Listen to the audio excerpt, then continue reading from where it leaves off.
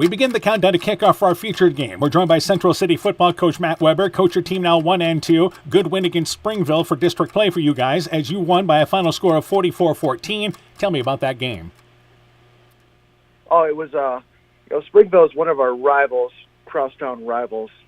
And both teams tend to both coaches tend to pump up their teams really, really well to get to that game. And we had our guys ready to go, and we were able to move the ball really, really well all game on Springville.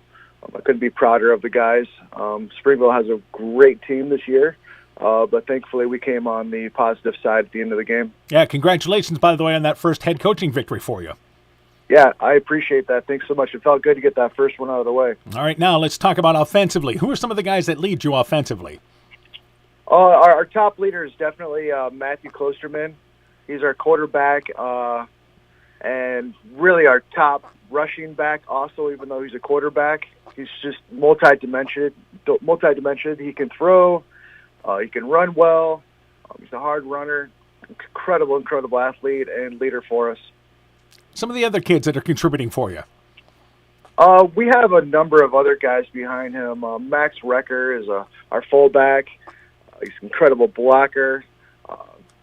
Right behind Matt as far as being able to run the ball well.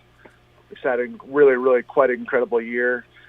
We have a junior running back that's really stepped it up this year, Josh Lindsay. He had kind of a breakout game against Springville, and he has earned a starting role this week against Edco. So certainly some positive there. Let's talk about on the defensive side of the ball, who's contributing for you. Again, Matthew Klosterman is just kind of the leader of the group. He's one of our top defensive guys at linebacker. But really kind of our breakout player of the year is really our tight end, Kinnick Weiss. He's leading the team currently in tackles, averaging about a sack a game, a number of tackles for loss for us. He's really been a huge contributor. On the opposite side, on tight end is Colt Welton. He's kind of been the quiet leader. He's a junior, along with Kinnick. And they've really done an incredible job of keeping our run defense intact. All right, turning our attention to Edgewood Colesburg, what do you know about the Vikings? Edco's been on our radar since preseason as coaching staff. We've been really, really excited for this game. We think we're very evenly matched with them. Both of our offenses are quite powerful. We're high scoring. So I think it's going to come down to the defense on Friday night. Who can stop who ultimately? And I think probably who has the ball the last possession is probably going to win this game. All right, you mentioned defensively. That's the key. Some of the other keys in the ball game for the Wildcats. What else do you have to do? I think we really do need to get a little bit more of our passing game going.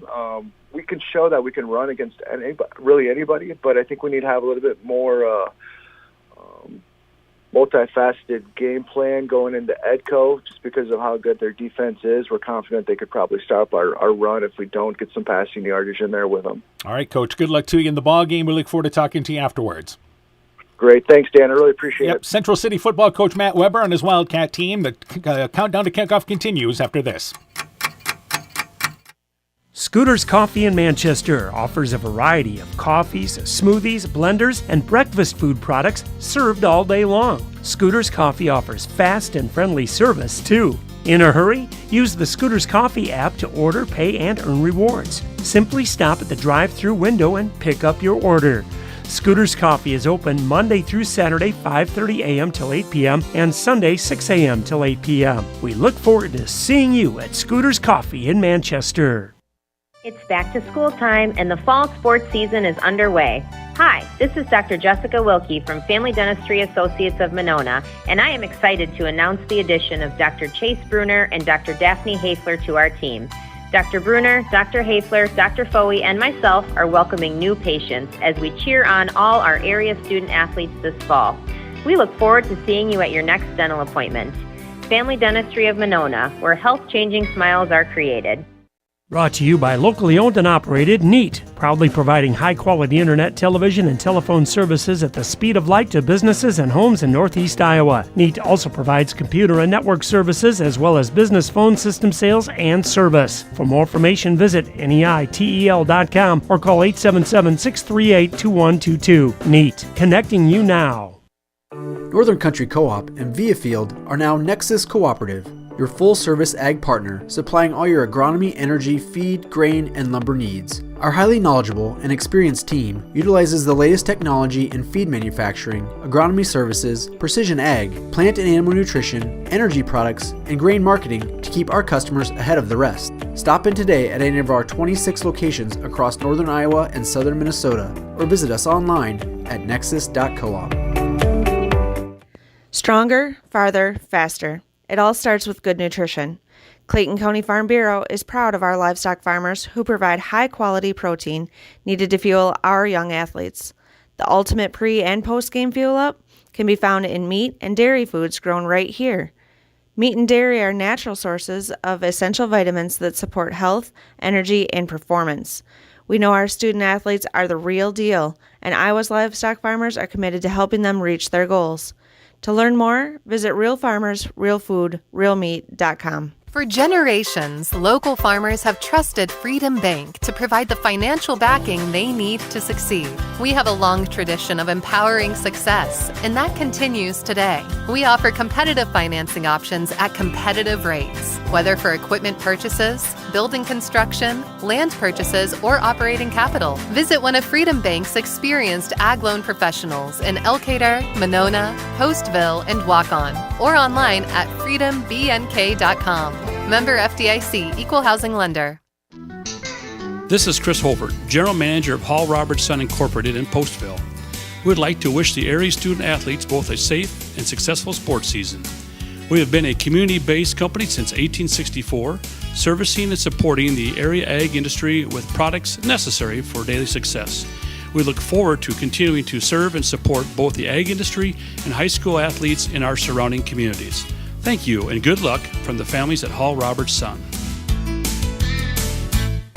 Wildcats Vikings football is brought to you in part by J&J Land Solutions in Edgewood, Northeast Iowa Sub-Drains in Strawberry Point, Elkader Chiropractic Center, Dr. Jamie Hammersland, Innovative Ag Services in Elkader, Monona, and Waukon, Adverse Weather Insurance, Jim Furman of Volga, your independent crop insurance agent, and by Guttenberg Municipal Hospital and Clinic. Check out career opportunities at guttenberghospital.org. You're listening. We continue the countdown for our featured game. We're joined by Edco football coach James Rochford. Coach, your team improving to 2-0. An impressive second half to pull away against Easton Valley, 76-34. Tell me about that game. Well, it was a seesaw battle early on. We had a real tough time covering their receivers. Number 6 in particular, that we knew was very good, is an excellent receiver, and their whole team in essence made some really good catches, and we couldn't get to the quarterback to pressure him, so that was a struggle. However, our offense was clicking, and we were able to score with them. It was just, who's going to get a stop first. So eventually we got a pick. I think Price got a pick, and did a pick 6, and kind of turned the tide for us a little bit, gave us some cushion, and we just kept pounding the ball in, and kind of wore their front line down, and were able to get some defensive pressure. They didn't have a lot of subs, so we were able to get some pressure on the quarterback in the second half and force some errant throws. I think he threw 2 or 3 picks, and our kids didn't have any problems with running the ball and stayed strong, and we were able to pound it at them and pull out the game. All right, let's talk about offensively. Who led you on the offensive side? Price did, with touchdowns and whatnot as far as stats go. But our O-line, I think, was the key there. I mean, they were getting a big push. Price wasn't getting touched for 5 yards towards the end there. So yeah, you'd have to give a lot of kudos to those guys up front that made it happen. All right, on the defensive side, you mentioned a couple of picks there. Who led things for you defensively? Well, I mean, I think Price had a couple of picks, but defensively, I thought Christopher and Carter, our corners, played well.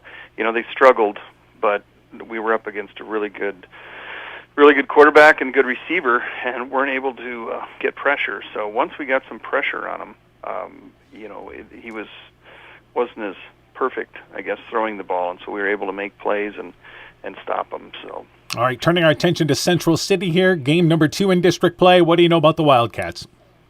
Well, they're going to come right at you. You know, they got toe-to-toe. They have 3 backs in the backfield, so you don't know which 3 are getting them, and it might be a lead, it might be a sweep. They throw out the occasional pass, so you have to respect it. But this game's going to be one up front. That's what it comes down to, is if they control the line of scrimmage, they'll beat us. If we do it, then we'll win. So some of the other keys in the ball game for Edco then. Well, we can't have stupid mistakes. I think we jumped off sides defensively like 6 times. It was ridiculous. I mean, the ball's right in front of them, and so we worked on that yesterday in practice. We'll work on it again today. So we just got to, make sure that we eliminate the stupid mistakes, I guess. Yeah, sounds good. All right, Coach, good luck to you in the ball game. We look forward to talking to you afterwards. All right, thanks, Dan. Yes, Edco football coach James Watchford on his Viking program. The countdown to kickoff continues after this.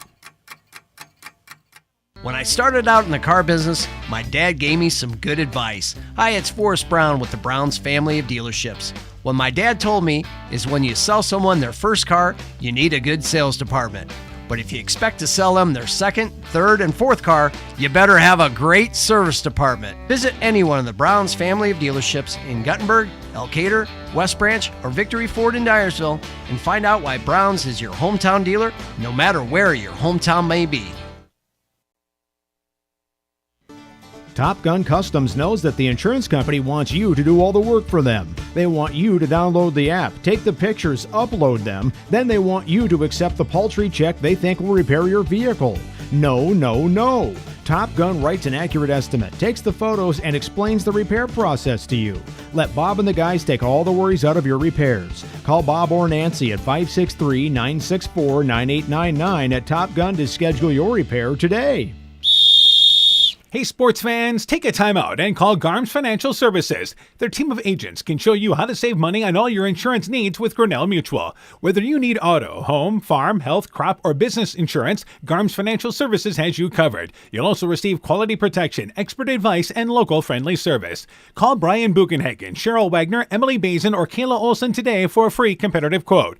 Garms Financial Services in Elkader, your trusted choice agency. We are happy to announce we are once again performing cataract surgery right here at home. This is Jessica Jones, surgery supervisor. We welcome Dr. Cancel from Gunderson, who performs this surgery monthly at our local surgery suite and holds consultations at Gunderson Eye Clinic, Waukon. Dr. Cancel is a wonderful addition to our surgery team, and we're so happy he's here. Call us today for more information. Exceptional caring people, Veterans Memorial. The Woodland Eye Clinic in Elkader and West Union are proud sponsors of high school sports. We are committed to bringing our patients the highest level of total eye care with detailed one-on-one attention. Our offices offer the newest technology and equipment with a professional team of experienced staff that is committed to you. Call us today for your next total eye care appointment. The Woodland Eye Clinic in Elkader and West Union supports all of our local athletes taking the field or court this season. Inspiring changes to a happier, healthier you is what they do at Clayton Drug, now offering free delivery of prescriptions to the Monona area. To find out more, call 563-245-2530. Clayton Drug can help you transfer your prescriptions quickly and easily to their pharmacy. Clayton Drug is committed to helping you achieve the highest quality of life possible. Clayton Drug, connecting the communities of Elkader, Strawberry Point, and Sumner to serve all in between. Hi, this is Cody from Torkelson Motors in Elgin and Waukon. At Torkelson Motors, we believe that student involvement in activities is a great way to help grow our communities, and we are proud to help sponsor this game for your enjoyment. We've been serving Northeast Iowa since 1926 and appreciate the business that our customers have given us and the support they provide to our area schools and communities. So the next time you are in need of a new or used vehicle or a repair, stop into Torkelson Motors. We've been selling cars the old-fashioned way with a friendly smile and a handshake right here next door in Elgin and Waukon. Good evening once again, everybody. How you doing? Dan Behrens along with Coach Aaron Hamann. We welcome you to Edco, the Community Dreams Field. And our matchup tonight on KCTN, it's going to be Edco and Central City, an 8-man District 5 showdown, Coach. Well, and you don't want to say that this is a district title game, but boy, it sure feels like it.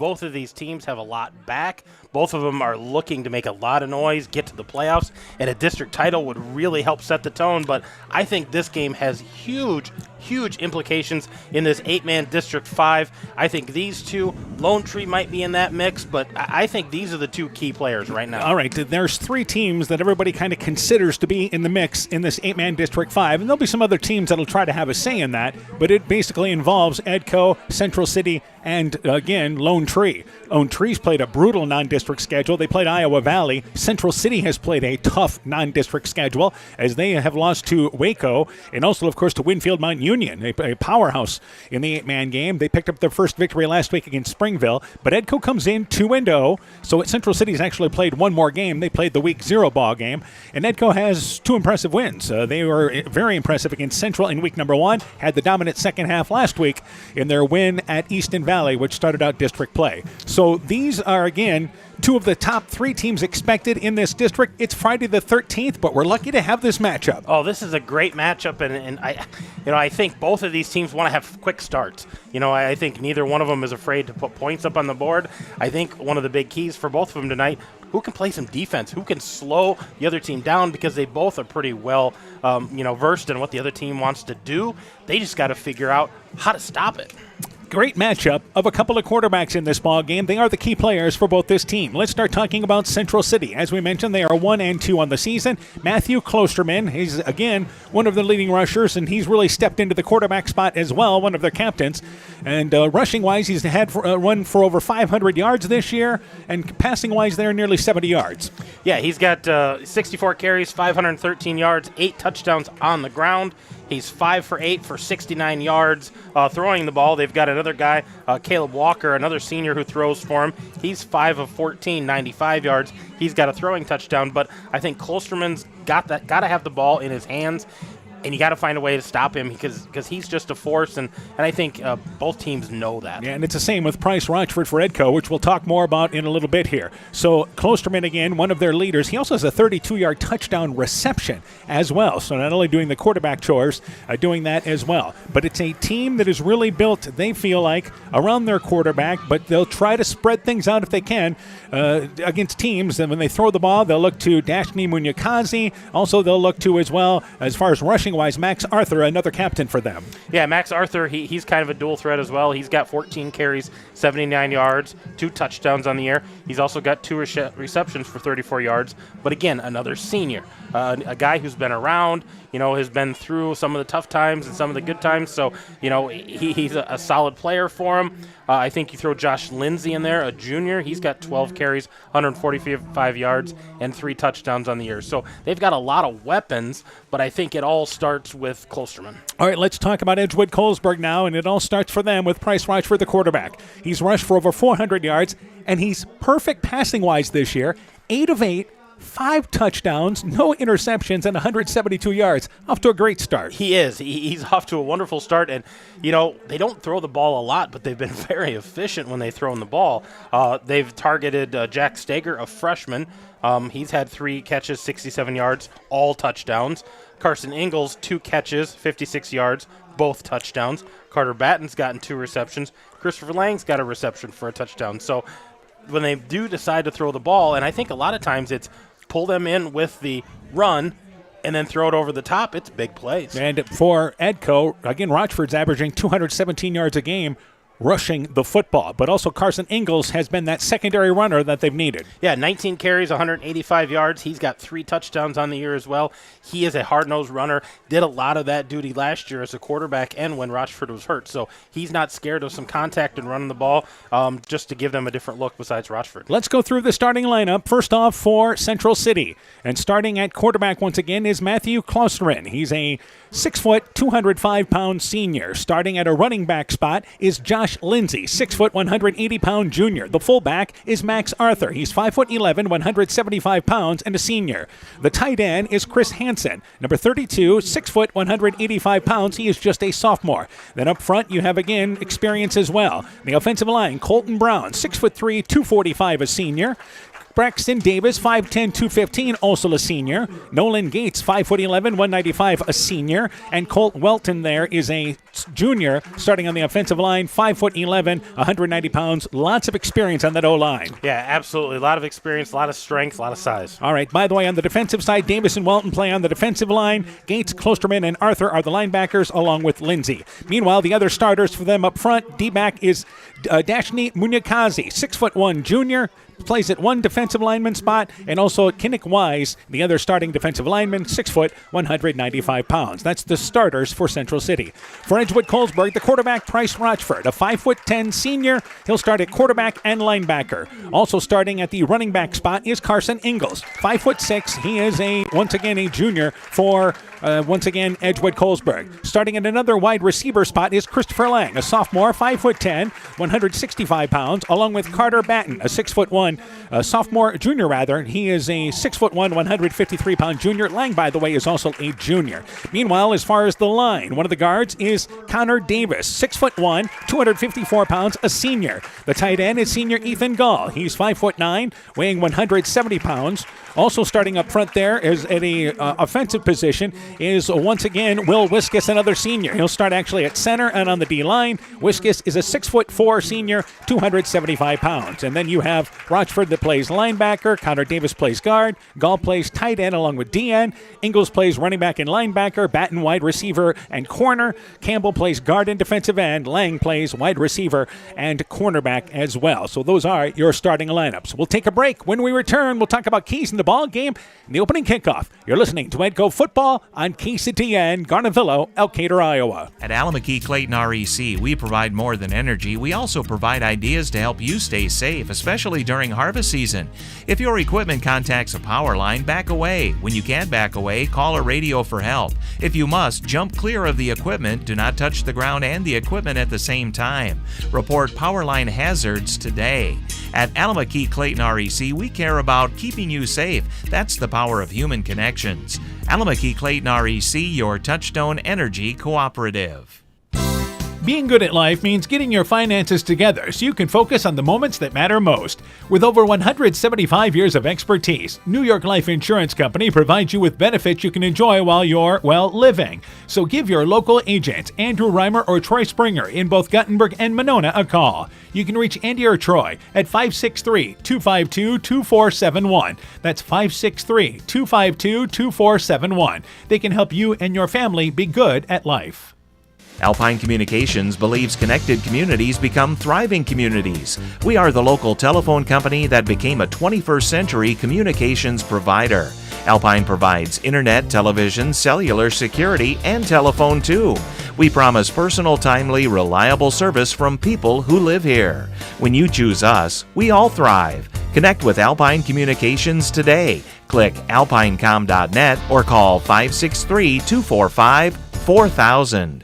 Strawberry Building Supply offers all your building materials for residential and commercial projects. Whether you're building from the ground up, remodeling your home, or a weekend project, we have the materials you'll need.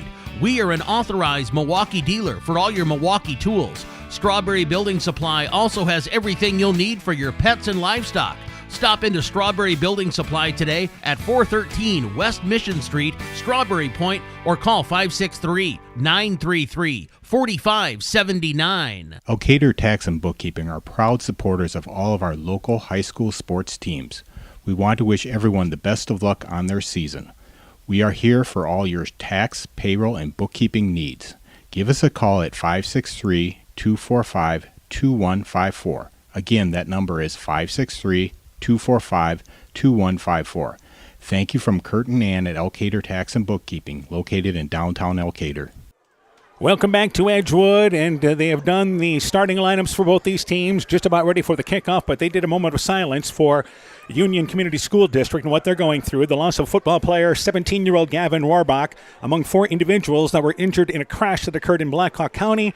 3 other 17-year-olds were injured in that accident. Warbach, a Union football player, lost his life in that accident. They've canceled their game tonight against West Delaware, and our thoughts and prayers go out to that community. Yeah, absolutely, and a great tribute to them tonight. A little moment of silence before this football game, just to let them know they're in our thoughts and our prayers. All right, so let's get ready for this 8-man District 5 matchup matchup tonight, the Vikings wearing their home black bottoms and tops. They have the yellow numbers on the back and yellow numbers in the front. They'll have the black helmets with the Viking logo on one side of their helmets. For Central City, black bottoms, white tops. They have the Wildcats in black, some black trim. They have red helmets with the Wildcat logo on one of the sides of their, once again, helmets. All right, let's talk about keys in this ball game. Let's start with Central City. Well, I think Central City, they got to put pressure on the Vikings. They've had 9 sacks this year, which is a huge number. Edco's going to have to keep them out of the backfield and establish something offensively, and I think they need to feed the beast. They need to feed Klosterman. He needs to get started early if they're going to have some success. All right, for Edgewood Colesburg. I think for Edco, it's the reverse. They want to have a quick start. They had a sluggish start on the defense last week, and they want to make sure the defense is ready to go, but I think they need to score points. I don't think they want to turn it into a track meet, but both teams can. I think the defense is going to make the difference in this ballgame. Springville last week is who Central City played, and they were victorious 44-14 starting out district play. Meanwhile, for Edco, going to Easton Valley, again, they put up a total of 76 points in that ballgame. Had 52 at the half, by the way, and end up winning by a final score of 76-34 as they just pulled away in that second half. Both coaches said the same thing. They really feel like it's going to be decided by defensively which defensive line can hold things through up front. I know you're only playing with 3 or 4 linemen up front, but that's still a game that's usually decided in the trenches. Well, in 8-man football, it's hat on hat, and you have to be able to make those solo tackles because there might not be another guy there, and if you can't make that tackle, there turns into a lot of green and a lot of big plays, and you don't want that defensively. You want to make those tackles within that line of scrimmage, within a couple yards, and put teams behind the sticks. Our officiating crew tonight led by Andy Hofer. He's joined by Dusty Burning, Michael Esslinger, Brett Featherston, Kyle Ganson as well. So that's our officiating crew for tonight's ball game. Edco won the flip. They decided to defer, and they will kick off to Central City. Back deep for Central City. Klosterman is back there deep. Also back there as well is number 31 and Max Arthur. Arthur is on the far side. Klosterman the near side is a spread out on the hash marks. And set to lunch it away for Edco will be Jorge Blanco, the exchange student, 5'7", 145-pound junior. And in 8-man, you don't get a kick a lot, but obviously on kickoffs, and when you score 76 points in a ball game, it's a busy night. When you score that many touchdowns, you get to kick it off all the time. So he's going to get his chances tonight. And again, if you're not familiar with the 8-player game, we've got an 80-yard field. It's not as wide as the traditional field, but the hash marks spread out very similar. And the ball is launched off from the 30-yard line. Midfield is the 40-yard line. So Blanco is set to launch it away, and week number 3 of the high school football season is underway. It's near side, and catching it there in the end zone is Klosterman, and it will be an automatic touchback. He will not get a chance to return it out. So for, once again, Central City, they'll start at the 15-yard line. That's another change in the 8-man game. Yeah, just a little bit differences here and there, but we'll see what Central City comes out to do. Let's hope Edco's defense is ready to go. They were a little sluggish last week. Yeah, gave up 34 points in the first half of that ball game a week ago, but again, a dominant second half when they were not scored a pound. They kind of just wore down Easton Valley in that ball game. I think so. And Edco has great size up front for the 8-man game, and the Vikings looking to go to 3-0. So Central City lines up here. It'll be a bunch formation, Klosterman in the backfield, and before this snap is going, there's movement up front, and it appears to be on Central City. Now Edco, Coach Rochford just mentioned in our pregame, they jumped off sides, he thought about 6 times last week. Oh, geez. But this time it's on the offense with a false start. Well, and those pre-snap penalties just drive you nuts because it's just a focus, a concentration type thing, and somebody flinched up front. Now you're 1st and 15 instead of 1st and 10. All right, so Klosterman back to shotgun. To his right is number 21 in Josh Lindsay. So here we go. First down, 15 yards to go from the 10-yard line. Direct snap back to Klosterman. Brings it left side, trying to get around N. Gets across the 15, short of the original line of the 15-yard line. He gets to about the 13-yard line. Pickup of closer to 3 yards on first down. Yeah, and that direct snap, they've got both of them back there, Klosterman and Lindsay. I think that time went right to Lindsay, so he was the first carrier there, and only a pickup of a couple yards. All right, and by the way, Klosterman, every play, goes to the sideline to get the plays. And, of course, here at Edgewood, at Community Dreams Field, we've got great game clocks as far as the play clocks on each end. Snap back, they're going to run with Klosterman, fake the handoff, but he's tripped up at the line of scrimmage as he gets across the 15-yard line. Tripping it up there for Edco was Jack Stager. Only a gain of a yard. Looked like something there, but Stager able to grab the feet on the way by. Yeah, Stager able to knock him down last minute, grab a hold of that ankle, and limit him to a couple of yards. So 3rd and long here early for the Wildcats. 3rd down, 11 yards to go on their opening drive. Klosterman again, hustled over to the sideline, brings the play back in. Matt Weber, his first year Edker as head coach for Central City, and a team that beat Edco a season ago. 3rd down, 11 yards to go, and Klosterman again goes out of shotgun, 2 backs in the backfield, and he's looking to throw the football. Rolling left, the left-hander now actually is going to keep the ball across the 10-yard line, and he'll get out to the 15-yard line, and that's it near side as he's finally pushed out of bounds. Forward progress stopped at the 15-yard line.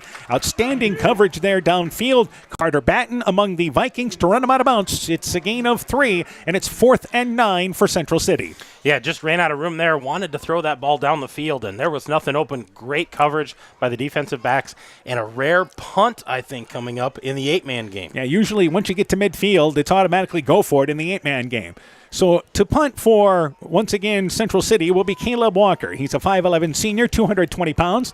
And Price Rochford stands back at his own 32-yard line. It's a kick, and it is returnable, catching it at midfield at the 40-yard line. He brings it inside Central City territory, breaks a tackle at the 30-yard line, bounces to the outside, and he's gone. 20, 10, touchdown, got it. On the opening play for Edco, a special teams touchdown. It ends up being a 42-yard punt return, and the Vikings get a big play on the first touch. Yeah, that was just sorting through the mess, and once he got through and got away from the big mob of tacklers, boy, he had a lot of green, and once he got to the outside, it was a foot race, and nobody was going to catch him. He had a head of steam and a great touchdown.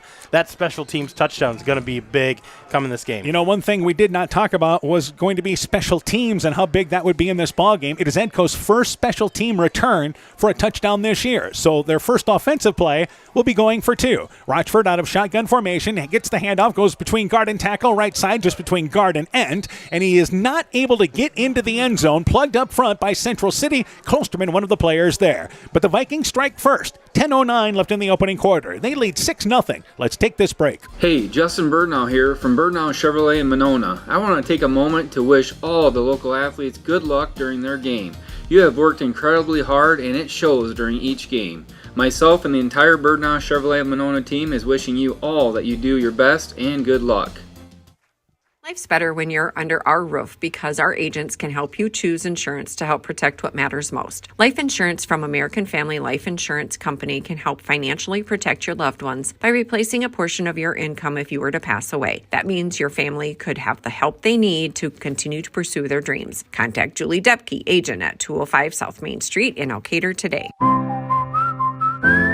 Products not available in all states. American Family Life Insurance Company, 6000 American Parkway, Madison, Wisconsin.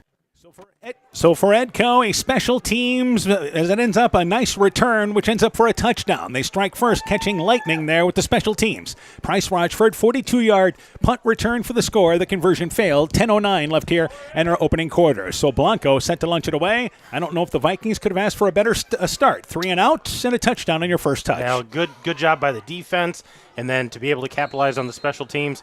They need to build on that momentum here. Arthur and again Klosterman are back, and this kick will go to Klosterman. He fields it at the 1-yard line on the right hash mark and brings it over to the left side. Now cuts to the middle. He bounces across the 15-yard line, steps across the 20-yard line, and finally pushed ahead to the 24-yard line. Price Rochford also there on the play. Jack Stager, and also number 7 there in special teams, and Ethan Gall. But a nice return of what ends up being closer to 24 yards for Klosterman. First down, 10 yards to go. Better field position for the Wildcats on their second touch as they take over at the 25-yard line with first down. Well, hopefully they've got their focus here for the Wildcats, able to not have those pre-snap penalties, but get something going offensively. If you're the Vikings, you got them on their heels. You want to up the defense right here. And how big was that penalty to start the last drive? Put right away Central City behind the chains. First down, 10 yards to go. Direct snap this time. It's to number 21, actually Josh Lindsay. Lindsay tries to go around left end, but will not get to the corner. It's quickly closed down. Only picks up a couple of yards. Will Wiskus, one of the Vikings there on the right side of their line, and it's just a gain of 3. Second down, 7 yards to go. Yeah, run first, and they're definitely trying to establish that run. They don't want to have to use the pass if they don't have to, but they do have 164 yards. They're not afraid to, but they want to try to establish this run. And by the way, if that's for Central City's through 3 games, so keep that in mind. Yeah. Second down, 7 yards to go. That was a direct snap again to Lindsay. And on 2nd and 7, they now snap it to the up back, and that's number 31, Max Arthur, right up the middle. He's got some room as they push the pile ahead to the 35-yard line. Has enough for first down yardage. So Edco that time running right at them was Central City, and that's their best rush here early in this game. Yeah, good gain there by the up back, and he just took that direct snap and was quick to the line, got through that first wave. And you see Central City here. They're going to run, get around end if they can, or guard tight end, and run between the tackles. They're going to give you a number of different run looks here and hit on what works best. So they line up again. First down, 10 yards to go. Klosterman gets the direct snap, brings it left side, steps across the 35-yard line. Better defense by the Vikings. Couldn't get to the edge. Again, picks up only 2 yards on first down. Wiskus on the bottom of that pile. Jack Steger as well making the tackle. And it's second down, 8 yards to go for the Wildcats. Well, the ends are doing a nice job for the Vikings of keeping Klosterman inside the ends. And then good pursuit by the linebackers on the inside. And those defensive linemen sure tackling so far in this game. So Central City at their own 38-yard line. Second down and 8 yards to go as we are early in this ball game. They line up again, Klosterman at center, but at the H-back spot is where Lindsay is now. And here's a direct snap, and they give it back there, this time again to Lindsay. Lindsay brings it right side to the 40-yard line in an excellent open field tackle by Carter Batten, who's able to ride him down at midfield at the 40-yard line. Only a gain of 2, and it'll be third down and 6 yards to go. Yeah, that was a great open field tackle. You thought maybe he was going to get away from him, but nice tackle there by Carter Batten. And it was one-on-one there, and the help was coming from the side, but it would have been a better gain. So at that time, actually, for Central City, it was Arthur lined up at the H-back spot and Lindsay lined up as the deep tailback in that offense. But Klosterman runs out of the shotgun formation every play. So third down, 6 yards to go. Now in the backfield, you have, once again, Klosterman as the deep back. Gets the direct snap, brings it left side, 40-yard line rather, able to get through and pushes down near the first down marker at the 36-yard line as he brought it around left end for Edco. Number 7, Ethan Gall among the Vikings making the play. Brings it fourth and manageable for Central City. Fourth down and about 2 yards to go.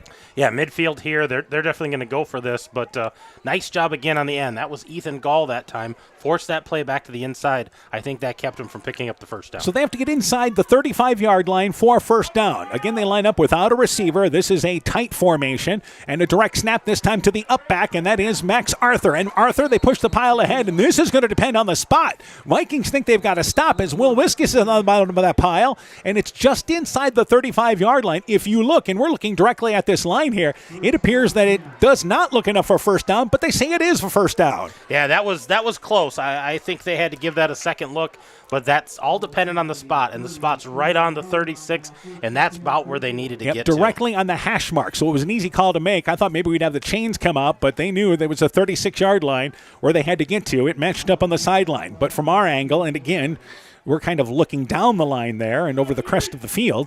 It looked like it was a little short, but it was enough for first down. So they continue to move the chains. First down, 10 yards to go. Klosterman to throw the football. Looking right side. He's got a receiver wide open at the 10-yard line. The ball is caught, and that's Kinnick Weiss. Weiss wide open at the 10. Goes in for the score. Touchdown. Got it. A 34-yard touchdown pass for Central City. And the Wildcats quickly answer. Now tied at 6. Yeah, he just broke out from the other side, and nobody went with him, and you could see him scrambling, but he rolled to his right, being left-handed, and threw a nice pass there to Weiss, able to run underneath that 34-yard touchdown. He was absolutely wide open as he slid behind the secondary. Again, you're so concerned about the running game.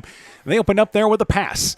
And that is their first completed pass of this ball game. So here's your conversion. Again, tight formation. Back to Klosterman. Rolls out to the right. Nothing. Has to cut back to the middle. And he's trying to get his way in for the two-point conversion. He did. Drove a couple of Vikings with him. And it's a two-point conversion run. Tough run by Klosterman. And it's Central City now leading 8-6. 6:28 left in the first quarter. Let's take this break. Epic Wear. Get personalized clothing for your school, your team, family, friends, business, or any event. Epic Wear has a huge range of customizable apparel, trophies, and awards, and they offer free design help or design your own apparel at getepicwear.com. And you can even set up a free web store for your fundraiser. Make sure to check out the selection of Bulldog Spirit Wear and Iowa-themed items at the Monona location. Epic Wear, located in downtown Monona and Waukon. Call 563-539-2300 to place your order today. When making up a to-do list, don't forget to include servicing your car at Edie's AC Delco Service Center in Garnavillo. Your car should have the best care, and Edie's will make sure of it. Stop in or call 964-2186 to make an appointment. Tires worn out? Well, Edie's can replace them. Need a tow? Call Edie's at 964-2186. Kay, Lynn, and Todd invite you to stop by and fill your car's tank with fuel at Edie's AC Delco Service Center in Garnavillo. Edie's open 7 a.m. Mondays through Saturdays. So once again, to launch it away will be Central City, and to launch it away is Caleb Walker. It ends up being a 34-yard pass play, Weiss to Klosterman, and the conversion run by Klosterman puts them up 8-6. A short kick fielded by the upback, and actually goes by the upback in number 10 for Edco, and Christopher Lang. He'll let it go out of bounds at the 20-yard line, and the Vikings will get a break there as they'll move that ahead. And it's going to be now first down, 10 yards to go with the Vikings' first offensive touch of this football game. Yeah, just squirted by him, but headed towards the out of bounds and smart enough to just let that go. So the spot out of bounds moves it up to the 25-yard line. It'll be 5 yards from where it went out of bounds. Instead of the 15-yard line, they'll take it at the 25-yard line with first down, 10 yards to go. So the Vikings, Price Rochford, the quarterback, as Central City, a nice drive to take their first lead of the night. We expect this to be a very competitive game for 4 quarters. Vikings lined up as 2 receivers to the left, and it is Rochford again out of shotgun, and to his right is Carson Ingalls. High snap goes over the head of Rochford, and he falls down on it, diving backwards at the 20-yard line, able to dive on top of it. So the first play results in a loss of 5 yards, but more importantly, the Vikings hanging on to the football. Yeah, Price Rochford smart enough there to grab a hold of that and make sure they don't lose the ball, but losing 5 yards, just kind of like one of those pre-snap penalties. You're behind the sticks here, second down. So second down, 15 yards to go, halfway through the opening quarter. 2 receivers to the left, and that once again is Batten to the left side. Also there as well is Lang. That's the near side of the field. Direct snap, they look to throw the football. Rochford drops back, rolling left, now steps up in the pocket. He's got a chance to run, looking to throw it, but now trying to run. Gets the 5 yards back. He's on the near side, brings it across the 30-yard line, able to shake off a defender and get it to the 31-yard line. Well, he bounced along the sideline and stayed in bounds and picked up another 6 yards. Third down and manageable now for the Vikings. Yeah, that was a good run because he didn't have any lanes to throw. That was good coverage by the Wildcats, and when he decided to run, he didn't really tuck it and go right away, but when he bounced the outside, then he looked for that contact. And again, that's where you have the ability to run for Price Rochford, his size and his speed. Everybody starts to drop downfield rather to cover the receivers, and he's got a chance to use his legs, and that's not a bad option. Third down, 4 yards to go, we'll call it. Receiver split left and right. Snap back to Rochford. He's going to try to bring it around right side, and he does not get back to the line of scrimmage. Quickly closed down there. Weiss makes the play for Central City. Also there, number 22, Matthew Klosterman. He was actually the first one there, and it's a loss of a yard. It's fourth down for Edco, now back at the 30-yard line. And I think if you're Edco, you're probably going to go for it here, almost to midfield. You want to try to pick up this first down and keep moving the ball. And Edco huddled and broke, and now they're called back to the huddle. So it's fourth down, 5 yards to go from their own 30-yard line. Again, in the 8-man game, this is no surprise going for it. And let's see what the Vikings line up with here. They'll have a couple of receivers to the left, but they are in a bunch formation to the left side. And now Edco's going to have to burn a timeout. Again, when they had to go back to the huddle, time runs out on them. So with 5:05 left in the opening act, timeout for the Vikings. Big fourth down coming up. Let's take this break. Edgewood Auto and Towing is an automotive repair shop, tire dealer, and 24/7 towing service with mobile tire repair service to get you back up and going either on your farm or on the road. Also offering full service work on all autos and semis, Green Mountain Grills, Grizzly Coolers and Cups, and Edgewood Sweatshirts. Check out their current tire rebates by calling 563-928-7333 or stopping in to Edgewood Auto and Tire for complete terms and conditions. Looking for a hassle-free banking experience this summer? Look no further than People's State Bank. With our mobile check deposit feature, you can bank on the go from anywhere under the sun. Deposit checks using the People's State Bank app and your smartphone's camera. Simply endorse the check with your signature, the words "for mobile deposit only," and your account number. Deposit done in seconds, leaving you with more time to enjoy the sunshine. Experience the freedom of banking at your fingertips with People's State Bank. Download our app today and make this summer one to remember. People's State Bank, member FDIC.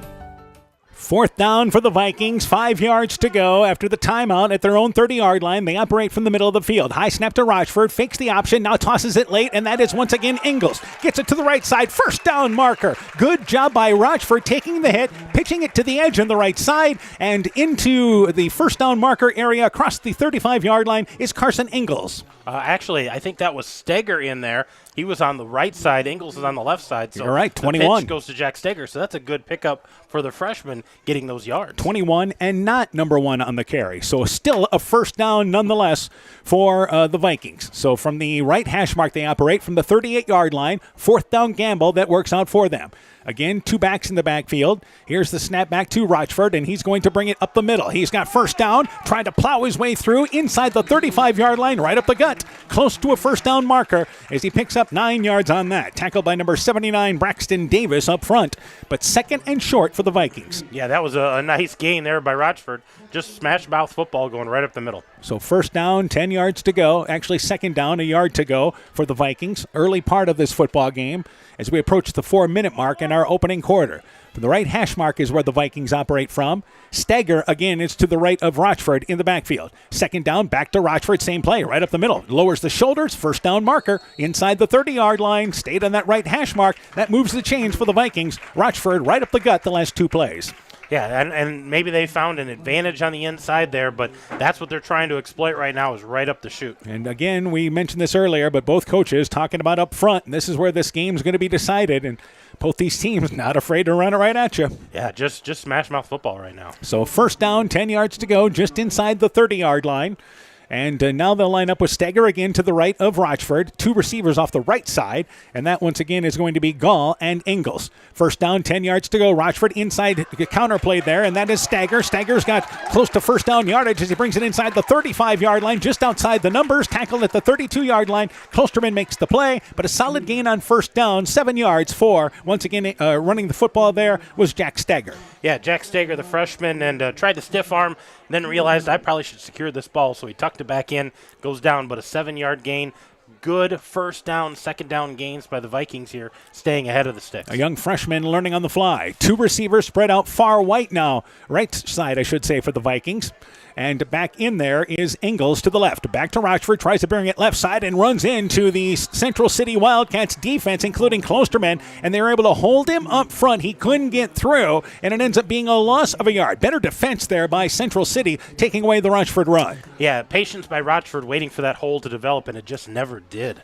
Weiss in on the play as well. So we've seen, it's ironic, but Rochford and also Klosterman, they're both going to be involved in so many plays in this game on both sides of the ball. Yeah, both of them handle the ball a lot. Both of them floating to the ball as a linebacker. So they're in on offense. They're in on defense. They're in on special teams. They're doing a lot. And in both cases, they are the team's leading tacklers. Third down, 5 yards to go after the loss of 2. Rochford to throw the football again. Rolls out right, forced back to the 35-yard line. Now throws it short. Trying to come back and catch the ball is Lang as he dives towards the 30-yard line, leaning back in. But the pass is short at the sticks. It's 4th down, 5 yards to go. Rochford really got pushed out about 10 yards behind the line of scrimmage. Yeah, he got pushed away from the play, so he wasn't able to step up and put anything on that. So throwing off his back foot and just awkwardly being able to try to get to that receiver coming back to the ball. 4th down, obviously the Vikings going for it here. 4th down, 5 yards to go. They're at the 24-yard line. Correction, it is the 24-yard line, and they'll have to get inside the 20-yard line for first down. So to the right is Ingles, once again, of Rochford. Gets the snap, brings it around right side, trying to get back towards the first down marker. Able to break a tackle. He's free now on the far sideline. To the 10, 5, touchdown, got it. On 4th and 5, it ends up being a 24-yard run by Price Rochford. And the Vikings convert to retake the lead at 12-8. Yeah, that was just came out of nowhere. It looked like it was kind of plugged up. He had the first down. You thought maybe he was going to go down, and all of a sudden he squirts away, gets away from everybody, able to score that touchdown. And these conversions are going to be huge in this ball game tonight. And Central City 1 for 1, Edco 0 for 1, so they'll try to make this here a 6-point ball game. And it is Rochford alone in the backfield here. They line up in bunch receivers to the right side. Snap back to Rochford, looking to throw the football. Wide open. Ingles, right side, catches it just inside the pylon on the right side. The conversion pass is successful. So with 2:04 left in the opening act, 14-8, Edco retakes the lead. Let's take this break. Scooters Coffee in Manchester offers a variety of coffees, smoothies, blenders, and breakfast food products served all day long. Scooters Coffee offers fast and friendly service, too. In a hurry? Use the Scooters Coffee app to order, pay, and earn rewards. Simply stop at the drive-thru window and pick up your order. Scooters Coffee is open Monday through Saturday, 5:30 a.m. till 8 p.m. and Sunday, 6 a.m. till 8 p.m. We look forward to seeing you at Scooters Coffee in Manchester. It's back to school time and the fall sports season is underway. Hi, this is Dr. Jessica Wilkie from Family Dentistry Associates of Monona, and I am excited to announce the addition of Dr. Chase Bruner and Dr. Daphne Hafler to our team. Dr. Bruner, Dr. Hafler, Dr. Foey, and myself are welcoming new patients as we cheer on all our area student athletes this fall. We look forward to seeing you at your next dental appointment. Family Dentistry of Monona, where health-changing smiles are created. So for Edco, an impressive drive. They took over from their own 25-yard line, marched down the field, and on 4th and 5, Price Rochford ends up with a 24-yard run. The conversion pass is Rochford to Ingles, and it's 14-8 now.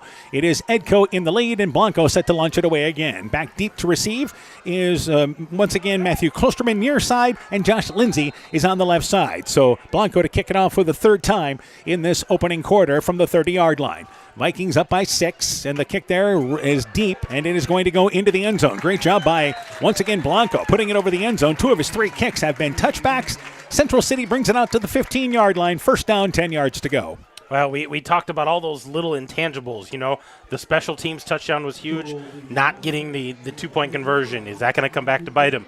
Defensively, I think the Vikings have been doing a nice job up front, but they really need to slow down this offense. They can't give up on that pass because that was a wide-open play for their touchdown. Let's see what adjustments they make here. So first down, 10 yards to go for Central City. Again, Klosterman brings the play over from the sideline. And, again, expect Central City here to just throw when they want to. That's how this team is built.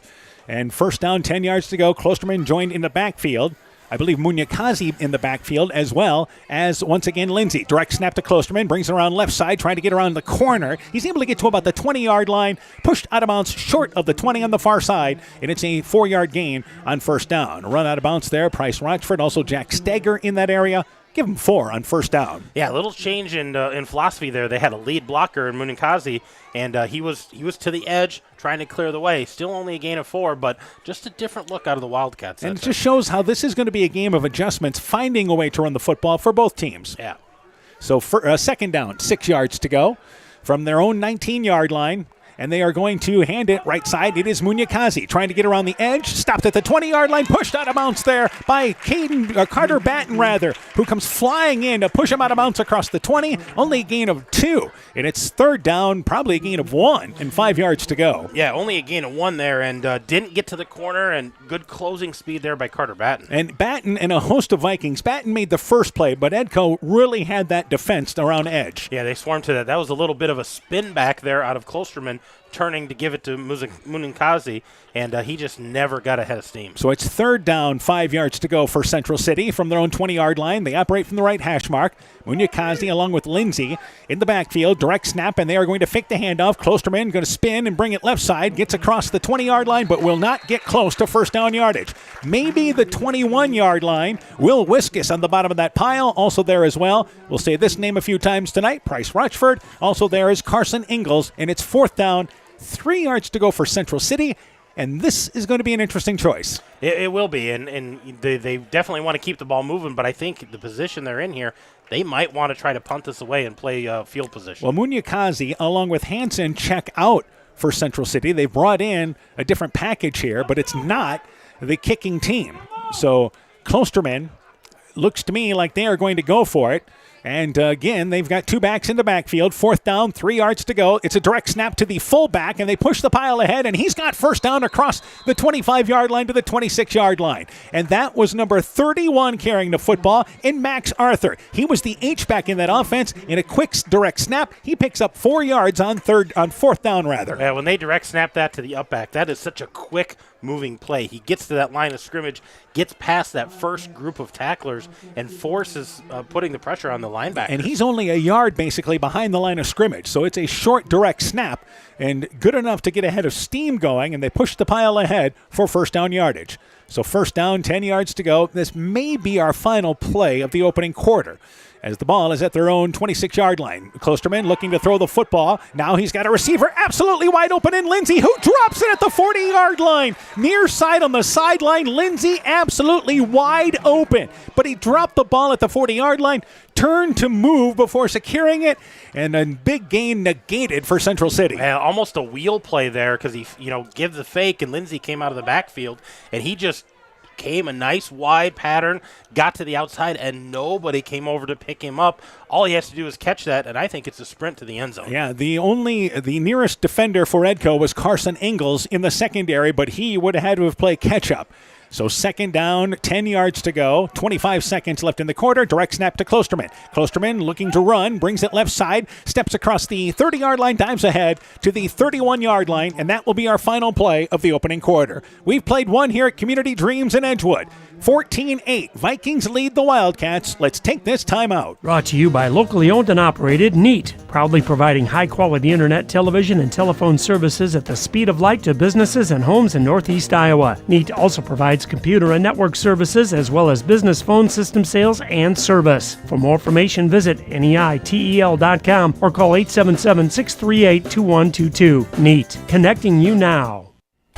Wildcats Vikings football is brought to you in part by The Market, a division of Kendrick Inc., Community Insurance with offices in Edgewood and Delhi, Nick's Excavating and Kane Construction in Farmersburg, T&K Cahoon, your Napa dealer in Monona, St. Olaf Ag Sales and Service, Growl Logs and Lumber in Elkader, Timber is a Crop, Harvest Wisely, Dean Family Chiropractic in Claremont, Meyer Collision and Service Center in Guttenberg and Elkader, LTI & Sons Water Conditioning, your Connecticut dealer in Postville, and TJ's Pizza in Monona and Claremont. So we played one quarter. 14-8 is the score. It is once again Edco leading Central City. A couple of other updates. They've played one at Postville. Clayton Ridge leading Postville 6-0. And North Fayette Valley is at Denver tonight. That's midway through the first quarter. And it is 14-0 the score in that ball game. Meanwhile, at the end of one at Tripola, Central leads Tripola 8-7. So we'll continue to keep you up to date on that ball game. We'll also have MFL Marmac at New Hampton and Starmont hosting North Lynn tonight. We expect scores from those ball games. So third down, 6 yards to go for Central City in their own 31-yard line.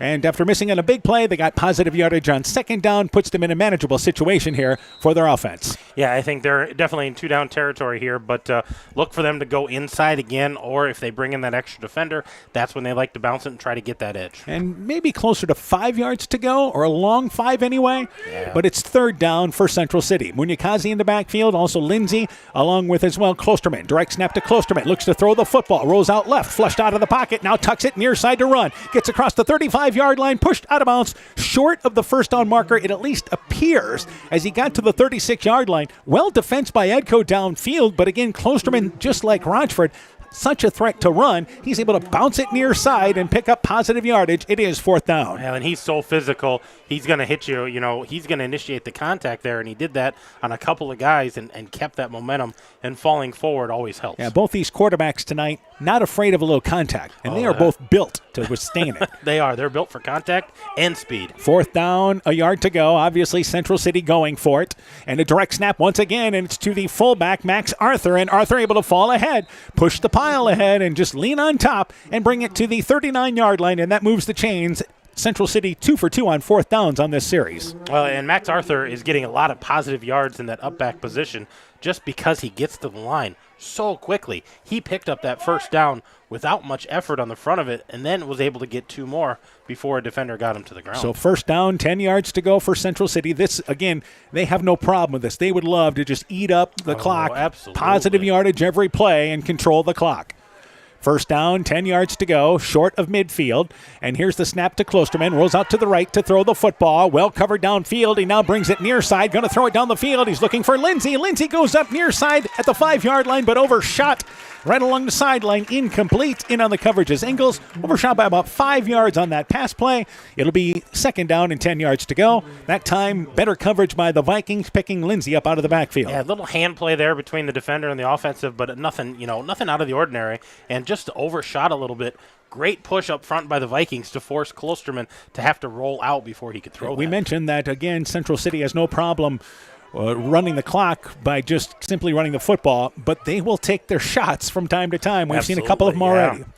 So second down, 10 yards to go. Lindsay in the backfield, Klosterman, and Munyakaze, is at the H-back spot. And Klosterman to throw the football, rolling right side. He's going to keep it, brings it up the middle, inside Edco territory. He's able to lower the shoulder and get down to the 45-yard line. Picks up 7 yards on 2nd and 3. There's Rochford, the two number 22s meeting at the 35-yard line. Third down and 4 for the Wildcats. Yeah, into Edco territory on their 35. So, again, keeping the clock moving, just controlling the ball, methodically moving downfield, staying ahead of the downs so they can make this manageable. Yep, they've put themselves in 3rd and manageable, which leads to 4th and very manageable.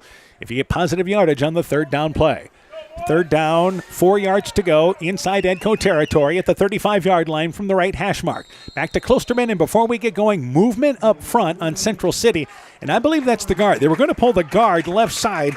Colton Welton there may have been the one that kind of jumped a little early to get out to block. Yeah, it looked like they were going to try to get that lineman out in front of this play and try to get a big gainer, and he just flinched a little early. And that's a loss of 5 yards, brings it 3rd down, 8 yards to go, but now the Wildcats want a timeout. 10:27 left in the half. Vikings lead 14-8. Let's take this break. Northern Country Co-op and Viafield are now Nexus Cooperative, your full-service ag partner supplying all your agronomy, energy, feed, grain, and lumber needs. Our highly knowledgeable and experienced team utilizes the latest technology in feed manufacturing, agronomy services, precision ag, plant and animal nutrition, energy products, and grain marketing to keep our customers ahead of the rest. Stop in today at any of our 26 locations across northern Iowa and southern Minnesota, or visit us online at nexus.coop. Stronger, farther, faster. It all starts with good nutrition. Clayton County Farm Bureau is proud of our livestock farmers who provide high-quality protein needed to fuel our young athletes. The ultimate pre- and post-game fuel-up can be found in meat and dairy foods grown right here. Meat and dairy are natural sources of essential vitamins that support health, energy, and performance. We know our student athletes are the real deal, and Iowa's livestock farmers are committed to helping them reach their goals. To learn more, visit Real Farmers, Real Food, RealMeat.com. So a 3rd down, 8 yards to go for Central City, smack dab at midfield, direct snap to Klosterman. Klosterman brings it up the middle, 1st down, and he's inside the 30-yard line, dragging a couple of Vikings down to the 20-yard line and finally brought down from behind. Lang also there, number 7, along with Ethan Gall, helping make the play. Number 1 there as well in Carson Ingalls, but that's the best run of the night for the Wildcats as they move it down to the 21-yard line. Yeah, 19-yard gain there right at midfield and pushing into Edco territory here. It took 3 guys to get him to the ground. And to get ahead of steam going, and it's a good job by, once again, Gall hustling down the field to help make that tackle on the backside. So from the left hash mark is where the Wildcats line up. They've got 2 guys in the backfield lined up right side. Direct snap to Klosterman, bringing it around right side. 20-yard line, gets to the 15-yard line, shakes off a defender. He's on the far sideline, inside the 10, down to the 9, and it's 1st and goal for Central City. 12 yards on the carry that time by Klosterman. Yeah, another big gain there, and when they pull that guard, he had that extra guy in front, did a nice job blocking, allows him to cut upfield. And that's the athleticism of some of those guys up front that they'll look to get him out on the edge. Edco does the same thing as well, but 1st and goal. Actually, the ball is at the 10-yard line, but it's still 1st and goal. Central City with an outstanding drive here in the early part of this second quarter. Klosterman gets the direct snap, and he's going to bring it. Steps inside the middle of the field, gets down to about the 8-yard line, only picks up 2, and it's going to be 2nd down and goal from the 8-yard line. Wanted to bounce outside, but Edco forced the action back inside. Price Rochford makes the play, only a gain of 2, 2nd and goal from the 8. Well, and if you can slow him down early, he gets ahead of steam. He's a load to bring down, but if you can slow him down early, make him spin, make him change directions, I think he's a little easier to bring down, and that's when Edco's had their success. 2nd down and goal, 3 minutes into the second quarter. Wildcats trail 14-8. They line up with number 44, Caleb Walker, as a wide receiver to the right side. But this is direct power football right now. They snap it right side. There's a flag down. May have movement up front. As right side, it is again trying to get around the corner. Klosterman, and he does on right side, but only gets to the 6-yard line, closer to the 5. It's 3-yard pickup, but I think we've got an illegal shift against the Wildcats. Yeah, I think there was some kind of change up front, and this is going to come back. They're going to make them redo this. They moved Walker out wide, like into the slot, basically, and then coming to the edge was number 31, Max Arthur, on the right side. So there's a penalty. It is against Central City, and it is a false start against the, once again, Wildcats. So 5-yard penalty, and should push them back as they mark it from the 8-yard line to the 13-yard line. Our officials were waiting to get the correct pronunciation and everything, make sure they're all on the same page, and they move it back to the 13-yard line. So a little further back for the Wildcats. Yeah, they're going to start a little farther away. They're at the 13, but only second down here, so they've still got 3 downs to work with. They'd sure like to get a score, and Edco would love to keep them out of the end zone. And they're really running that rugby offense, aren't they? Now, by the way, Walker is in at quarterback and gets the direct snap. He's looking to throw the football left side. It is caught by Lindsey. Lindsey goes inside the 10-yard line down to the 5, pushed out of bounds by Ingles. So the first touch of the ball for Walker. And again, he's done some quarterbacking as well, but they run a swing play to the left side. It is 3rd and goal from the 4-yard line. Yeah, that was a nice gainer there, a nice toss by Walker, just getting it out in space and letting Lindsey do what he needs to do. Again, there. Walker has thrown 14 passes this year. Klosterman has thrown 8 passes this year. So they've played both games, and what it does is a lot of times puts Klosterman in a receiver position where you're really scared. So now Walker goes to the left side. Klosterman alone in the backfield. And here is the snap. Klosterman goes up the middle inside the 5-yard line. Dives ahead. Is he in for the goal line? Touchdown. Got it. The ball squirts out late, but he's across the goal line in time. Great effort there by Klosterman. Scoots in from 5 yards out. We're now tied at 14 here in the second. Yeah, and able to get the nose of the ball across before that thing squirted out. But that play was designed to go to the right side. He cut it up the middle, able to get across that goal line. So, again, it is a 4-yard rush for Klosterman. Here is the conversion attempt for Central City trying to retake the lead. And they bring in the play from the sideline. 7:54 left here in our opening act. And the conversions are going to be huge again in this ball game tonight. They'll line up with basically receivers right and left, bunch formation. Back to Klosterman, has to go up the middle, able to go in for the conversion. His linemen say he has it up the middle, and he does. Conversion good. 7:54 left in the first half. It's now 16-14. Central City back in the lead. Let's take this break. For generations, local farmers have trusted Freedom Bank to provide the financial backing they need to succeed. We have a long tradition of empowering success, and that continues today. We offer competitive financing options at competitive rates. Whether for equipment purchases, building construction, land purchases, or operating capital, visit one of Freedom Bank's experienced ag loan professionals in Elkader, Monona, Postville, and Waukon, or online at freedombnk.com. Member FDIC, Equal Housing Lender.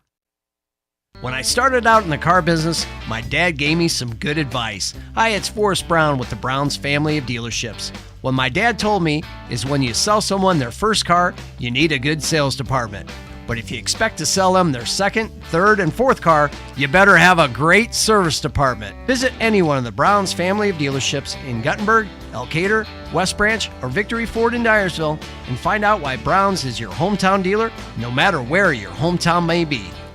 So Walker sent to lunch it away for Central City. It is a 4-yard run by Klosterman. Klosterman adds in the conversion, and it's 16-14. Central City in the lead, and the good news is this is exactly what we thought this game would be so far. Well, absolutely. It's not a track meet yet, but both teams scoring, playing defense, hitting hard. And Walker from the 30-yard line, it's returnable, and catching it there is going to be, once again, Rochford. Brings it left side, correction, it's Stagger. Brings it left side across the 25-yard line. Nice return by Stagger. Caught it at about the 7-yard line, returns at 18 yards. First down, 10 yards to go. Short of the 30-yard line, at the 28-yard line, but that's where the Vikings take over, trailing 16-14 with 7:49 left in our half. You know, and neither of these teams had great field position, so they've had to earn every yard. Just kind of grinding it out, not opening the playbook a ton. I'd say Central City opening it up a little more than Edco right now, but still a close ball game. First down, 10 yards to go for the Vikings. They operate from the left hash mark, by the way. Another score update. North Fayette Valley and Denver have both scored since our last report, and it's 22-8 NFV leads at the 10-minute mark in their second quarter. So first down, 10 yards to go. Rochford gets the snap, looks to throw the football, and now throws it out in the flat area, and that pass is incomplete, looking for Ingles. He wanted Ingles more of a slant to begin with, but he was covered outside by number 45 in the secondary, and that was for, once again, Brandon Hennick for Central City in on the coverage. Second down, 10 yards to go. Rochford had to pump and then deliver. Well, and you could see what he saw was the defender on the inside, so he wanted the receiver to go out, and Ingles just didn't get that message, hey, go out and I'm going to be able to get that, but that's where the ball was trying to take him. So second down, 2 yards to go. 2 receivers to the right, a receiver to the left. So Edco more of a spread look here. Rochford has, once again, Ingles to his right. Gets the snap, looks to throw the football again. Rochford dropping back, rolls out right side, push back, now throws it towards the sideline, near side, incomplete. The pass intended for Carter Batten. Batten covered down there by Munyakazi. It is incomplete at the 35-yard line inside Central City territory. It's now 3rd and 10 for the Vikings. And I'm a little surprised the Vikings getting away from that power football, putting it in the air twice here. I would think on third down, fourth down, let's get back to the ground game, try to pick up some yards here and keep the chains going. Especially after the Central City score, you don't dare want to go 3 and out. So third down, 10 yards to go. Vikings, again, have only one drive in this football game, but that was for a touchdown. Their other touchdown came on a special teams return by Price Rochford. Third down, 10 yards to go. They run it. Rochford up the middle, hit at the line of scrimmage, spins ahead, gets maybe 5 yards across the 30-yard line to the 31-yard line, closer to 4 yards, and it's going to be fourth down, 6 yards to go as Nolan Gates makes the play for Central City. Now you have an interesting decision here for Edco. Well, I think Edco's going to go for this because, like you said, you don't want to go 3 and out. You don't want to give the ball back to the Wildcats here. If you can pick this up, that's a positive. If you can't, lean on your defense a little bit, see if they can cause a turnover. So from their own 31-yard line, they'll have to get short of midfield across the 38-yard line. So a legitimate 6 yards plus to go here for first down. The ball's in the middle of the field. 2 receivers to the right, 2 to the left. It's an empty backfield. And now Edco takes a timeout before this fourth down play. 6:52 left in the half. Timeout by the Vikings. Big fourth down coming up. Let's take this break. For generations, local farm. This is Chris Holbert, General Manager of Hall Roberts Son Incorporated in Postville. We would like to wish the area student athletes both a safe and successful sports season. We have been a community-based company since 1864, servicing and supporting the area ag industry with products necessary for daily success. We look forward to continuing to serve and support both the ag industry and high school athletes in our surrounding communities. Thank you and good luck from the families at Hall Roberts Son. Hey sports fans, take a time out and call Garms Financial Services. Their team of agents can show you how to save money on all your insurance needs with Grinnell Mutual. Whether you need auto, home, farm, health, crop, or business insurance, Garms Financial Services has you covered. You'll also receive quality protection, expert advice, and local friendly service. Call Brian Bugenhagen, Cheryl Wagner, Emily Bazin, or Kayla Olson today for a free competitive quote. Garms Financial Services in Elkader, your trusted choice agency. So the Vikings take a timeout. Back from that timeout. Fourth down. Again, closer to 7 yards to go. Big series here for the Vikings. Same formation. 2 receivers to the right, 2 to the left. Empty backfield for this fourth down attempt for Edco. They send it back in motion, and going from left to right is going to be Ingles, but there is movement up front for Edco. So false start by the Vikings. Pushes them back behind the original sticks to the 25-yard line, and it basically makes your decision a little easier, doesn't it? I think this absolutely changes your decision. Now you got to punt this away, play good defense, try to get the ball back using the D. And by the way, Price Rochford is also your punter for Edgewood Colesburg. And as far as punting-wise this year, Stager has averaged 37 yards a punt, but he only has 1 punt. So this is actually Rochford's first punt of the season.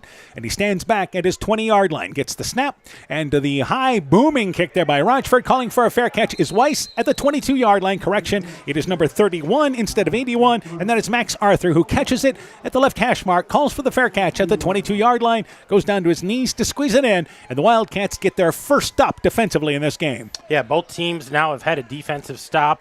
Edco's looking for another one here because they want to keep this ball game close, try to get the ball back for another possession to try to get that equalizing score. Edco in the opening series forced a 3-and-out for Central City, but the last 2 touches, Central City has been able to drive down the field. So the Wildcats lead 16-14, 6:47 left in our first half. Right side, it is again Klosterman trying to get around edge, 35-yard line, pushed out of bounds there, and tackled late out of bounds, but this tackle started in the line of play on the Central City sideline, and it's a solid game by Klosterman as he's pushed out of bounds. That was Ingles able to push him out of bounds, but a 6-yard gain on first down. Yeah, big gains for Klosterman there, especially when he gets that edge and able to get ahead of steam going forward. And I think that's why Ingles kind of rode him out of bounds. There's a lot of momentum over there. And the tackle actually occurred inbounds because our clock continues to move, but they ended up out of bounds. And now Central City, are they going to have to take a timeout here? No, we've got an entry timeout. I think that play took out one of our sideline chain gangs. So that's never good. And it's the guy who was holding the stick. So we've got an official's timeout here. As on the far sideline, yeah, sure enough, there's a down lineman there on the side who was in charge of the sticks. The good news is able to get back up here, and they're just going to make sure that everything's okay. Our officials are here. Yeah, they're going to check him over, make sure he's all right, and we're we're gonna reset here, but they're making sure that everybody's okay over there, and they're getting water to the players for both teams here. So I think that's a positive. And the good news is that everybody's on their feet on the other side. But I wonder if we've got a problem with the chains as well. Yeah, it looks like that one stick is really bent over there, and I think that's why one of the chain gang went running for the other set. So there's 2 sets here, but that chain looks like it's in pretty bad shape. Yeah, the unsung heroes of Friday Night Football, our chain gang. First time we've said their names tonight. Good news is nobody's hurt, and as it turns out, we're just going to have to change the sticks on the right side. And they quickly ran down into the storage shed to get them, and they quickly bring them back out. That's not bad. That's pretty good work. We had a guy that actually ran after the sticks. Yeah, one of the guys working the chain gang said, "I'm going to go get the other one quick," and everybody's okay over there except for the chains. But it's okay. We've got a replacement, and he's ready to go. All right, so now they're going to have to go where the original sticks were. Remember, that was a first down play. So the ball started at the 22-yard line, and I believe our one official on the far side was standing where the original spot was. So I think he has marked it at the 22-yard line, and they've got to unwrap these chains first off on these markers, and before they get things stretched out. So hopefully this measures 10 yards. I believe it does. They are now changing it. It almost looks like they could do a little jump roping over there. Yeah, they're trying to get this thing rolled out, and we're all at the mercy of him. Everybody here is watching the game, and everybody's watching on YouTube at home. You get to see exactly what we're seeing. We're just waiting for the chain gang, and we'll wait for them because they do a great job. Yeah, they're continue to unwind things there. So they're going to mark it off. They stretch it back to the 20-yard line, and our official again did a great job on the far side. Andy Hofer's crew, by the way, working here, but he stood at the 22-yard line where the original sticks were, and it's to the 28-yard line. So it was a 6-yard gain by Klosterman. It will be second down and 4 yards to go. I don't know what happens if we lose this set of chains. I guess the chain gang just has to stand there, and you got to run to the guy that's standing there. Maybe they just hold that little circle themselves. I'm not sure. So 6:15 left in our first half. Back to action. Second down. It is 4 yards to go for Central City. They operate from the right hash mark. They've really went with a heavy set, moving the backs out of the backfield, basically off end on the right side. So second down, 4 yards to go. Back to Klosterman, who rolls out right side. Lenny's going to run it. He's going to bring it across the 40-yard line. First down as he spins ahead to midfield, dragging Stagger with him ahead to the 40-yard line. And a nice, tough run by Klosterman. Got through, lowers the pads, and it's first down for Central City. Yeah, nice gain there, a 13-yard gain. So a nice, tough, hard run there out of Klosterman. He's been running fast and hard all night long. As Klosterman rolls to the right, he's initially looking downfield. The first read would be if somebody comes out of the backfield on that wheel pass, which was successful earlier in the game. But the last couple of times, Edco has defensed it well, and Klosterman making the right call of running it. Well, and he's rolling to his right, but throwing back across his body. Klosterman on a direct snap brings it left side across the 40-yard line, pushed outside the hash mark area, short of the 35-yard line, picks up 4 yards. It'll be second down, 4 yards to go. Christopher Lang, one of the Vikings there, along with Price Rochford. Still a solid game by Central City. Second down, we'll call it 6 yards to go, 5.5 and counting in our first half. And Klosterman knocking on the door of 100 yards. He's sitting at 91 right now, and he's had the lion's share in this first half. And right now, Edco really has not had an answer for Klosterman on these direct snaps. Yeah, they've slowed him down a little at times, but overall, he's been able to move the ball himself. So it's, again, second down, 6 yards to go. And they move once again Arthur to the right side. Here's a direct snap. It is again to Klosterman. Klosterman right side. He's through on the right side. Down the sideline. 30, 20, 10. Gone. Touchdown. Got it. It is a 36-yard run by Klosterman. And it's now 22-14. Central City in the lead. And he had a lead blocker and didn't even need him. Cut inside of that lead blocker. And he was up the field in a hurry. 36-yard touchdown for the score. So a back-to-back scores for Central City. Actually, that's 3 scores in a row since being stopped in the opening series. And now they will go for that huge conversion, which, again, they get this conversion, it's a 2-score game. So it's 22-14, Central City in the lead. Direct snap, this time they go to number 31, Arthur. Arthur tried to plow his way through up the middle, but does not get through. Better job by the Vikings up front. They plug the conversion up the middle. 4:56 left in the half. It remains a one-possession game. Central City 22, Edco 14. Let's take this break. Top Gun Customs knows you can fill a deer tag well out of season. If you've tagged that prize buck, pull up to the stoplight at Top Gun in Garnavillo. That's it. Bob and his technicians have been repairing vehicles for over 45 years. We write the estimates, take the photos, and deal with the insurance company for you to ensure your vehicle is repaired quickly and, most importantly, safely. We also have free loaners or rental vehicles. Call Bob or Nancy at Top Gun to schedule your repair today. 563-964-9899. Wildcats Vikings football is brought to you in part by Silver Edge Cooperative in Edgewood, Strawberry Point, and Delhi, Citizen State Bank of Monticello, Hopkinton, Ryan, Manchester, Winthrop, Strawberry Point, Springville, and New Vienna, member FDIC and equal housing lender, Thompson Construction and Monona Overhead Door, Myers Auto Service in Monona, Clayton County Recycling of Monona, Culligan Water Conditioning in Elkader, the Rowena Savings Bank, member FDIC, Fisk Farm and Home in Monona, Cresco, and Decorah, and by KAR Auto Group.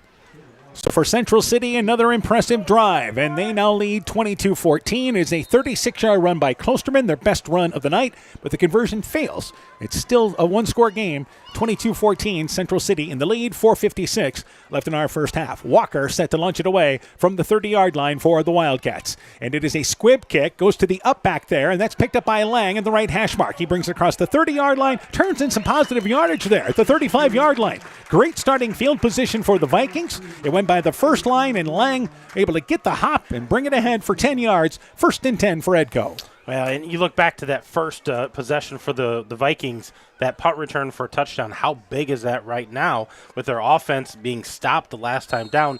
Right now, I think they need to answer that, try to get this back to even before the halftime. And still plenty of time in this first half. Heck, there's still plenty of time in the 8-man game for both teams to have 2 touches yet in the final 4:50. But first down, 10 yards to go. Vikings operate from the right hash mark. Lang spread out to the right side, and in the backfield, it is again Ingles to the right side of Rochford. Direct snap to Rochford, brings it right side outside the numbers. He's inside the 40-yard line, inside Central City territory. Tackled near side to the 36-yard line. And it's a 9-yard gain on first down. Munyakazi there. Also there is Arthur. Short of out of bounds is where he was put down, but a 9-yard gain for the Vikings. And I like to see the Vikings getting back to that ground game. Great patience shown by Rochford there, following his blockers, getting those big gains, moving the ball down the field. All right, a score to pass along. North Lynn leads Starmont 6-0. That game has 2:29 left in the first half. So they're booking right along at that ball game at Starmont tonight.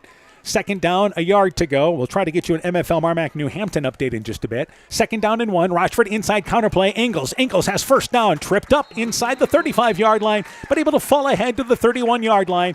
And again, Klosterman makes the stop, but a first down for the Vikings, running with some authority now. Yeah, that was a nice 5-yard gain. A little change of pace there out of Ingles, and just giving them that different look. So we'll move the chains, go inside 4 minutes with the Vikings trailing 22-14 here in the second quarter. Vikings have a 42-yard punt return for a touchdown by, once again, Price Rochford, and Rochford has a 24-yard touchdown run as well. So our quarterbacks for both these teams showing up big time tonight. First down, 10 yards to go. Ingles to the right of, again, Rochford gets the snap. He'll bring it up the middle across the 30-yard line. He brings it near side, and he's inside the 20-yard line. Cuts back to the 10. 5 goes in for the score. Touchdown, got it. The third touchdown for Price Rochford. This one is a 32-yard run, and it's 22-20. The Vikings quickly answer. Well, and look at that change of pace. We talk about his strength. We talk about his speed, but there he showed off some of his quickness. He had 2 defenders with great angles of pursuit, and he just put the brakes on, cut it back to the middle of the field, able to walk in untouched. That was a great score. And again, here's the conversion, which is huge because Central City's 2 of 3 on their possessions for conversions. Edco is 1 of 2. And here is their third attempt. So Rochford alone in the backfield, bunched formation to the right. Here's the conversion for the Vikings. Back to Rochford. He's going to bring it right side, hit in the backfield, and drop back at the 9-yard line by Weiss. Weiss wraps him up back at the 9-yard line. He couldn't get to the edge. The conversion fails. 3:42 left in the half. Central City still leads 22-20. Let's take this break. Hi, this is Tara Fink, psychiatric mental health nurse practitioner. Helping people, bottom line, is the biggest reason I chose a career in mental health. During my own struggles, it was difficult to find good support in this area. Therefore, I vowed to come back home to help meet the great need for mental health care in Northeast Iowa. I'm available for consultations at both the Walk-On and Postville Clinic locations, offering assessment, diagnosis, and medication management for all mental illnesses. Exceptional caring people, Veterans Memorial. The Woodland Eye Clinic in Elkader and West Union are proud sponsors of high school sports. We are committed to bringing our patients the highest level of total eye care with detailed one-on-one attention. Our offices offer the newest technology and equipment with a professional team of experienced staff that is committed to you. Call us today for your next total eye care appointment. The Woodland Eye Clinic in Elkader and West Union supports all of our local athletes taking the field or court this season. So Edco, an impressive drive. Price Rochford, a 32-yard run. The conversion fails, however, and Central City still leads 22-20, 3:42 left in our first half. Couple of score updates. MFL Marmac leads New Hampton at the end of 1, 13-0. North Fayette Valley leading Denver in the second quarter, 29-8. Blanco to launch it away from the 30-yard line once again. Back deep, and the lone Wildcat back there is Klosterman, and that ball angled towards the far sideline, bounces at the 5-yard line, but stays in bounds, and Klosterman falls down on it at the 5-yard line. There's a flag thrown there, and I don't think the ball ended up out of bounds, but Klosterman actually came down on it out of bounds. This is an interesting situation here. Well, I think what Klosterman was trying to do was trying to say I caught that out of bounds or touched it out of bounds, but that would be a penalty against the Wildcats, so I don't know what he was trying to do. So he basically dove back to the 5-yard line, trying to pick up the ball, and the officials will sort this out, and it's a penalty against Edco. It must have ended up out of bounds, huh? I guess, but they're going to make them re-kick this. So Central City's going to take the penalty, and that'll push it back to the 25-yard line. So Klosterman dove on it, and it appeared, and again, it's on the far sideline, but from here it looked like he was diving on top of it, as the ball had stopped, but still in bounds. He was out of bounds. The bottom half of his body was diving back to make that play.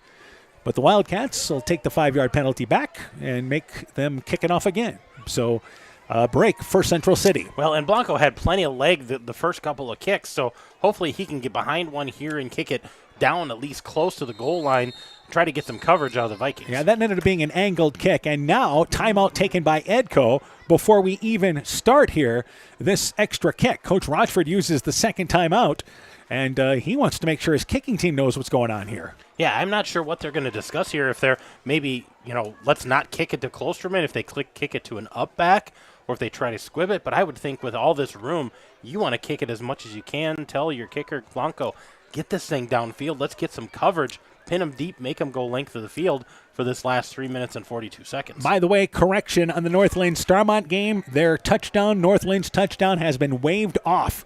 Penalty on the play, so it is still 0-0 in the second quarter. 2.5 left in that first half. And we knew that was going to be probably a close game, a different set. We assumed Northland was going to throw the ball, Starmont's going to run the ball, but there's two teams who are looking to maybe compete for that district title in that district.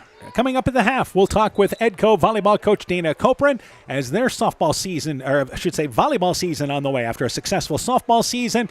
They started the year ranked, but this is a different Edco volleyball team, which we'll find out more at the half. Yeah, she'll give us all what's going on. They played at home last night. They're still in the previous gym. New gym's not open, but we're getting close. Yep, hopefully. And hopefully by basketball season. We're looking forward to that.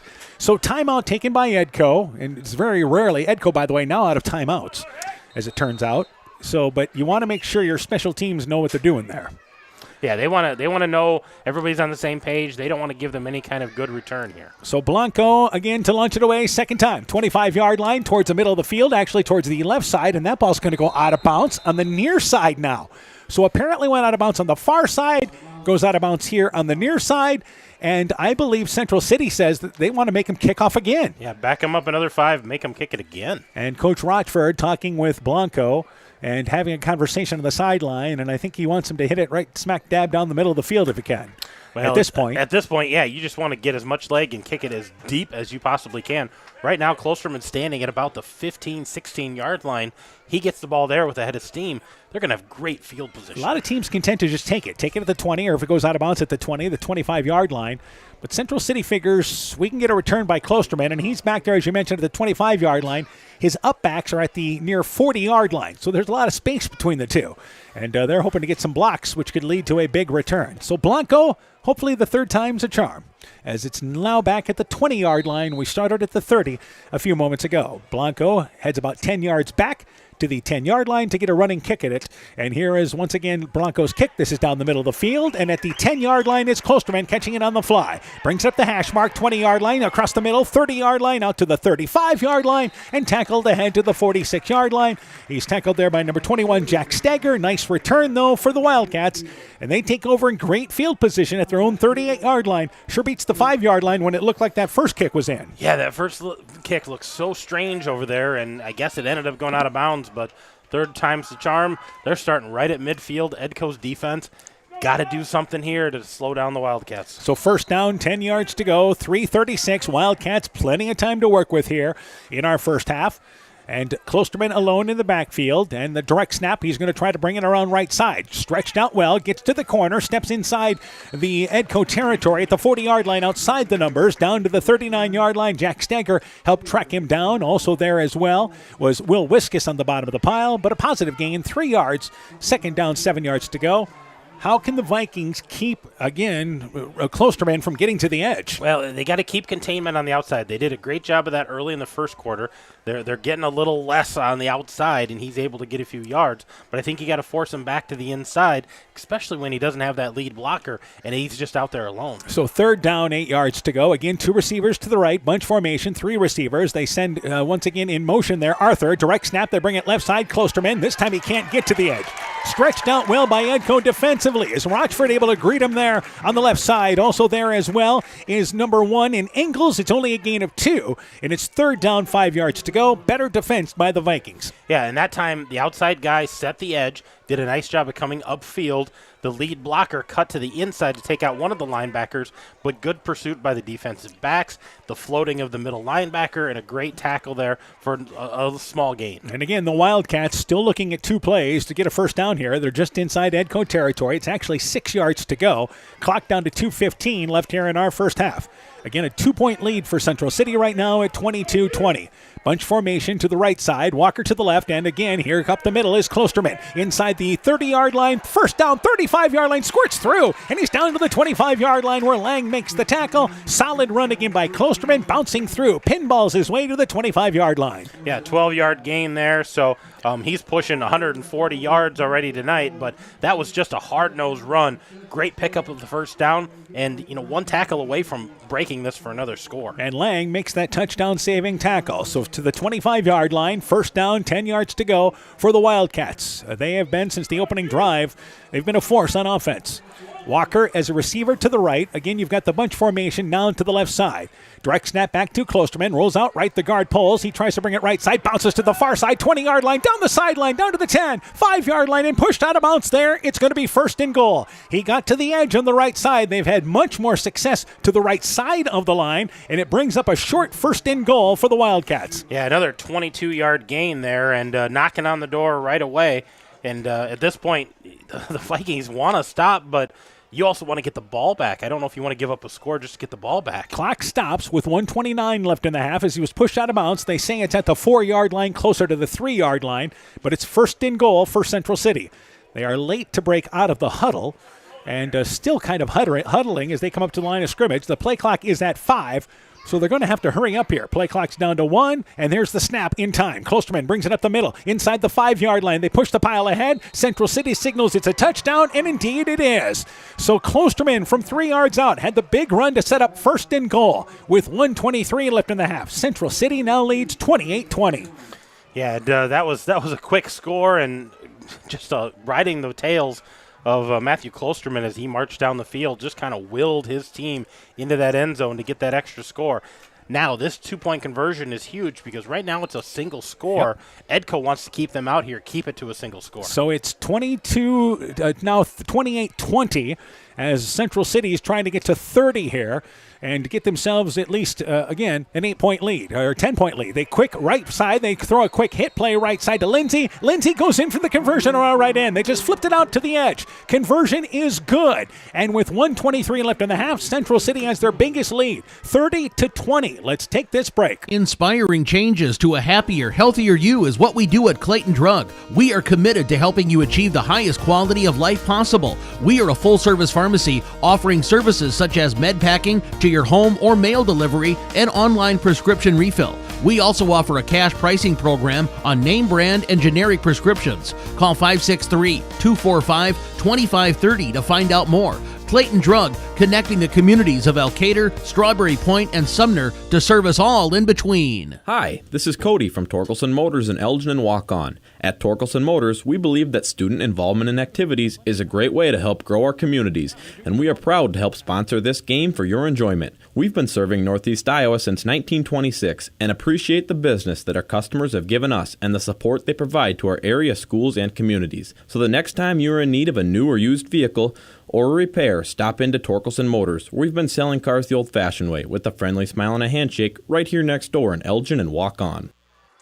So again for Central City, their third touchdown of this quarter, and all three scored by Klosterman. This one a 3-yard run. Lindsay, it actually ends up being a conversion run as it was a backwards lateral on the right side for the conversion. So it's 30-20, Central City in the lead. Walker to lunch it away from the 30-yard line for the Wildcats. A returnable kick goes over the head of the first line. It's picked up on the fly there, and that is going to be Stager. Stager brings it across side the numbers on the left side, across the 20 out to the 25-yard line, and that's where the Vikings will take over.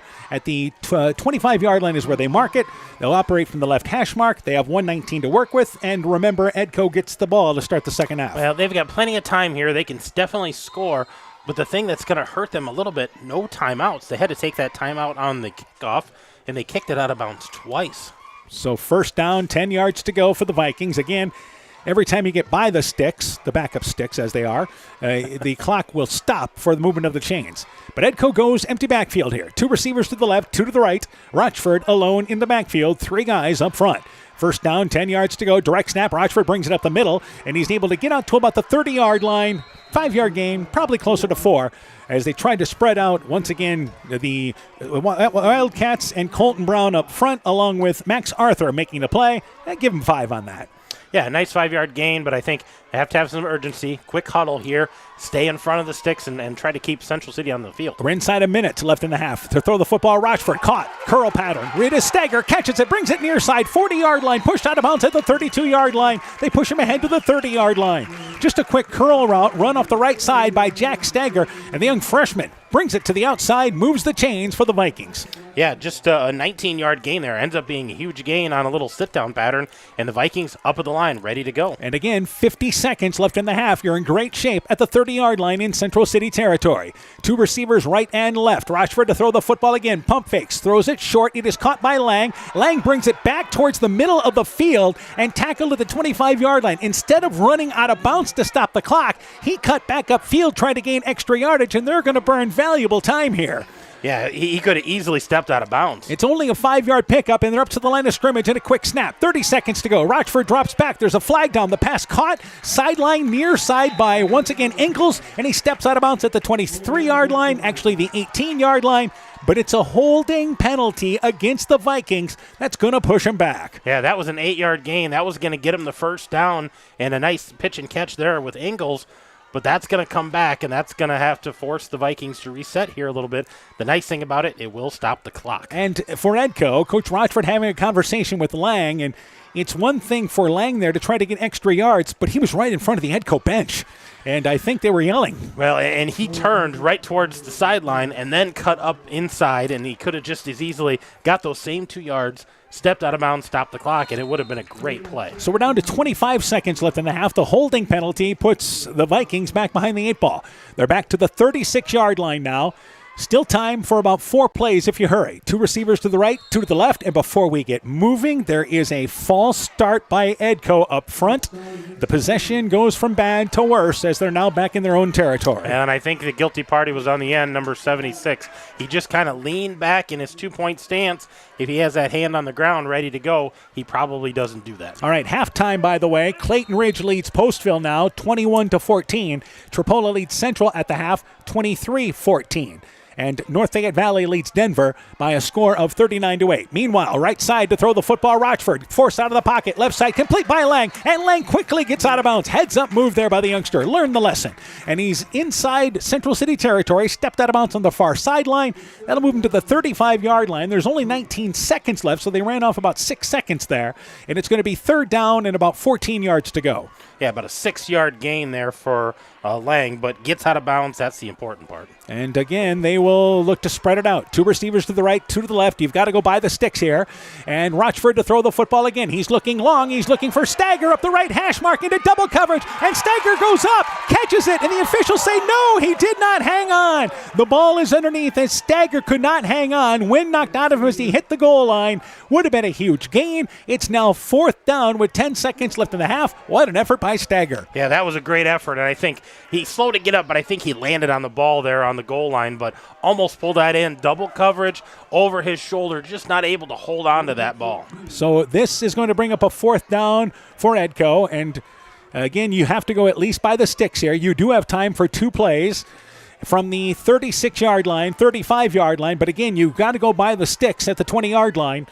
Try to keep this drive alive. It's 4th down nonetheless. And again, Rochford has some help in the backfield as Ingles is to his left. Here's the snap back to Rochford. 3 receivers going out. Rochford flush back, able to stiff arm Weiss, throws it down the sideline. He's looking down the sideline, and Lang goes up and catches it at the 10-yard line. He brought it near side back to the middle of the field at the 10. There's no time left on the clock, however, and the first half comes to an end. Lang caught it at the 10-yard line, went up for it near side. Again, could have stepped out of bounds, but cut back towards the middle of the field. I don't know if he gets out of bounds if there's any time left anyway. Yeah, I don't know if he goes out of bounds if it makes a difference, and he saw a lot of green, so he said, I'm going to try to hightail it, outrun the defense, but just got caught, not able to get anyway. So it's a completed pass of 25 yards, but it's stopped at the 10-yard line, and the first half comes to an end. Certainly been a thrilling half. It is Central City leading Edco at the break, 30-20 here at the half. When we return, our halftime show, our halftime guest coming up, will update you on scores from across the area. You're listening to high school football from KCTN Sports. At Alameda Clayton REC, we provide more than energy. We also provide ideas to help you stay safe, especially during harvest season. If your equipment contacts a power line, back away. When you can't back away, call a radio for help. If you must, jump clear of the equipment. Do not touch the ground and the equipment at the same time. Report power line hazards today. At Alameda Clayton REC, we care about keeping you safe. That's the power of human connections. Alameda Clayton REC, your Touchstone Energy Cooperative. Being good at life means getting your finances together so you can focus on the moments that matter most. With over 175 years of expertise, New York Life Insurance Company provides you with benefits you can enjoy while you're, living. So give your local agents, Andrew Reimer or Troy Springer in both Guttenberg and Monona, a call. You can reach Andy or Troy at 563-252-2471. That's 563-252-2471. They can help you and your family be good at life. Alpine Communications believes connected communities become thriving communities. We are the local telephone company that became a 21st century communications provider. Alpine provides internet, television, cellular security, and telephone too. We promise personal, timely, reliable service from people who live here. When you choose us, we all thrive. Connect with Alpine Communications today. Click alpinecom.net or call 563-245-4000. Strawberry Building Supply offers all your building materials for residential and commercial projects. Whether you're building from the ground up, remodeling your home, or a weekend project, we have the materials you'll need. We are an authorized Milwaukee dealer for all your Milwaukee tools. Strawberry Building Supply also has everything you'll need for your pets and livestock. Stop into Strawberry Building Supply today at 413 West Mission Street, Strawberry Point, or call 563-933-4579. Elkader Tax and Bookkeeping are proud supporters of all of our local high school sports teams. We want to wish everyone the best of luck on their season. We are here for all your tax, payroll, and bookkeeping needs. Give us a call at 563-245-2154. Again, that number is 563-245-2154. Thank you from Kurt and Ann at Elkader Tax and Bookkeeping, located in downtown Elkader. Wildcats Vikings football is brought to you in part by Blooms Flowers Gifts and More in Edgewood, Edgewood Convalescent Home and Lincolnwood Assisted Living, Farmers Savings Bank of Colesburg, Elkport Garber, Strawberry Point, and Arlington, member FDIC, Bacon Concrete and Post Fill, Furniture Showcase and Oil Wine, Lighting Showroom, Flooring, Furniture, and Window Treatments, Bruins and James Insurance, your Grinnell Mutual agent in Monona, Norby's Farm Fleet in Northeast Iowa, and by Rivals Inc., custom gear, screen printing, embroidery, and online shopping at rivalsinc.com. At the half. It is once again Central City leading Edco by a score of 30-20. Let's update you on the scores real quick. 39-8, North Fayette Valley leads Denver. North Lynn leads Starmont at the half, 6-0. That NFV game is at the half. Tripola leads Central, 23-14 at the half. Clayton Ridge leads Postville, 21-14 at the half. And MFL Marmac leads New Hampton, 13-0 at the end of the first quarter. We'll go through the stats our next break, but first off, our halftime guest tonight, we're joined by Edco volleyball coach Dana Copran. Let's talk about, first off, this year's Vikings. Let's talk about who's back for you guys this year, first off. Well, we don't have any seniors, so we only have one all-around starter from last year, our setter, Lily Buriski. We are working outside the box with her. She's a dynamic setter that is probably one of our best hitters as well, so running a somewhat funky offense to get her more involved in hitting and being more offensive than a typical setter with no seniors. All right, so that's one player you kind of build around. Who are some of the other kids stepping in new roles for you? So we have 3 players that played 3 rotations last year, Savannah Drips, Caitlin Hahn, and Sam Wessel. All 3 are expected to provide all of our offense this year, as well as Chloe Everett and Lauren Kirby. And then we also have McKenna Hofer, who is returning as a defensive specialist, filling in that libero spot this year. All right, any other kids contributing for you? We have a couple freshmen that we're excited about, getting them in and getting them, comfortable with our play, Addie Smeltzer and Faith Dugan. All right, let's talk about how the season's been going. You've already played 10 matches, right? We have it. It doesn't feel like it's been that long, but we've had a couple tournaments. We had our first away game against Easton Valley, which we won in 4, and last night was our first home game against Cal Wheat. We lost a tough one in 5, but our first home game. So, again, without a lot of leadership from senior level, we're working on finding our identity, and we're not peaking early, but we'll get there. All right, let's talk about the Tri-Rivers Conference. Who do you really see in the conference this year? It looks like it's wide open. It is. I would say in general, it is wide open. There's a lot of teams that lost a lot of seniors last year. We played Mac Valley already. We lost a couple close ones to them in the tournament. So they're always tough. They're scrappy. I expect Mac Valley as well as, Springville, you name it, anyone has a chance this year, I'd say. What's coming up for you guys now here schedule-wise? Since we just played last night, we have the weekend off. We don't play again until next Thursday at North Lynn, so it's our first conference game. Yeah, too bad. You probably won't get a chance to play in the new gym this year, will you? That's what I've been told. Yes, we're all very sad about that, but we're going to be excited for next year. It's looking great. All right, Coach. Good luck to you guys the rest of the season. Thanks for joining us. Thank you. Appreciate it. You betcha. Edco volleyball coach Dana Copran talking things over there about her Viking program. Our halftime guest tonight. We'll take a break. Central City leads Edco at the half 30-20. Back with our first half stats when we continue. Hey, Justin Birdnow here from Birdnow Chevrolet in Monona. I want to take a moment to wish all the local athletes good luck during their game. You have worked incredibly hard, and it shows during each game. Myself and the entire Birdnow Chevrolet Monona team is wishing you all that you do your best and good luck. Life's better when you're under our roof because our agents can help you choose insurance to help protect what matters most. Life insurance from American Family Life Insurance Company can help financially protect your loved ones by replacing a portion of your income if you were to pass away. That means your family could have the help they need to continue to pursue their dreams. Contact Julie Depke, agent at 205 South Main Street in Elkader today. Products not available in all states. American Family Life Insurance Company, 6000 American Parkway, Madison, Wisconsin. Epic Wear. Get personalized clothing for your school, your team, family, friends, business, or any event. Epic Wear has a huge range of customizable apparel, trophies, and awards, and they offer free design help or design your own apparel at getepicwear.com. And you can even set up a free web store for your fundraiser. Make sure to check out the selection of Bulldog Spirit Wear and Iowa-themed items at the Monona location. Epic Wear, located in downtown Monona and Waukon. Call 563-539-2300 to place your order today. When making up a to-do list, don't forget to include servicing your car at Edie's AC Delco Service Center in Garnavillo. Your car should have the best care, and Edie's will make sure of it. Stop in or call 964-2186 to make an appointment. Tires worn out? Well, Edie's can replace them. Need a tow? Call Edie's at 964-2186. Kay, Lynn, and Todd invite you to stop by and fill your car's tank with fuel at Edie's AC Delco Service Center in Garnavillo. Edie's open 7 a.m. Mondays through Saturdays.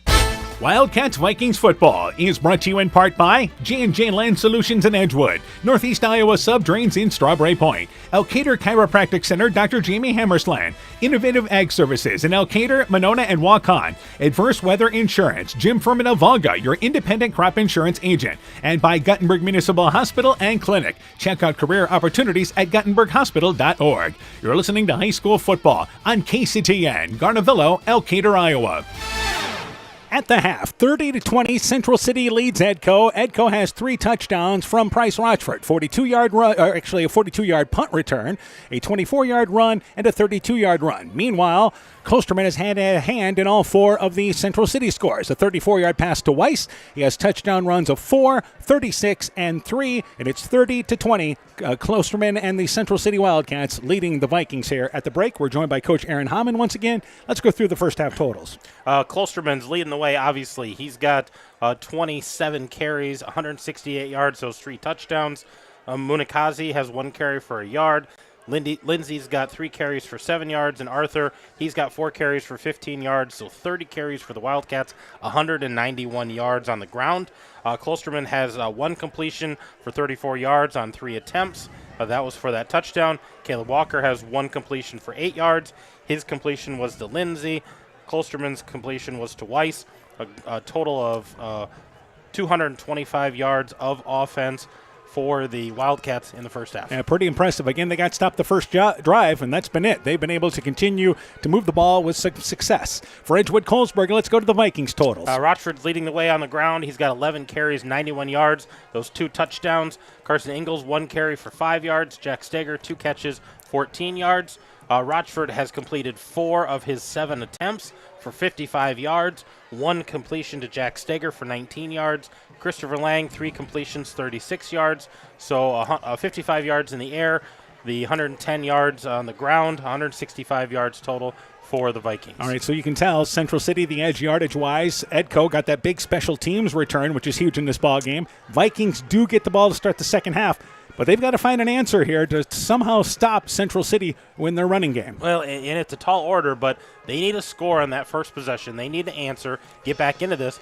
Then they need to stop, because 1 possession, 1 touchdown is not going to get them into this ball game and get them a lead. It's just going to get them back into it. So at some point, defense is going to have to stop Klosterman in all reality. Yeah, and that's, again, what Central City's offense is built around, and it's a lot of the same for Edco with Rochford. Rochford more of a thrower than Klosterman is, and the Vikings had a nice drive, but, again, they had used 3 timeouts in the first half. Really could have used them in that last drive. Yeah, those timeouts became really important. They took that timeout on the kickoff, end up kicking it out of bounds, something strange on the far side, kicked it out of bounds again on the close side, then had to give it to Klosterman, got a great return, got him to midfield. So, those timeouts become so crucial. They need to know what they want to do offensively, and I think they have to have a better defensive game plan to slow down Klosterman to get the ball in somebody else's hands. Yeah, Central City, they've had a couple of big runs. Obviously, the touchdown run, that was actually a 36-yard run by Klosterman, their biggest play of the night in this first half, but it's just for them picking up positive yardage virtually every play. The first drive was the only thing they've done wrong tonight. Yeah, that first drive was a 3-and-out, and that was a good sign for the Vikings. But, they've been hiking it to that up back at times, Max Arthur, and he's only been gaining 2 or 3 yards. If they can force it out of Klosterman's hands, I think it's a little more manageable, and maybe they can have some success. So Central City comes in 1-2, but you knew they were, again, along with Edco and Lone Tree, everybody figures those are the 3 top teams in this district, so that's why this is such a big early season matchup. It is. Both of the teams, I think, were pretty clear that this was going to be a big game, and you saw both of them come out. They were focused in warm-ups. They were focused on what their game plan was, and now they need to make those adjustments for the second half. Yeah, been a good first half of football. Let's update you on the other scores tonight. Tripola leads Central at the half, 23-14. North Lynn leads Starmont at the half, 6-0. Another big matchup there. North Fayette Valley got a 49-yard field goal from Lincoln Ashleman. They lead Denver at the half, 39-8. Clayton Ridge leading Postville at the half, 21-14. And MFL Marmac leading New Hampton. That was in the second quarter, 13-0. The score of that ball game, Bulldogs on the road. And in the lead, we'll see MFL Marmac in a couple of weeks as they host Dike New Hartford. We'll also see them as well at Sumner Fred. It'll be in 2 weeks. We'll see them at Sumner Fred. Yep. So those are the scores at the half. By the way, Wapsie Valley leads Southwind at the half, 21-0. We just got that score in as well. So we'll take a break. When we return, second half action. Vikings set to receive, trailing 30-20. Timeout on the field. TNT Power Sports sells and services all makes and models of UTVs and ATVs. We have a nice selection of clean used units available along with new units. Contact Brian, Sawyer, or Tracy for your next UTV or ATV purchase. To keep your UTV or ATV in top-notch condition for work or play, schedule your service work with Brian or Nathan by calling 563-245-1100 or stop into TNT Power Sports north of Valcator on Highway 13 for all your sales or service work. Attention business owners. Are you tired of monthly fees eating into your profits? Look no further than People's State Bank. People's State Bank's business checking account has no monthly service charge. Yes, you heard that right. 0 monthly service charges. But that's not all. Enjoy free ATM and debit cards, free online and mobile banking, and free bill pay services. With People's State Bank, managing your business finances has never been easier or more affordable. Stop wasting your hard-earned money on unnecessary fees. Switch to People's State Bank today and take care of your business finances. People's State Bank, member FDIC. Scooters Coffee in Manchester offers a variety of coffees, smoothies, blenders, and breakfast food products served all day long. Scooters Coffee offers fast and friendly service, too. In a hurry? Use the Scooters Coffee app to order, pay, and earn rewards. Simply stop at the drive-thru window and pick up your order. Scooters Coffee is open Monday through Saturday, 5:30 a.m. till 8 p.m. and Sunday, 6 a.m. till 8 p.m. We look forward to seeing you at Scooters Coffee in Manchester. It's back to school time and the fall sports season is underway. Hi, this is Dr. Jessica Wilkie from Family Dentistry Associates of Monona, and I am excited to announce the addition of Dr. Chase Bruner and Dr. Daphne Hafler to our team. Dr. Bruner, Dr. Hafler, Dr. Foey, and myself are welcoming new patients as we cheer on all our area student athletes this fall. We look forward to seeing you at your next dental appointment. Family Dentistry of Monona, where health-changing smiles are created. Brought to you by locally owned and operated NEAT, proudly providing high-quality internet, television, and telephone services at the speed of light to businesses and homes in Northeast Iowa. NEAT also provides computer and network services as well as business phone system sales and service. For more information, visit NEITEL.com or call 877-638-2122. NEAT, connecting you now. Wildcats Vikings football is brought to you in part by Silver Edge Cooperative in Edgewood, Strawberry Point, and Delhi. Citizen State Bank of Monticello, Hopkinton, Ryan, Manchester, Winthrop, Strawberry Point, Springville, and New Vienna. Member FDIC and Equal Housing Lender. Thompson Construction and Monona Overhead Door. Myers Auto Service in Monona. Clayton County Recycling of Monona. Culligan Water Conditioning in Elkader. The Lowena Savings Bank. Member FDIC. Fisk Farm and Home in Monona, Cresco, and Decorah. And by KAR Auto Group. Welcome back to Edgewood at the half. Central City leads 30-20. Again, we'll go through scores here. Clayton Ridge and Postville, both those teams trying to stop losing streaks. Clayton Ridge's last win was against Postville in week 2 a season ago, so they've lost actually 9 games in a row since that point, but they lead Postville at the half 21-14. Pirates trying to end a 35-game winning streak, and for both those teams, that's their best opportunity this season. I think both of those teams looked at that game as a winnable ball game, and they're in a dogfight right now. Yeah, so we'll continue to keep you up to date there. Speaking of dogfights, Bulldogs, they lead New Hampton 13-0. It's a team that dropped a decision to walk on last week, but this is a team that you figure will just get better. Return a lot of linemen up front. You're replacing the skill people, and they're still going to make the postseason, I believe. I think so. I think they still have a chance, but they've got a lot of tough games, and we know that they're going to be closer games than they were maybe a year ago, but I think they're going to be in a lot of them. Yeah, that district is loaded, by the way. North Fayette Valley, big over Denver, 39-8. They played 3A Independence to start the year. NFV returning plenty, and they are in the mix in their district, leading 39-8 at the half. Yeah, they're a good ball club, and that field goal is amazing. Big matchup in Class A. North Lynn leads Starmont 6-0. They scored late in the second quarter, and that's a big matchup in that Class A district. And also Trapola in 8-man tonight, leading Central at the half, 23-14. Both those teams trying to get their first victory. Yeah, that's a good matchup as well for 8-man. So everybody, good matchups, good games tonight, and we've got a great one right here. And again, Central and Trapola not involved in this class, this 8-man District 5 that Edco and Central City are a part of. So the Vikings set to get the ball. We're ready to start the second second half, Rochford stands back at the 10-yard line, and it is Walker to launch it away for Central City. Line drive kick, but it bounces back to Rochford, picks it up on the bounce at the 12-yard line. Brings it right side across the 20, 25-yard line. It's actually Jack Steger as he brings it inside between the numbers, the 35 and the 40-yard line, and he's down to the 36-yard line. Jack Steger with a nice return, 25 yards. First down, 10 yards to go for the Vikings. 37-yard line is what they're spotted. Yeah, good field position here. You want to come out with your best plays here, get a powerful offense, drive down the field, put it in the end zone. All right, MFL Marmac and New Hampton are now at the half, and MFL Marmac leads 27-7 at the half. Meanwhile, first down, 10 yards to go. Receiver to the right. Vikings first touch here as the second half is underway. They snap it back to Rochford. Cuts between guard and center left side across the 40-yard line inside Central City territory as he picks up 4 yards running to the left. Second down, 6 yards to go. And do you expect the Vikings to continue with their game plan there? A heavy dose of Price Rochford running the football and throwing it when you have to. They have some success in throwing the football this year. They have. They've shown the ability to, but I think right now, reestablish that run game, move the stick, stay ahead of the down markers, try to get this thing in there. Receivers split left and right. Ingles is to the right of Rochford, and it's a counterplay left side. Ingles to the 40-yard line, tripped up as he tried to cut back inside, and from the secondary, coming up there to make the play was actually number 52, Nolan Gates from the secondary, and it's no gain on the play. Makes that tackle in the hole there, and it's third down, 6 yards to go. Yeah, that was a big-time tackle. Got a hold of Ingles, took him right to the ground, so maybe a gain of 1 here, 3rd and 5 for the Vikings. And again, he went low, able to trip him up down at the ankles. And Ingles just able to fall forward, but only back to the original line of scrimmage. Would have been a positive gain. He'd been able to shake that off. So third down, 6 yards to go. And Rochford now, again, gets the snap, and they're going to bring it right side around the 40-yard line. Lowers the shoulder, 35-yard line, steps out of bounds at the 33-yard line. This is going to be short of first down, but just about a football length short. Should be fourth down perhaps here for Edco, but shouldn't be very far. Yeah, they're going to look at this, and they might give them the first down. This might be by the nose of the football. And to the officials, a long look. They're going to bring out the Chain Gang, our second appearance tonight.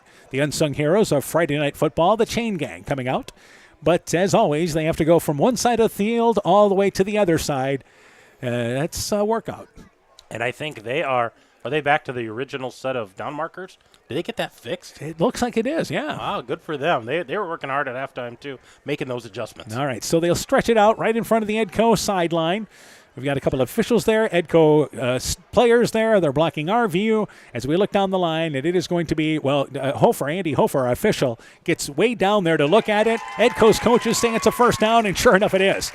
By maybe the nose of the football, but good enough for first down yardage. It was not by much, but we didn't have a great view of it, but everybody was down looking close. It had to have been just by the nose of the football. Yeah, we were actually right down the line with it, but we couldn't see because of the players in front along with the official. But the Vikings with their initial first down of this second half. They're at the 33-yard line inside Central City territory as they operate from the right hash mark.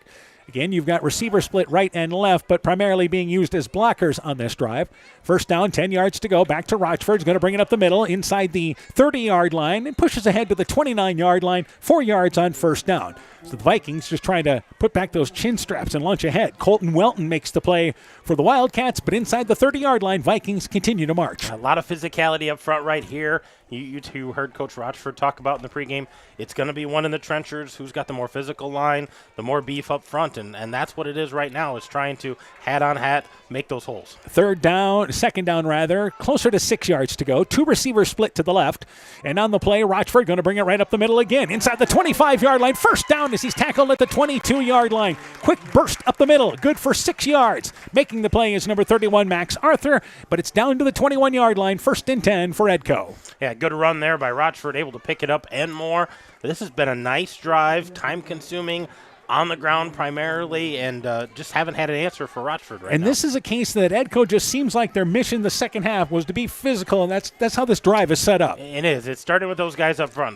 Those 4 guys, those down linemen they've got, just being physical. 2 receivers to the left, first down, 10 yards to go, and Rochford to run the option, fakes the pitch, he's going to keep it, goes inside the 20-yard line, brings it right side to the 10, he's back to the middle of the field and open, down to the 5, goes in for the score, touchdown, got it. A 21-yard run by Price Rochford, and the Vikings take the opening drive of the second half. They march right down the field, back within 30-26. Yeah, that was a nice run, fake the option there with the running back, cut it inside, and then once he got to that secondary, the defensive secondary, cut back across the grain, able to go in for a score. So here's, again, the huge conversion. I know we've said this every time tonight, but this is the difference in the ballgame right now. Central City has had better success on their conversions. Bunched formation to the right, Rochford alone in the backfield, rolling out to the right, throws it, swing pattern right side, wide open is Ingles, catches it for the conversion. They ran that play earlier, successful once again.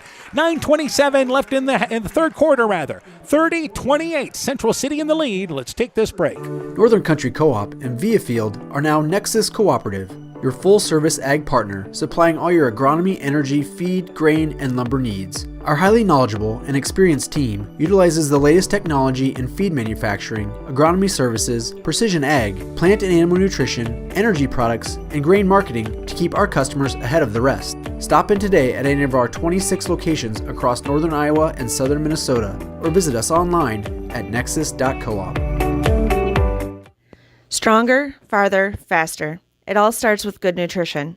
Clayton County Farm Bureau is proud of our livestock farmers who provide high-quality protein needed to fuel our young athletes.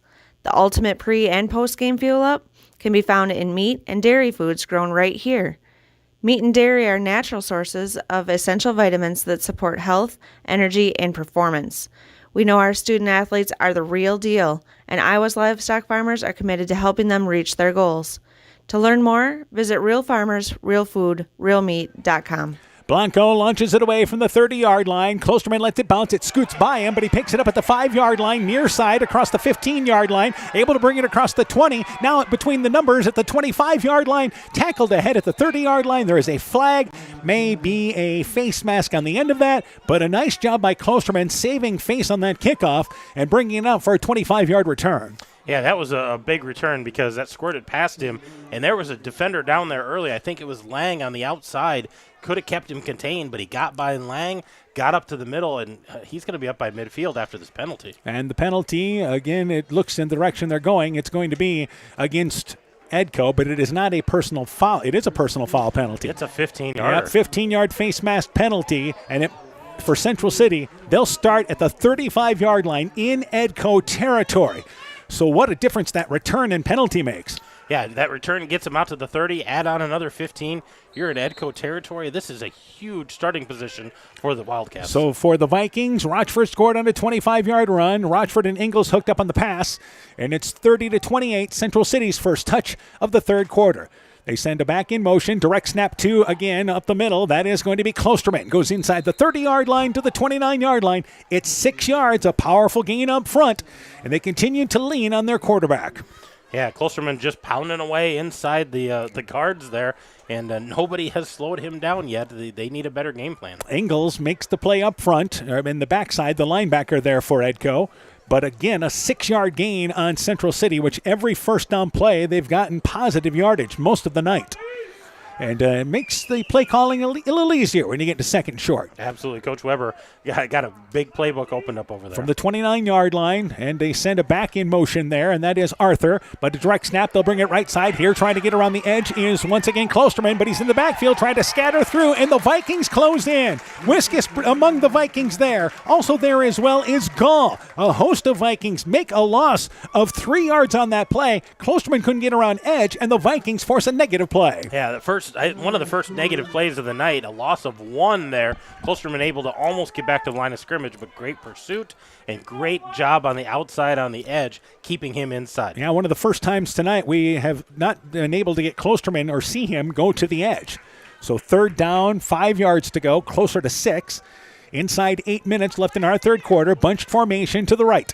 And again, Arthur goes in motion. Right side back to Walker. He's in at quarterback now, looking to throw the football. Drops back, throws it down the sideline. One-on-one coverage. Looking in the end zone for Arthur. Far side goes up for it. It is incomplete. He was covered there by Carter Batten. It was just a jump ball. They went for the home run, and it comes up empty. 4th down and 6 yards to go for Central City. Yeah, good coverage there by the Vikings, making that a tough play. And I don't know even if he could have gotten behind him if he would have made that catch a little overthrown. So 4th down for Central City. And again, you're in the area here where you're going to go for it.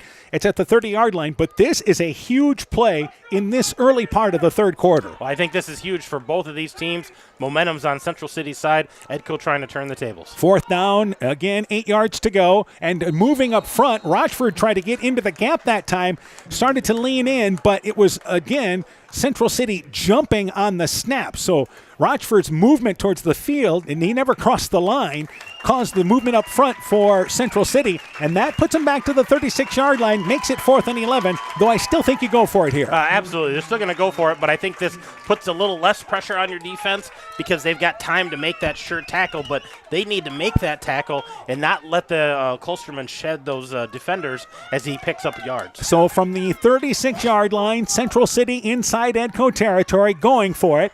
They'll operate from the right hash mark. And Walker, by the way, lines up as a end on the right side. Klosterman alone in the backfield. 2 receivers in the slot left side.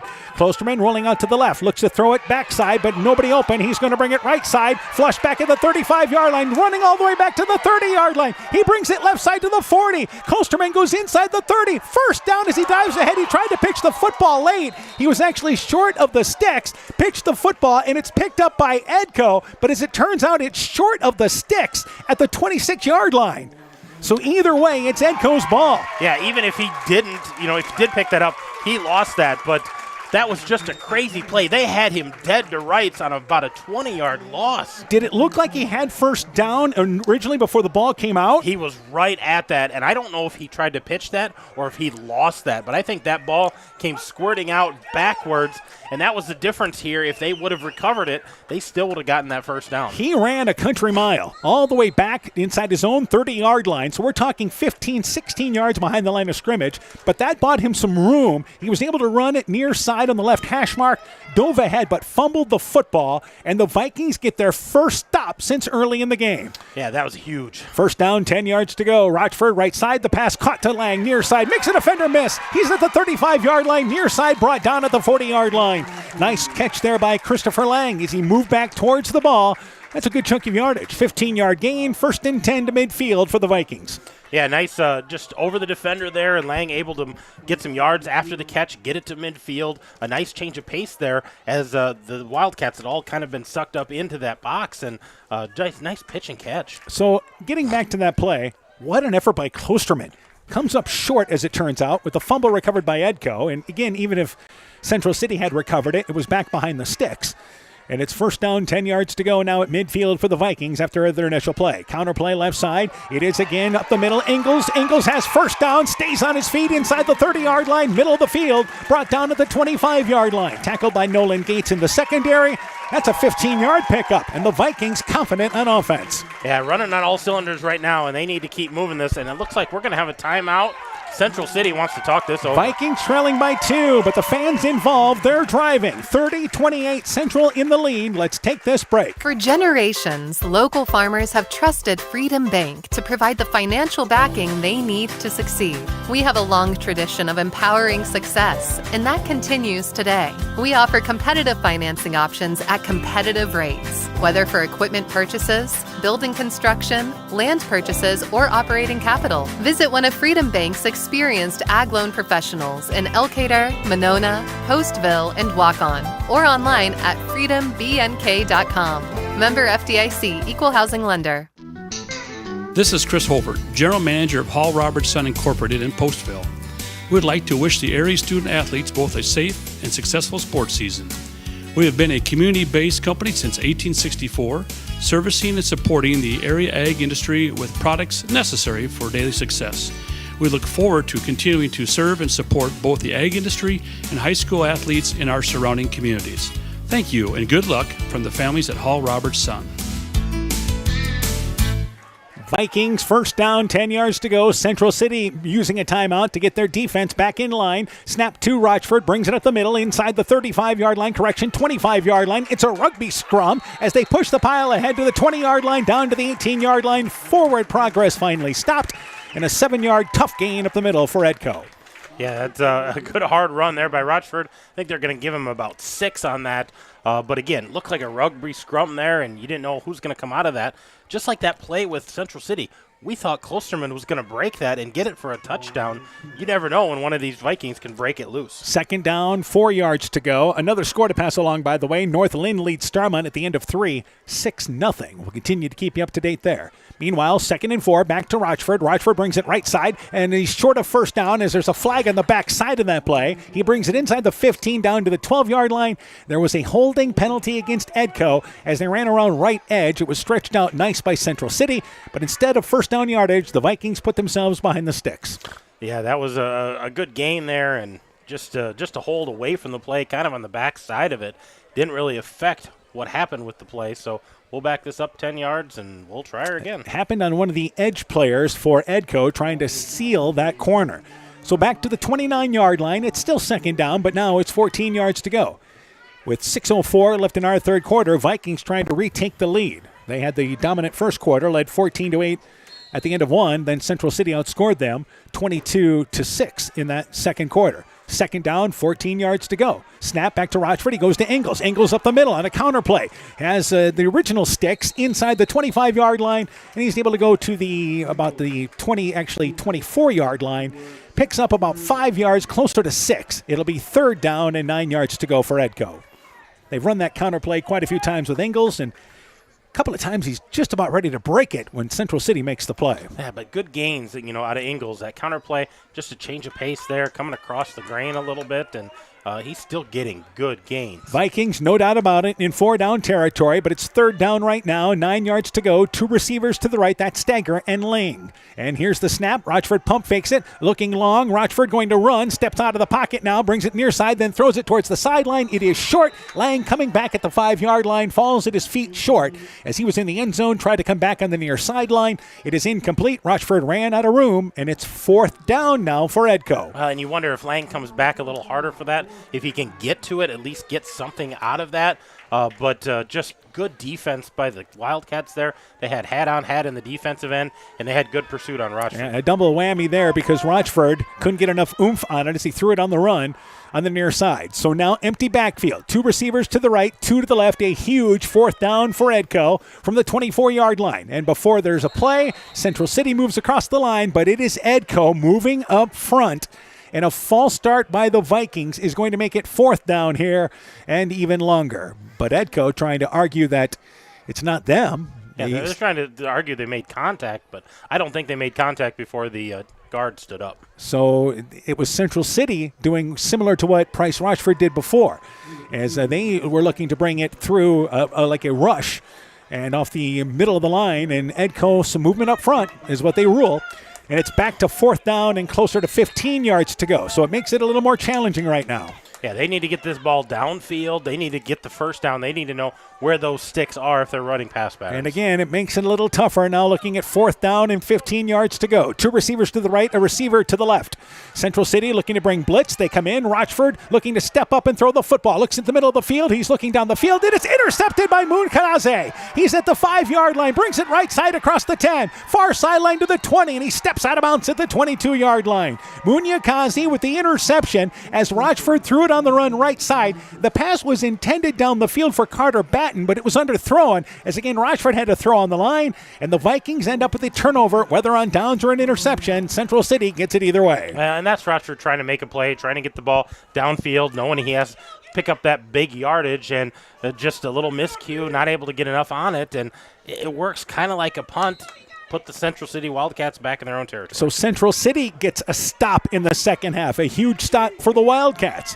5:10 to go. They continue to lead 30-28. Direct snap back there too once again. Klosterman caught left side. He's going to bounce it back right side, and he's got positive yardage. He's across the 30-yard line, 35-yard line. Going to be a first down play, but we may have a flag down the field, and it may be against Central City for holding. Well, that's the area of a block in the back. I don't know if that was a hold or a block in the back, but I think that was definitely against Central City after that change of direction by Klosterman. All right, another score to pass along, by the way, as they sort this out. North Fayette Valley convincing at Denver, leading 46-8 as they start the fourth quarter there. Meanwhile, Klosterman making something out of nothing. Vikings had closed that right side of their line. Well, and they're doing a good job on that initial coverage and taking away the side, but when he reverses course, it's a scramble free-for-all, and he's been able to make huge gains. Our officials having a lengthy conversation about this.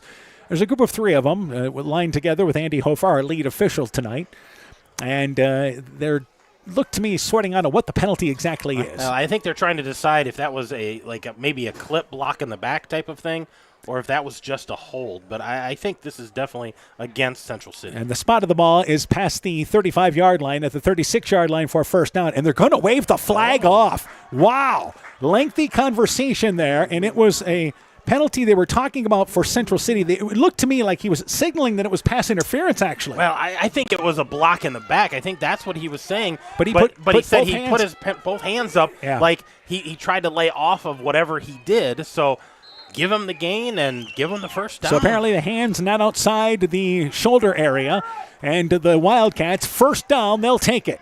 And a scamper by, once again, Klosterman. Gets the direct snap, trying to bring it up the middle. He's inside Viking territory, inside the 35-yard line, very near first down yardage. That's a 9-yard gain. Klosterman didn't have to bounce away that time. He went right up the middle, and a positive gain again on first down. Yeah, Klosterman able to get those huge gains. Another 9-yard gain. That puts him over 200 yards on the night already. And we got a fourth quarter to play yet. Yep, there's been no answer right now for Klosterman running the football.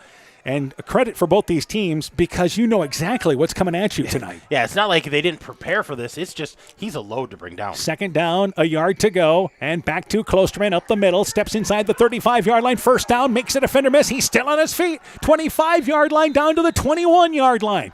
Klosterman continues to just bounce off defenders. Another solid run to the 21-yard line, and another first down. Yeah, he's just a hard-running kid right now, and I think you're starting to see some fatigue, some tired legs. You know, he's a load to bring down, and every time you hit him, he initiates contact with you, so it's becoming more and more difficult to bring him down. Inside 4 minutes left in the third. Again, the Wildcats lead 30-28, led 30-20 at the half. Vikings took the opening drive and scored on a nice run by Price Rochford. Central City then had to punt, but stopped the Vikings then on down. So this is their second touch of the ball in the second half. Direct snap this time. Instead, it is Arthur. Brings it left side, pushed out of bounds. It's actually Lindsay, number 21.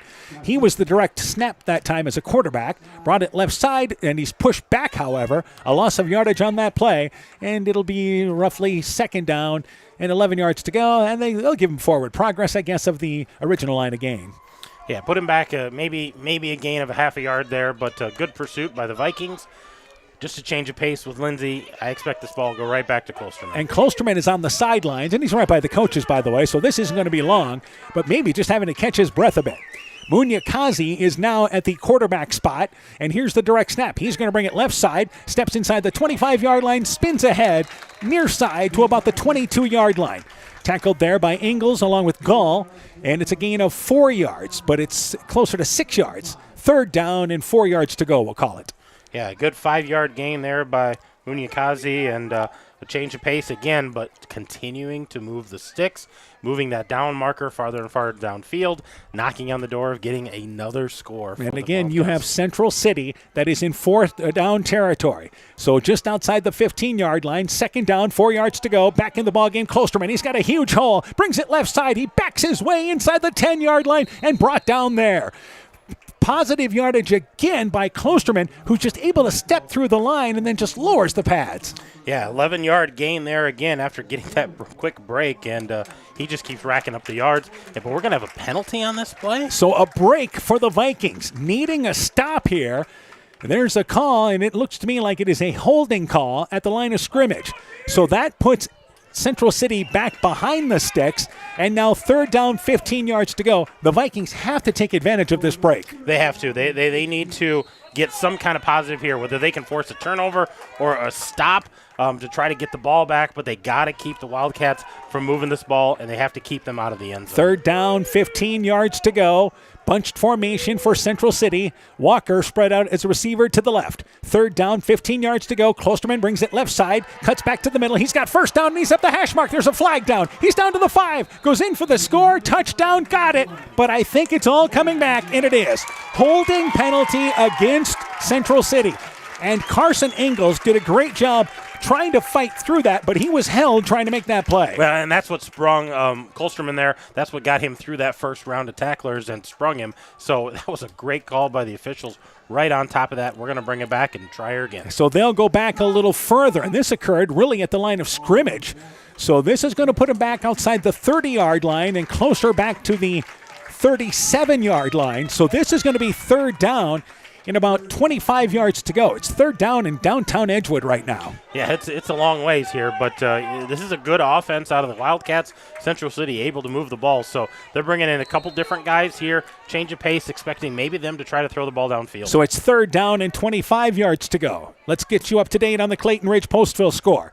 At the end of the third quarter, Clayton Ridge now leads Postville 27-20 in a game going on in Postville tonight. A good matchup as both those teams hungry for a win. And now Central City is going to take a timeout. 2:45 left in the third. Huge third down coming up for the Wildcats. They lead score of 30-28. Let's take this break. When I started out in the car business, my dad gave me some good advice. Hi, it's Forrest Brown with the Browns family of dealerships. What my dad told me is when you sell someone their first car, you need a good sales department. But if you expect to sell them their second, third, and fourth car, you better have a great service department. Visit any one of the Browns family of dealerships in Guttenberg, Elkader, West Branch, or Victory Ford in Dyersville and find out why Browns is your hometown dealer, no matter where your hometown may be. It's not a timeout. They reset the clock. And Walker in at quarterback swings it out right side, far sideline. It is complete. And that is on the far sideline. Is that Munyakazi on the far side? I think so. I think that was the recipient there. But we got flags flying right at the line of scrimmage. I think this is coming back again. So this is a penalty against Central City again. And it is a false start by the Wildcats. And this will push them back even further. So this will push them back into their territory, inside the 40-yard line, back to the 39-yard line, and this continues to go in the wrong direction right now for Central City. Well, but I think if you're Edco, you said it, Dan, they have to capitalize on this. That was a great pass play with a big gainer on that third and long. They need to get a stop here. And by the way, they did not take a timeout, but they reset the play clock. That's why there was the delay, and it allowed Central City to then take Klosterman out and bring Walker in at the quarterback spot. Walker is still in there. Klosterman is on the sideline as they look to throw the football on third down. 30 yards to go right now. Back to Walker. Walker drops back, trying to buy some time, now looking to step up, but he's wrapped up there by number 44, and that is William Hoffman, who brings him down after a gain of only a yard. Hoffman making the play up front, the 6', 195-pound junior, and it's going to be fourth down now and 29 yards to go. Yeah, that was a big play. That was just a coverage sack there. Great pursuit by the guys up front. Nice job by Bill Hoffman to take that guy down after a gain of 1. We've got fourth and long, and if you're the Wildcats, do you punt this away or do you just try to get as many yards as you can out of this? Well, with fourth down and you're looking forever, you have to get inside the 10-yard line, outside the 10-yard line to the 12-yard line, and for the second time tonight, they are going to punt the football as Rochford goes back. He's already got a punt return, and Walker is going to kick it away from Rochford and kick it directly out of bounds, and that is a great decision. Walker was going to give Rochford not even a chance to think about it. It's marked out of bounds at the 16-yard line. Nice punt there by Walker. It's a 24-yard punt, but more importantly, no return. And with 1:44 left in the third, the Vikings trail 30-28, but back in possession of the football. Well, and I think that's a big hold right there for the Vikings to force that, whether it was aided by penalties, good stops, good coverage on those pass plays.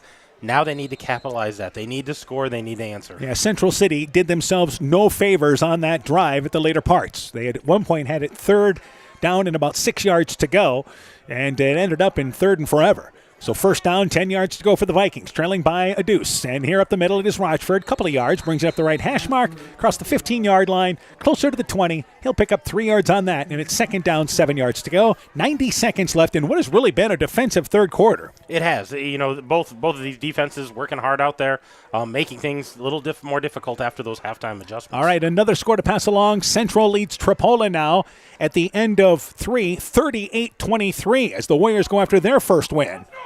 So big lead for Central as they start the fourth quarter in that ball game. Meanwhile, second down, 7 yards to go. Rochford looks to throw the football, throws it short, right sideline, caught by Ingles, slipped out of the backfield, steps out of bounds across the 30, near side at the 32-yard line. Good enough completion for a first down on a 13-yard gain. Yeah, little 14-yard gain there by Ingles, and good patience by Rochford waiting for that to develop, waiting for Ingles to come open, and picks up the first down. That's a great play. They give him to the 33-yard line, so make it 14 yards. But a first down for the Vikings. The clock stops out of bounds with 1:05 left here in the third quarter. 2 receivers to the right, 2 to the left for the Vikings. Rochford alone in the backfield. You've got the 3 linemen up front. First down, 10 yards to go. Rochford sends the back in motion there, and once again Ingles, who moves to the right side. Rochford to throw the football again, looking down the sideline, double coverage, trying to hit Lang, who goes up for it, and it's knocked away, incomplete, way down to the 20-yard line, number 45 in there, and that is Brandon Hennick. Also there was Munyakazi. It is incomplete. They threw it in double coverage. Lang tried to go up for it that time, along with Hennick, and the pass is incomplete. It'll be once again second down and 10. Hennick on the play. And the Wildcats definitely got a hand on that, but that went through Lang's hands. He had a chance to try to pull that in. Hey, sports fans, been a very difficult catch for him, but gave it a great effort. Second down, 10 yards to go for the Vikings. Tried to go for the deep shot there. We'll get you a North Lynn Starmont update in just a bit. Meanwhile, second down, 10 yards to go. Snap back to Rochford. Toss play to Ingles. Left side, cuts it back towards the middle. Across the 35-yard line. Scoots his way across the 40-yard line. Breaks through, and he's gone on the far sideline. 1 man to beat. 20, 10, goes in for the score. Touchdown, got it. An impressive run by Ingles. Bottled up on the left side. Somehow found his way through. It ends up being a 45-yard run. And with 48 seconds left in the third, the Vikings retake the lead. Yeah, I thought he was dead to rights at the line of scrimmage. He kind of got bumped there, but bounces it to the outside, able to elude that tackler. What a great run by Carson Ingles on the outside. And now the huge conversion for the Vikings to try to put them up by 6 with 48 seconds to go here in our first half. Central City had done a good job of not letting Ingles out of that scrum, but he was able to slide right through there and showed tremendous speed down the far sideline. 3 receivers to the right. Snap back to Rochford. Looks to throw the football. He's flushed back left side. Going to be hit in the backfield. Trying to spin free. Throws it up for grabs in the back of the end zone. It is caught right side. It is completed. It's to Lang. Right inside the G in the near side of the goal line. Rochford with a defender hanging from him. Was not ruled down. The conversion is completed. 48 seconds left in the third. Vikings up 36-30. Let's take this time out. At Top Gun Customs, we know that cars are complicated. We can handle all the complex new features of any vehicle, foreign or domestic. Not only will it look like new, it'll perform like new. At Top Gun, we don't care if it's a 30-point buck or just your neighbor's cat, big or small, we like them all. Top Gun also does fiberglass repairs, boats, motorcycles, guitars, detailing, paint corrections, headlight restoration. There's not much we don't do. Call Bob or Nancy at Top Gun for details and to schedule your repairs today. 563-964-9899.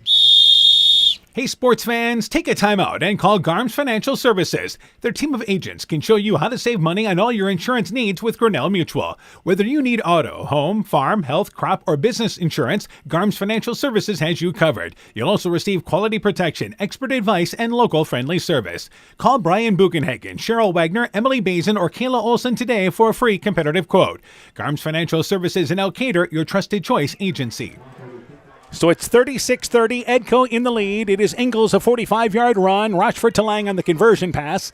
48 seconds left in the third. An update now, as we promised on the North Lynn Starmont game. North Lynn leads 14-0 in the fourth quarter of that game. Blanco to launch it away from the 30-yard line once again, down the middle of the field. This is returnable for Klosterman. Fields it at the 10-yard line, brings it up the middle of the field across the 20, bounces outside, 25-yard line, tackled from behind by Stagger, brings him down to the 28-yard line, and that's where the Wildcats take over with 41 seconds left here in, once again, the third quarter, trailing for the first time in this half, 36-30. Yeah, that was a good return by Klosterman, but I think this is more what Edco wants, keep them in their own territory, make them go a little farther down the field. But this is a big defensive stand for the Vikings. Another score to pass along. North Fayette Valley put in the finishing touches against Denver, 54-15 with 3 minutes to go. Tigerhawks in the lead. First down, 10 yards to go. Klosterman trying to bounce outside, but forced back to the action on the inside, and it's only a gain of 2 yards. Vikings a little bounce in their step.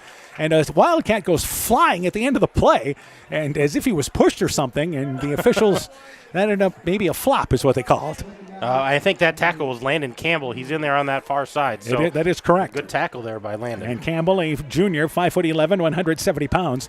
See that Wildcat just fly out of that pile? I did. I think he was trying to get a call there, and all the Vikings were like, nobody touched you. You just dove. So second down, 8 yards to go, and that's how the third quarter will come to an end.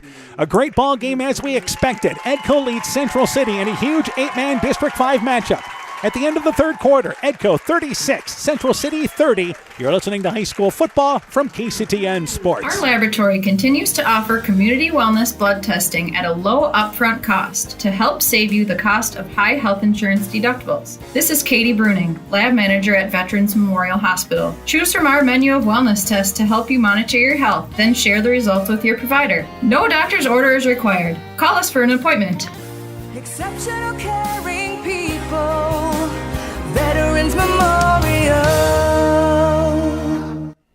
Wildcats Vikings football is brought to you in part by The Market, a division of Kendrick Inc., Community Insurance with offices in Edgewood and Delhi, Nick's Excavating and Kane Construction in Farmersburg, T&K Cahoon, your Napa dealer in Monona, St. Olaf Ag Sales and Service, Ground Logs and Lumber in Elkader, Timber is a Crop, Harvest Wisely, Dean Family Chiropractic in Claremont, Meyer Collision and Service Center in Guttenberg and Elkader, LTI & Sons Water Conditioning, your Connecticut dealer in Postville, and TJ's Pizza in Monona and Claremont. So a third quarter that Edco ends up, as it turns out, dominating on the scoreboard. 2 touchdowns, outscoring Central City 16-0. And just like last week when the Vikings were so good in the second half, a great start here holding Central City without a score in the third quarter. But the Wildcats have the ball, trailing 36-30 as we start the fourth. Yeah, and this is another great possession for both of these teams. Central City wants to answer that score, make this a close ball game. Edco's defense, they got to use that momentum. They got to keep firing off the ball, and they got to find a way to bring Klosterman down. So second down, it is 8 yards to go from their own 30-yard line. They operate from the right hash mark as we start the fourth quarter. And the Vikings seem to have a little bounce in their step. Back to Klosterman, spins, brings it left side. He steps across midfield, actually short of midfield. He's to the 35-yard line, then pushed out towards midfield, just short of the 40-yard line, and it's good enough for first down. He picks up 9 on the carry. Yeah, that was a huge run because they could have been stopped at about 2 or 3 yards. And I think that's what the coaching staff for Edco on the sideline, you got to get him wrapped up that first time he made contact, not let him get those big gains. And you see Central City, when they use the spin back, that's the old single wing type offense. Yeah, that MFL ran that for a number of years. They did, up there. a couple of years anyway. First down, 10 yards to go. It works great when you have the horses, right? Absolutely. First down, 10 yards to go. Munyakazi in the backfield. Also back there, Lindsay, along with Klosterman. Gets the snap, brings it up the middle, has first down, bounces near side. 35-yard line, push out of bounds there by Carter Batten. Batten made the last tackle, used the sideline as a defender there to push him out of bounds, but not before Klosterman picks up 7. Yeah, he's still getting big chunks of ground every time, and they just aren't able to get that penetration up front. Those big guys up front are getting tired, and they need to start firing off that ball a little harder. Central City's 2 drives. This is their third of the second half, but their first drive ended in a punt, and their second one ended in a punt as well. The first one was a fumble. On downs, on downs. Second down, it is 3 yards to go. Back to that bunch formation. Klosterman gets the direct snap, brings it up the middle. First down, breaks a tackle. He's up the middle now. 20, 10, 5, goes in for the score. Touchdown, got it. Lang could not catch him, tackle him in the end zone. And it is once again Central City quickly answering. 33-yard run by Klosterman, his 4th rushing touchdown of the game. We're tied at 36. Yeah, that was a good run by Klosterman, and not able to get to him early. And once he got into that green grass, he just took off, not able to tackle him. This is a huge 2-point conversion. Central City will try to retake the lead, but what an answer by the Wildcats. That took all of 1:17 of our fourth quarter. So here's a huge conversion for Central City. Klosterman brings it up the middle, trying to lower his shoulder. He's stacked up, pitches the football right side to Lindsay. Lindsay goes in for the score. They got the conversion. What a magician act there by Klosterman. Stopped at the goal line, turned around there with his back to the play, pitched it over to Lindsay, and the conversion is good, making something out of nothing. 10:43 left in the fourth. 38-36. Central City leads. Let's take this time out. The Woodland Eye Clinic in Elkader and West Union are proud sponsors of high school sports. We are committed to bringing our patients the highest level of total eye care with detailed one-on-one attention. Our offices offer the newest technology and equipment with a professional team of experienced staff that is committed to you. Call us today for your next total eye care appointment. The Woodland Eye Clinic in Elkader and West Union supports all of our local athletes taking the field or court this season. Inspiring changes to a happier, healthier you is what they do at Clayton Drug, now offering free delivery of prescriptions to the Monona area.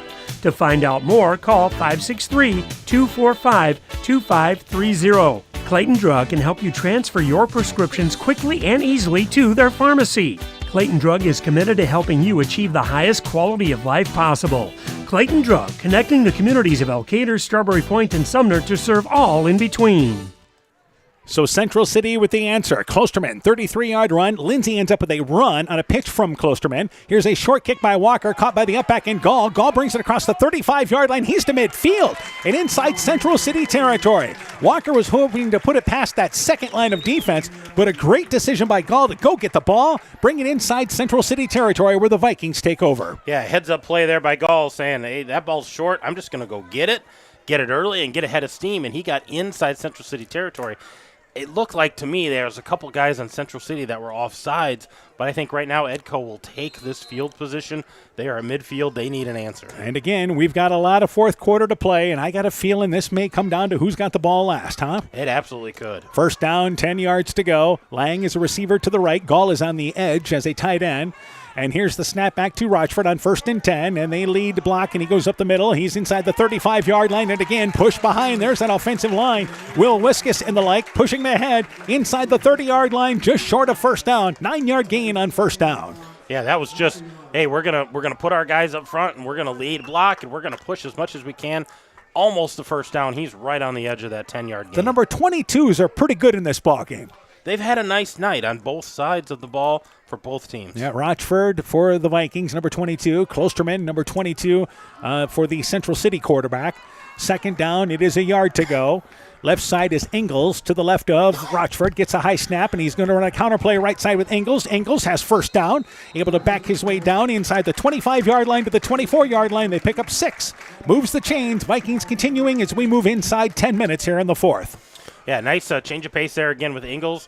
Something similar to that. He broke the last time, so they're going to keep going to that just for a change of pace. Starting to see the Central City Wildcats get sucked up into that box. Final score tonight, North Fayette Valley has defeated Denver impressively 54-15 at Denver tonight. We'll see what North Fayette Valley at Waukon next week in our featured matchup.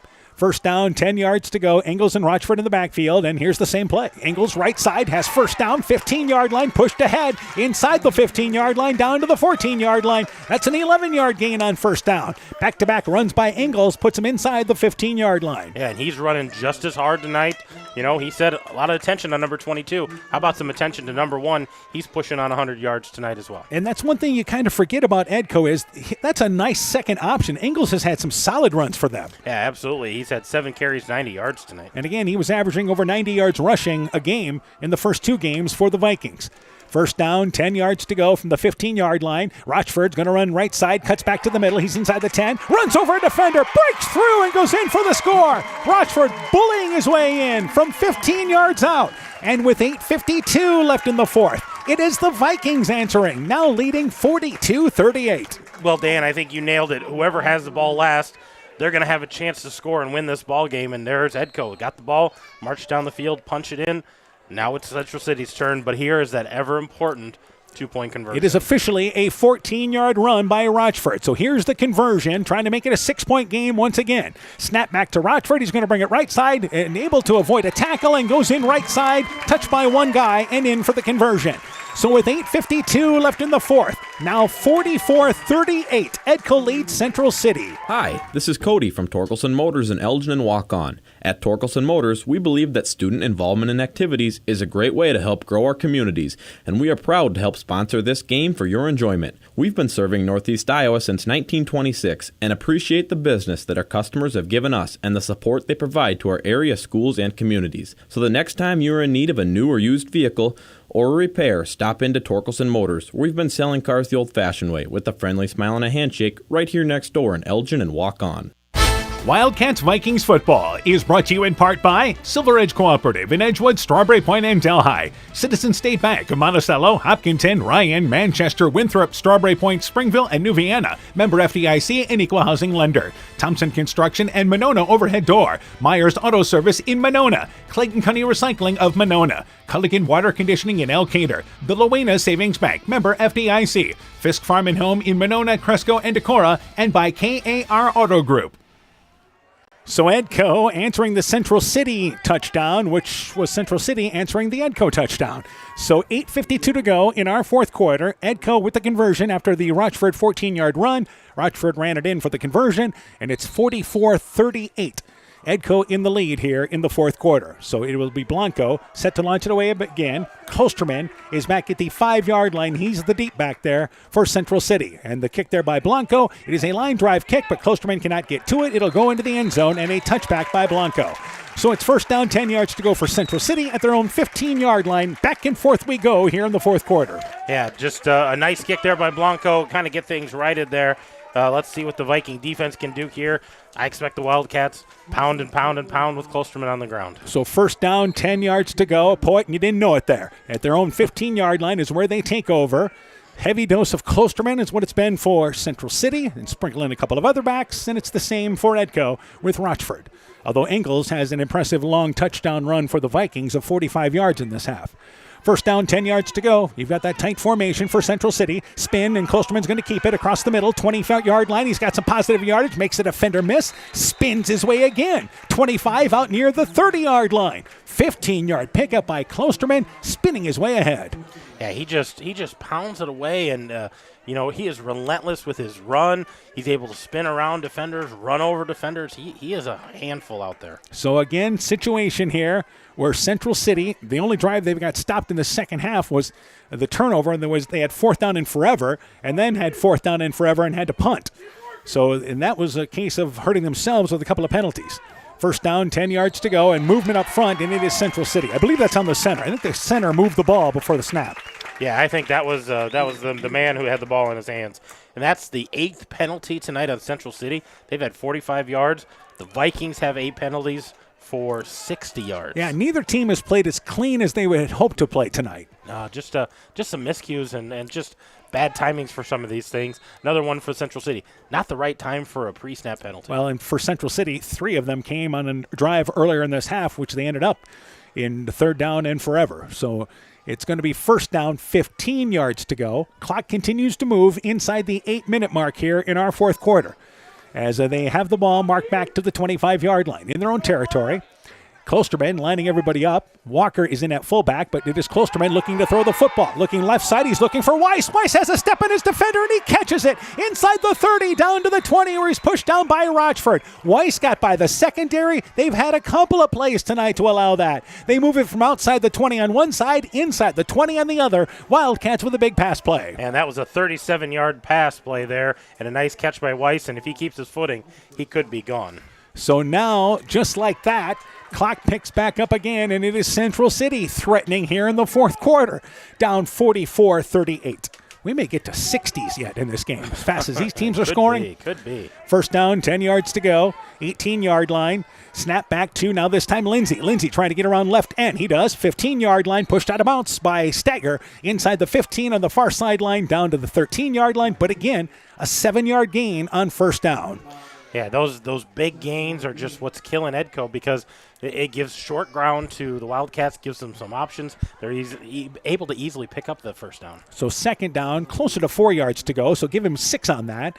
And again, Klosterman was not out there, and I think Klosterman just getting breathers tonight just when he needs to catch his breath. I think so. Those big gains, those big plays. I mean, he's on defense and offense, so he's getting winded pretty quick now. Second down, 4 yards to go. Klosterman gets the direct snap. Going to bring it up the middle. No, nothing much. Tries to bounce to the outside, but Edco's got it defensed at the 10-yard line. He'll get ahead for a couple of yards and not much more. Vikings did a good job staying in their lanes.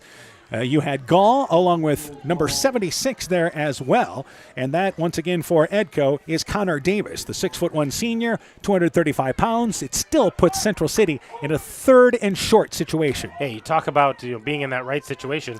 Now you're in a 3rd and 1. There's a lot more options for 3rd and 1 than 3rd and long. Edco goes a little big on the defensive line as Lucas Barnhart comes in for Christopher Lang. 3rd down and 1. Spinning is once again Klosterman, and Klosterman able to break a tackle at the goal line area. Goes in for the score. Touchdown, got it. He broke a tackle at the line of scrimmage. Kept his feet churning right up the gut.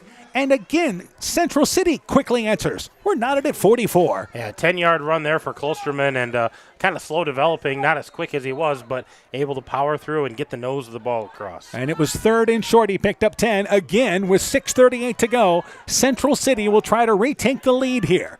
Knotted now at 44. We've had a couple of ties here in this second half. So you have the same formation, but not in the game is Klosterman. Direct snap to Lindsay. Lindsay tried to go left side, but there's a flag. And this is a false start against Central City on the conversion attempt. So Klosterman on the bench. They were going direct snap to Lindsay, more of a heavy formation, but now they've got to try it from back at the 8-yard line. Yeah, Klosterman, I think he was out there, but he was on the side. He was going to be the lead blocker on that, so he's going to go get a different play here. And let's see what Central City tries to do. Remember, last time Edco had him stopped, and Klosterman had pitched the ball to Lindsay. He was able to go in for that 2-point conversion. So look for Edco to try to get the stop here, preserve this tie. So Klosterman brings the play in from the sideline, and now you will have the conversion attempt for Central City. I believe Klosterman back in at the quarterback spot now, and indeed he is. So Klosterman, Lindsay is to his left. Arthur is to the front of him. Here's your conversion from the 8-yard line. Klosterman rolls out to the left. He's looking for Weiss in the back of the end zone. Intercepted. The conversion fails. It is intercepted in the back of the end zone by the Vikings. And is that number 2? It is. Carter Batten intercepting the pass, stepping in front of Weiss. The conversion fails. 6:38 to go. Now knotted at 44. Let's take this break. At Alameda Clayton REC, we provide more than energy. We also provide ideas to help you stay safe, especially during harvest season. If your equipment contacts a power line, back away. When you can't back away, call a radio for help. If you must, jump clear of the equipment. Do not touch the ground and the equipment at the same time. Report power line hazards today. At Alameda Clayton REC, we care about keeping you safe. That's the power of human connections. Alameda Clayton REC, your Touchstone Energy Cooperative. Being good at life means getting your finances together so you can focus on the moments that matter most. With over 175 years of expertise, New York Life Insurance Company provides you with benefits you can enjoy while you're, living. So give your local agents, Andrew Reimer or Troy Springer in both Guttenberg and Monona, a call. You can reach Andy or Troy at 563-252-2471. That's 563-252-2471. They can help you and your family be good at life. So 6:38 to go, a long ways to go. Now knotted at 44, Klosterman on a 10-yard run. That's his second touchdown of the second half. I believe he has 3 in the first half, correct? Yeah, he's got 3 in the first half, 2 in the second half. And to launch it away now is number 32, Chris Hansen. It's caught by, again, Rochford at the 10-yard line, brings it up the middle, runs into a host of defenders, stumbles his way across the 25 to the 28-yard line. First down, 10 yards to go. Nice answer by Central City. Back and forth we go. Scoring like a basketball game here. It is. It's getting kind of interesting here because they're scoring a little quicker, a little more open because both of these teams been going so hard. They're getting a little fatigued out there, and you just wonder how long they can last. But they got 6.5 minutes. They got to still pour onto the field. We're to the point now where the conversions have evened themselves out. Yeah. It's even ball game, touchdowns, conversions. It's almost like a new ball game here. Edco starting with the ball. Receivers split left and right. First down, 10 yards to go. Rochford goes out of shotgun formation, and there is movement, and this is from a back in the backfield, along with an offensive lineman on the right side. Central City pump faked up front, but did not enter the neutral zone. So again, they were able to buy a 5-yard penalty that time, but just by movement up front. And it looked to me like it was Klosterman getting in there. Yeah, and they were nowhere near the neutral zone. So, that was 100% on the line. They just need to have some focus, have some concentration, and not jump on those guys coming across. Now, like it's that. a case that if the defender enters the neutral zone and you move, then that's on the defense. Yeah, absolutely. Or if they make contact, then yeah. But right now, that front line for the offense, be patient, watch the ball, and go on the snap. First down, 15 yards to go. Vikings put themselves behind the chains at the 23-yard line. Receivers split left and right, same formation. Back to Ingles' right side. He's got first down yardage, perhaps? Nope, it closes down quickly. He got through the first line, gets across the original sticks, and brings it out to the 30-yard line. Klosterman tracked him down. 31-yard line is where they'll put it. It's an 8-yard gain, and he was one tackle away from getting first down yardage easily. Yeah, and he's knocking on the door of 100 yards as well. But the important thing right now, that clock is moving, or it's supposed to be moving. It stopped right now, but that clock's supposed to be moving, and Edco just wants to keep driving. If they can score with very little time on the clock, that's great. That's what they want to do. Don't want to give the ball back here to the Wildcats. Well, the play clock's at 35 seconds for some reason, and the officials are going to take time here. And a couple of times tonight, they're going to put 6:17 on the clock, and that's yelled from our athletic director, Alex Hanna, lets him know. And our officials, a couple of times tonight, they've been trying to move the clock. Yeah, they just they were winding it there. There's no reason that should have been stopped. So they're going to run some time off here, get it down to 6:17, I think is what they hollered for.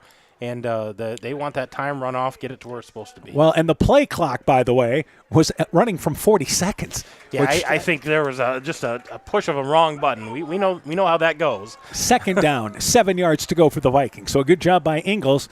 Some positive yardage puts them back on track. At second down, 7 yards to go. Ingles, by the way, is on the sideline, and you see him hobbling a little bit. I think that's cramps. They're trying to stretch him out, trying to get that cramp loosened up. Second down, 7 yards to go. Rochford rolling out to the left to throw the football. Flush back right side, trying to make a defender miss. He does on the run, throws it down the field, looking for Stagger. In and out of his hands at the 20-yard line. Would have been a spectacular play as he jumped up for it at the 20-yard line. He was by his defender, but incomplete. It ends up being a 3rd and 7 for the Vikings. Rochford almost made some magic happen there. Yeah, able to elude the defense there and able to step up once he got away from that first defender. Got it downfield and just a little high, and Stagger not able to reel that in. MFL Marmac leading New Hampton now. An update on that game at the end of the third quarter, 48-14. And that is at New Hampton. Stagger continuing to be stretched out now on the sideline. But it's third down, 7 yards to go. And if you're the Vikings, I think you've got to be thinking 2 downs here. Oh, absolutely. And snap back to Rochford. He's going to run it. Right side, turns the corner, 45-yard line. There's a flag. This isn't going to help. Brings it right side near the first down marker. On the far sideline, he brought it across the 35, out near the 37-yard line. But I believe we've got a holding penalty against the Vikings. Yeah, that's going to be a hold. That's right where that, in the area of where that's going to be called. And that's what they're calling. This is a hold. It's going to come back just in front of the line of scrimmage, so they're going to lose some yardage on this. Well, and this will be Edco's 10th penalty of the night now.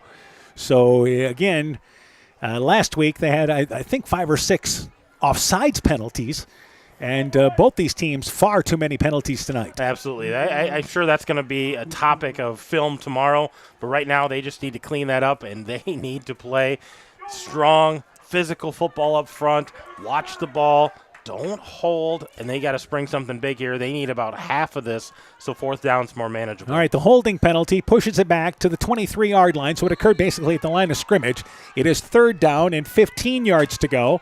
Inside 6 minutes here in our first half, and Edco and Central City are tied. This is a big set of downs for the Vikings, who have been outstanding this second half after being down by 10 at the break.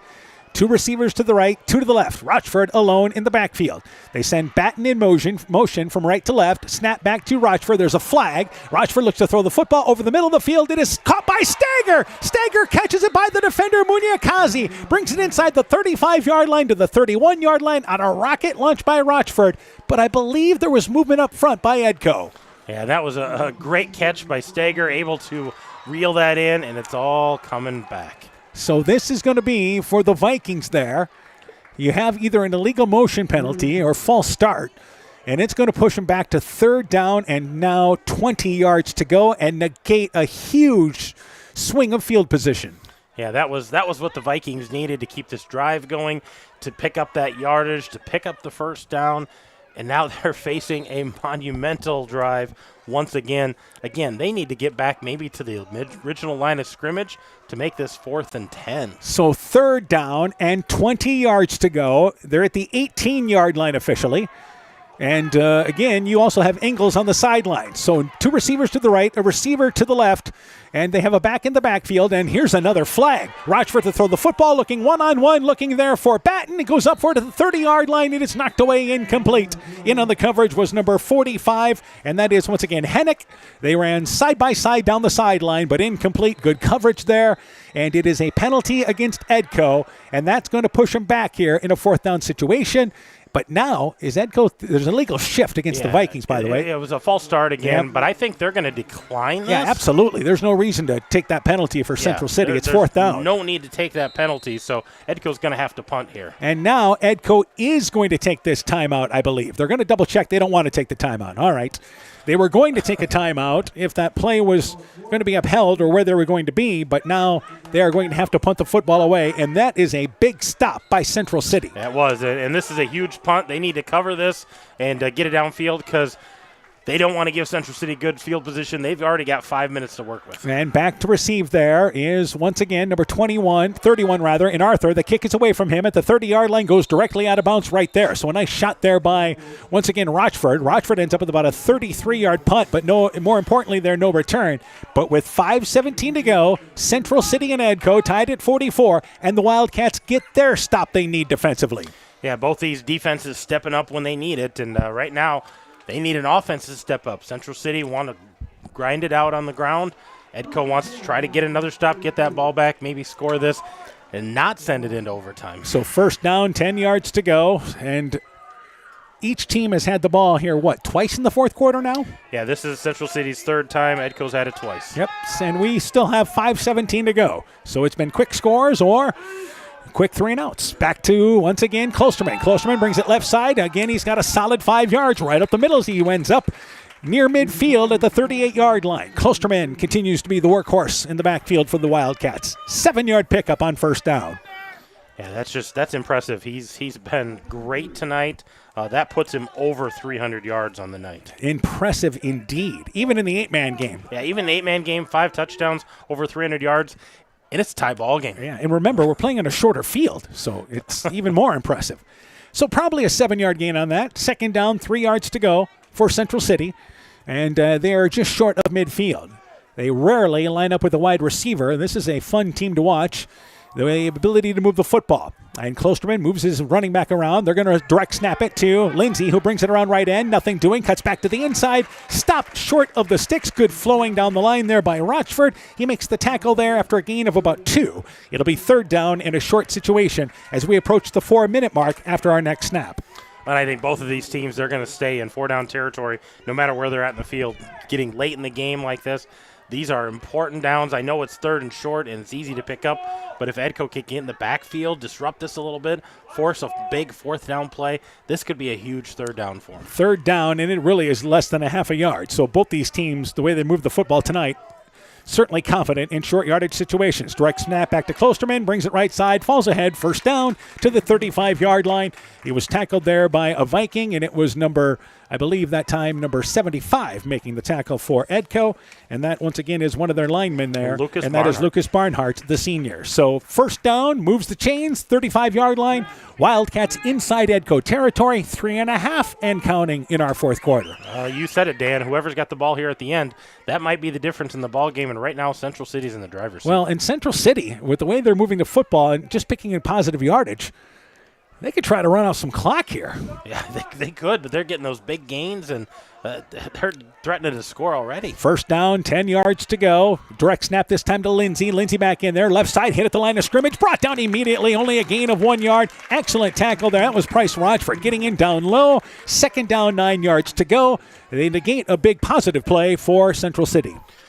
And I think that's what they need, especially on 1st down. Make it a short gain. Make it 2nd long. Make them rethink what they need to do. Another good stop here, a 2 or 3 yard gain at most would be huge for this defense to make that 3rd and manageable, 4th and manageable. We have another final tonight. Clayton Ridge wins their first game of the year, beating Postville. Well-played ball game by both those teams. 34-20. Clayton Ridge defeats Postville in that ball game tonight. Meanwhile, 2nd down, 9 yards to go. Klosterman back in at quarterback, gets the snap, spins. He's going to keep it. Left side, able to go inside the 30-yard line, makes a defender miss, spins again. He goes inside the 25 down to the 20-yard line. Another impressive run by Klosterman. 14-yard gain.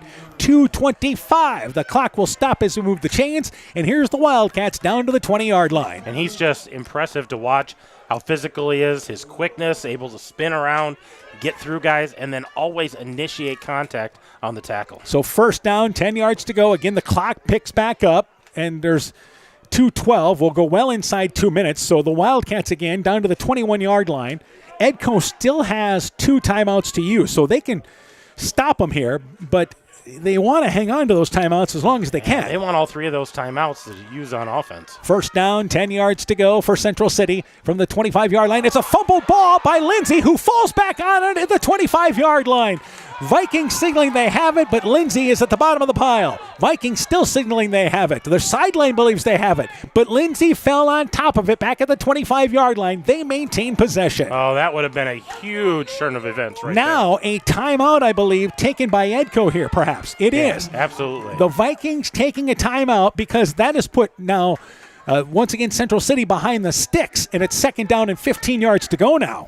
Yeah, that loss of 5, that's huge. That makes it 2nd and 15, gets them closer to midfield. And now Edco's thinking preserve clock in case we get this back. The ruling is Lindsay got the ball on the ground. He dove for it, did the smart thing, didn't try to pick it up, just fell on top of it. And a couple of Vikings able to go in there, and one of them was Gull. I believe Wiskus was there as well. And I think what ended up happening, they ended up with the ball but took it away when he was down. Yeah, I think Lindsay got on it, fell on it right away. They were blowing it dead already, and bodies flying in there trying to get that ball, which smart thing to do, but Central City is going to keep this ball, and we've got under 2 minutes here. This is going to come down to crunch time. All right, this was actually Edco's first timeout. Central City used a timeout earlier in the half, so both teams have 2 timeouts left. But the Vikings, a wise decision here to take this timeout because it's 2nd and 15. Yeah, and they're hoping to get stopped and get that ball back, maybe with a chance to try to win this. But I think more importantly right now, they need a stop. So second down, 15 yards to go. Wildcats push back to the 25-yard line. We are tied at 44 here in the fourth quarter. And Weiss lined up as a tight end for Central City on the right side. And again, they snap it back to Klosterman, brings it up the middle. Klosterman trying to bounce to the outside, able to get inside the 20, tackle to the left hash mark. Rochford there again. Also there again is Wiskets. It is a 7-yard pickup, but it's third down, now 8 yards to go, and the Vikings burn another timeout. Yeah, they're trying to preserve clock here. You know, worst case scenario, if Central City would score, they want to make sure we've got enough time to answer that. And by the way, we'll continue to keep it right here during this timeout. If Central City gets a first down inside the 10-yard line, they can basically run this game down as far as they want. Yeah, they've got tons and tons of time they can just burn and try to score as time runs out and not give Edco the ball back. Yeah, how much time you want to leave on the clock? That's the question. Absolutely. I mean, you're going to score. You got a chance to score, you're going to score. But inside the 10-yard line would automatically force Edco's hand. They only have one more timeout to stop the clock. Yeah, if they would happen to pick up this first down, you know, Edco's just got to put their defense out there and hope they can make the stop. So it's third down. We'll call it 7 yards to go. So a nice run by Klosterman. Give him 8 on that first down. But the Vikings defense, again, forced to make a stop here defensively. Central City operates from the left hash mark after the timeout by the Vikings. They still have 1. Central City has 2. There's 1:39 left here in the fourth quarter. Both these fans of both sides have been in it tonight. Third down, 7 yards to go. Again, they are at the 17-yard line. Klosterman is in at the quarterback spot once again as expected. Third down and 7, back to Klosterman, trying to bring it around left side, gets inside the 15-yard line and stays inbounds on the far sideline is what they rule. Goes inside the 10, inside the 5. Is he in for the score yet? The official comes down, says touchdown, got it. Klosterman in. The official ran behind the play, hustled down the line. They give Klosterman credit for dancing down the sideline, and an 18-yard run with 1:32 to go. Central City retakes the lead at 50-44. Klosterman's 6th touchdown of the night. Yeah, that was impressive, and I think it kind of threw everybody off guard because the chain gang dropped their sticks thinking he stepped out of bounds. He just kept going. And again, the ever-important 2-point conversion here, is it a 6-point difference or is it an 8-point difference? And our official pointed down the line behind Klosterman, and Klosterman just did a great job tiptoeing along that Central City sideline. So another big conversion with 1:32 to go. Central City trying to go up by 8. And here's a low snap, but the play blowing dead. The play blowing dead, and it is a false start on Central City as the snap goes sailing by Klosterman.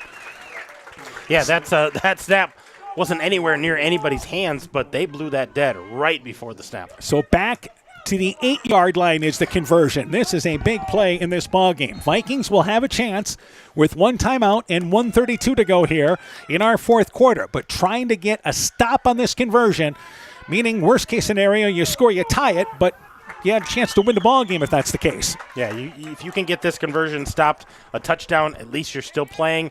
That extra point is bonus, but this is a huge play for the Vikings. All right, back to the 8-yard line. Central City in a T formation. Direct snap to Klosterman. Klosterman brings it up the middle, hit in the goal line area, short of the goal line as he gets ahead to about the 1, and the conversion fails. Big stop by the Vikings, but 1:32 to go. Vikings get a chance, trailing 50-44. You're listening to high school football from KCTN Sports. Alpine Communications believes connected communities become thriving communities. We are the local telephone company that became a 21st century communications provider.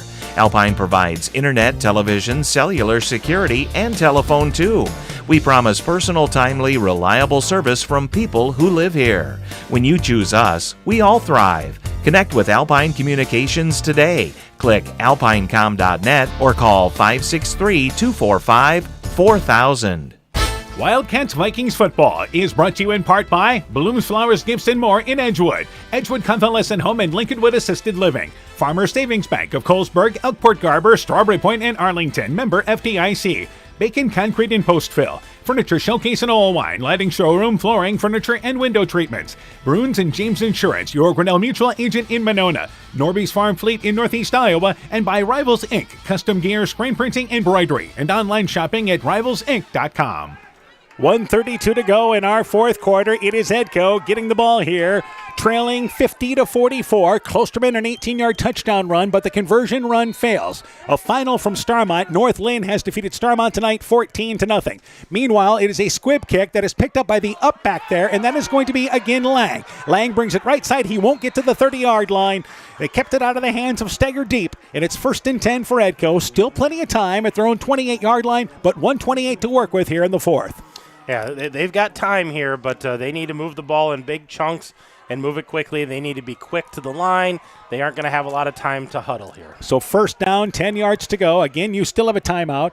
If you're talking about Central City, should Edco make a quick score, they have 2 timeouts to deal with here. Well, and I think they need to use them defensively if Edco has that big gain, so make sure that their defense is on the right page. Edco needs to be in attack mode, get the ball upfield and out of bounds. So 1st down, 10 yards to go. Rochford with 2 receivers to the left, 1 to the right. They can stick to the ground. He runs, nothing, tries to bounce to the outside, and he'll wisely run out of bounds, realize there's nothing there. He steps out of bounds on the far side, back at the original sticks, and it's 2nd down and 10 yards to go. Heady decision by Rochford. Let's live for another down. Yeah, not able to get any gain on that, but again, right now it's about preserving the clock and about gaining yards. Edco, if you remember, had that drive late in the second quarter, which they just ran out of time. Got down to the 10-yard line, had a couple of penalties that hurt them on that drive. That's looking like a huge swing in this ball game. 2nd down, 10 yards to go. 2 to the left, 2 to the right. Rochford, quick play, caught by Stagger. Stagger brings it over the middle. Taken down at the 40-yard line, short of the 40-yard line, but enough for 1st down to the 37-yard line. Rochford complete to Stagger over the middle. Yeah, that was a good completion there. It's going to stop the clock so they can move the chains. Then they'll wind them up. So 1st down, 10 yards to go. Clock picks up again. 1:10 left in the fourth. Same formation. Snap back to Rochford. He looks to throw the football. Now steps up, throws it on the run. It is in and out of the hands of the intended receiver, Batten. Batten could not haul it in. He was covered there near side by Nolan Gates. And it's 2nd down, 10 yards to go. A break for the Vikings because Batten would have been down and the clock would have moved. Yeah, if that ball would have been reeled in, that would have been disastrous because there wasn't much gain there, and that clock was going to continue to move. So again, live to fight another day here. 2nd down, 10 yards. Central has defeated Tripola tonight in 8-man. Final score 58-37. But the 8-man game of the night is right here. 2nd down, 10 yards to go. 1:02 left in the fourth. Wildcats lead by 6. Back to Rochford. Same formation once again. Looking left. Throws it short. It is caught by, once again, that time, Ingles. Ingles has 1st down as he brings it to the numbers on the near side at the 30-yard line. They'll move the chains, and the Vikings go hurry up. 55 seconds left here in the fourth. Yeah, that was a huge gain of about 12 yards for Ingles. 2 receivers to the right, 2 to the left. Ingles came all the way from right to left to get that play. They'll send a wide receiver in motion from left to right, snap back to Rochford. Rochford brings it right side, now steps back middle at the 40-yard line, looks to run, left side still on his feet, throws it short, same play to Ingles, in and out of his hands, incomplete at the 25-yard line. Again, Ingles lined up in the slot on the right side, ran a drag pattern over the middle, incomplete. 2nd and 10, 35 seconds left in the 4th. Well, and if you're Rochford, I know you're trying to make a play there, but that's one of those situations, either run or throw that thing out of bounds because you're burning clock trying to make a play that's only going to be about a 5-yard gain. You probably don't have a chance to run around like that very many more times in this ball game to have any chance. 2nd down, 10 yards to go. Vikings 31 yards away from trying to tie this game up. 2 receivers to the left. Ingles now in the backfield. Single receiver to the right. Lang, that is. Rochford steps up. Rolling right side, looking for Lang in the end zone. It's a jump ball. Lang goes up. Catches it. Touchdown. Got it in the side of the end zone. A huge play with 29 seconds to go. A 31-yard pass play. Rochford to Lang. And the Vikings here have tied it up against the Wildcats. That was a huge play. Kind of on his back foot. Rochford able to get that downfield. Got a little bit on that. And Lang behind the defender, able to reel that in. What a huge pitch and catch that was. And it wasn't bad coverage at all by Hennick there in the side of the end zone. It was one-on-one, but a perfectly placed ball by Rochford ties the game at 50, 29 seconds to go, and the Vikings will now try for the conversion, but a timeout taken by Central City here with 29 seconds to go. Huge pass play for the Vikings. Yeah, that was a huge play, and you saw things developing, and all of a sudden there was one-on-one coverage. They were bringing a lot of guys trying to put pressure on Rochford, that one-on-one coverage, and Lang able to get behind the defense. They had one-on-one coverage on the other side with Batten. They had one-on-one in the middle with Ingles out of the backfield. So they had options, but he saw his opportunity to get that ball down the field, and a great throw by Rochford. Got it over top of the defender, and a great catch by Christopher Lang. That was huge for Lang to get by the defender. Yeah, absolutely. Just to get that position and put himself in a position to score. And Rochford put that on the money, and, I hate to say it, but you gave 30 seconds back to the Wildcats, so this 2-point conversion is huge. Yeah, 29 seconds to be exact. They still have one timeout, so they take a timeout there. Obviously, they know defensively this is the ball game for them. Yeah, this is it. I mean, if you can't stop this 2-point conversion, you have to throw the ball downfield, and they have the ability to, but it starts here to keep them in the ball game. In a game we thought would come down to the final possession, it will be likely Central City to get the final possession, but Edco trying to take the lead here on the conversion with 29 seconds to go after the Central City timeout. And it is once again in the backfield. Rochford. Ingles is to his right. Here's the snap back to Rochford. Trying to bring it right side. He goes in for the 2-point conversion, standing up. So Rochford able to go in for the conversion. 29 seconds to go. And Edco leads 52-50 here in the 4th. Yeah, and that was huge. That was what they needed. Now it comes down to playing prevent, doing what you need to do on the kickoff. And just keeping everybody in front of you, make Central City earn this. I know you've heard us say this about 10 times tonight, but the conversions are everything in this game. Yeah, especially in the 8-man game. If you're going to be in a close ball game, those conversions are huge. We don't see a lot of 8-man teams kicking extra points. It's all going for 2, and we've seen both of these teams not get them tonight. That one's a huge one for the Vikings. All right, now the situation for Edco. You'd love to see Blanco kick it into the end zone to force a touchback. By the way, Ingles was shaken up on that conversion run for the Vikings. And earlier, he was cramping up. This isn't a case there of cramping up, as it looks like he took the worst of that pile in the goal line area. Yeah, they're getting him some ice. It's something more than just a cramp. But right now, it's the focus on those 8 guys on the kickoff team. They need to have big coverage here because we know Klosterman has a chance to break one anytime. And again, Central City is a run-first team, but don't underestimate the arm of Klosterman. They'll get a chance here with 29 seconds to go. This ball game has lived up to everything. Everything we thought it was going to be, and then a little more. So Blanco set to launch it away from the 30-yard line. Earlier in the first half, he had a couple of kicks out of bounds, but he has been really good tonight of not allowing a big return. That's what the Edco special teams have to do here, because guess who's back to receive once again? Well, absolutely, but you see how deep he is. He's way back, almost on his own goal line. We're talking Klosterman back at the 5-yard line. So Blanco set to launch it away from the 30-yard line. Blanco gets a good kick. Klosterman goes back for it. He'll catch it. Goes off his shoulder pads into the end zone. He tried to catch it near the goal line marker on the far right side, and it goes off his shoulder into the end zone. It's an automatic touchback. And the Vikings will, again, try to play defense here as Central City has it at the 15-yard line. Well, and you like to see the enthusiasm out of the defense on the sideline, but you got to slow that heartbeat down here. You got to know your assignment. And D-backs have to keep everybody in front, nothing behind you. If you're talking about field goal-wise, it's 8-man. We don't try that in 8-man. I don't know if this team has a field goal kicker, but they're not thinking field goal. They're thinking, we got to get a touchdown. First down, 10 yards to go. Neither one of these teams, by the way, have tried a field goal this year. So at their own 15-yard line, 29 seconds to go, Central City, they'll get the ball last here. And barring a turnover, that is, they have at their own 15-yard line. They line up now with Klosterman and Munyakata is to his right, and now timeout taken by Edco. They use their final timeout here, just looking to see maybe what Central City was going to do. Yeah, they kind of saw the lineup, saw what they were going to bring out. Are they putting 2 receivers, 3 receivers? So Coach Hanna there took the timeout right after they saw that formation so they can retool, make sure everybody on the field knows this is what we're trying to do. Again, same situation we talked about as Edco scored all of a minute 3 was that last drive, by the way. But the clock will stop once we go by the sticks. If it's by the sticks, the clock stops as it's reset. And then, of course, so that's first down situation. But Central City still has one timeout to use here. You expect Central City to look everything past the sticks. If you're Edco, don't let anybody behind you. Yeah, nothing behind you. Let them catch that 5-yard, 7-yard sit play.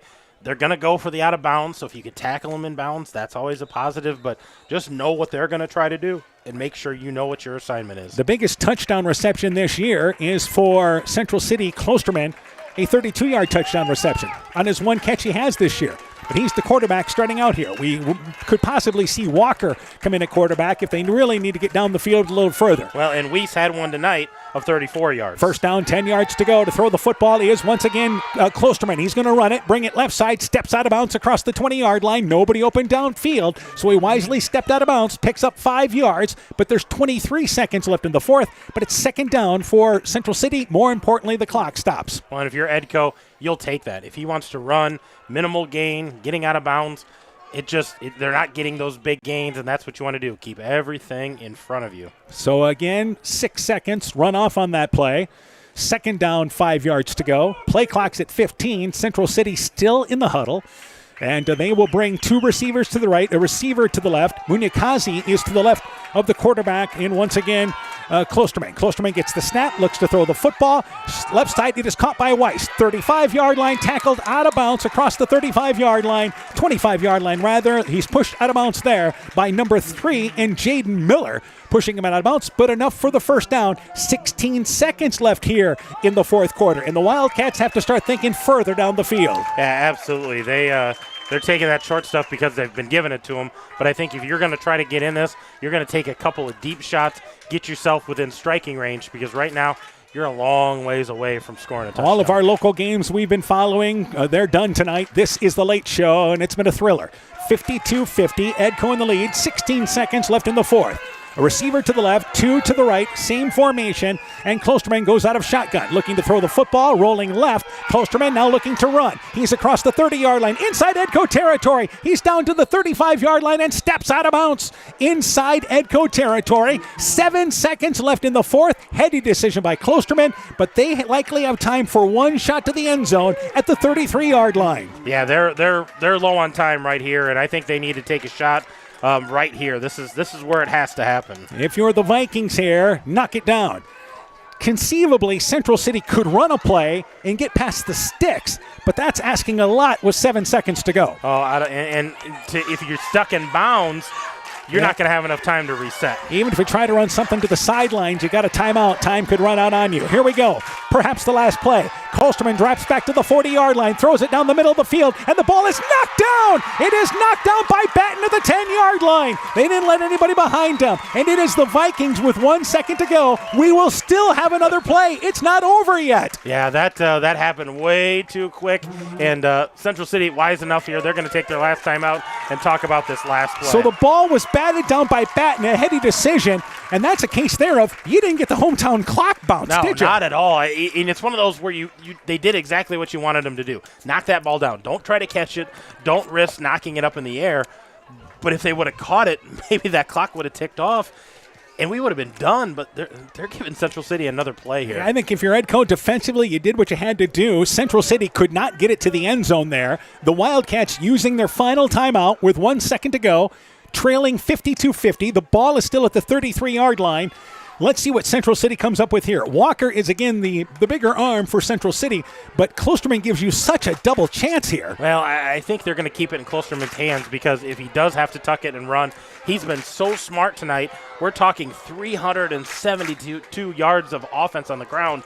I think I take my chances with him looking for something deep or trying to run this and run somebody over. And I know you're crazy, but 33 yards isn't. He's had a couple of runs tonight that have been longer than that. Yeah, it's not out of his realm right here. So here we go. Now the final play. Second down, 10 yards to go unless we have a penalty. Snap back to Klosterman. He's at the 40-yard line. Klosterman rolling back. He's now back to the 35-yard line. Flips it ahead. It is dropped by the lineman, and the game is over. They had nowhere to go. Vikings get the stop they need defensively, and the Vikings celebrate a huge district win in this early season matchup. It is Edco rallying to defeat Central City by a final score of 52-50. The Vikings stay undefeated. Yeah, that was just a huge play there, and again, Klosterman trying to make a play out of something, and that's going to go down as an incomplete pass, but not for effort. Both of these teams left everything on the field tonight. And there was pressure by Gall, also back there, Wiskus as well, among the Vikings putting pressure, which caused Klosterman to go back further into his own territory. He just tried to flip it ahead to his lineman in Nolan Gates, but Gates did not come up with a football, and again, he was as surprised as anybody, but Klosterman, who kept a two-point conversion alive with a magical touch earlier, the magician act comes to an end here on the final play of the game for Central City. What a game. Well, and you look at these two teams, you know both of these teams are going to make it to the playoffs, and they're going to be tough outs when they get to the postseason. They may see each other again somewhere down the line in that postseason. With the win, Edco now 3-0. They are 2-0 in the district. Central City drops to 1-3, but now 1-1 in the district. So Central City, their 3 losses are to teams, I believe, that are all undefeated early this season. Yeah, absolutely. So our final score, Edco 52, and it is Central City 50. When we return, game stats, coaching interviews, your post-game show is coming up. You're listening to high school football on KCTN, Garnavillo, Elkader, Iowa. Strawberry Building Supply offers all your building materials for residential and commercial projects. Whether you're building from the ground up, remodeling your home, or a weekend project, we have the materials you'll need. We are an authorized Milwaukee dealer for all your Milwaukee tools. Strawberry Building Supply also has everything you'll need for your pets and livestock.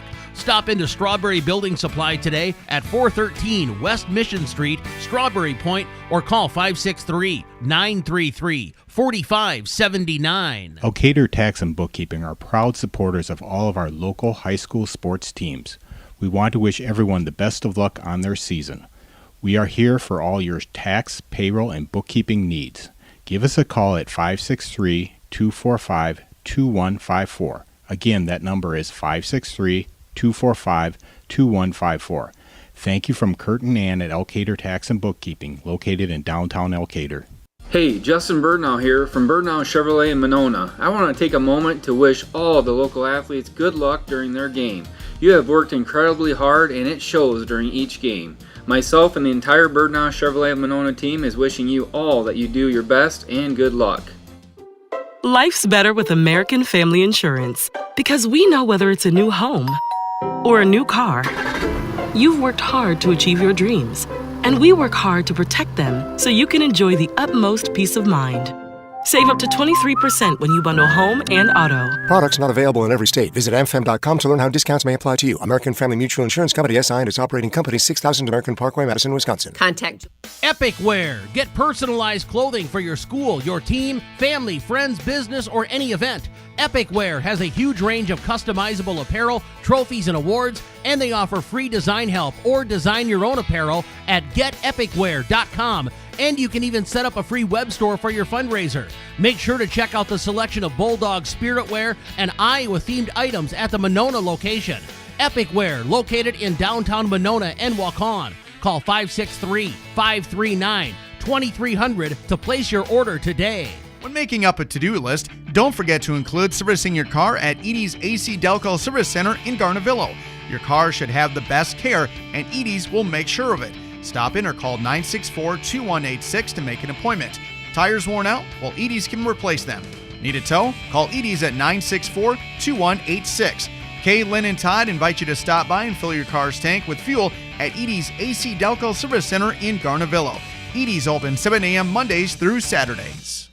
Wildcats Vikings football is brought to you in part by J&J Land Solutions in Edgewood, Northeast Iowa Sub-Drains in Strawberry Point, Elkader Chiropractic Center, Dr. Jamie Hammersland, Innovative Ag Services in Elkader, Monona, and Waukon, Adverse Weather Insurance, Jim Furman of Volga, your independent crop insurance agent, and by Guttenberg Municipal Hospital and Clinic. Check out career opportunities at guttenberghospital.org. You're listening to high school football on KCTN, Garnavillo, Elkader, Iowa.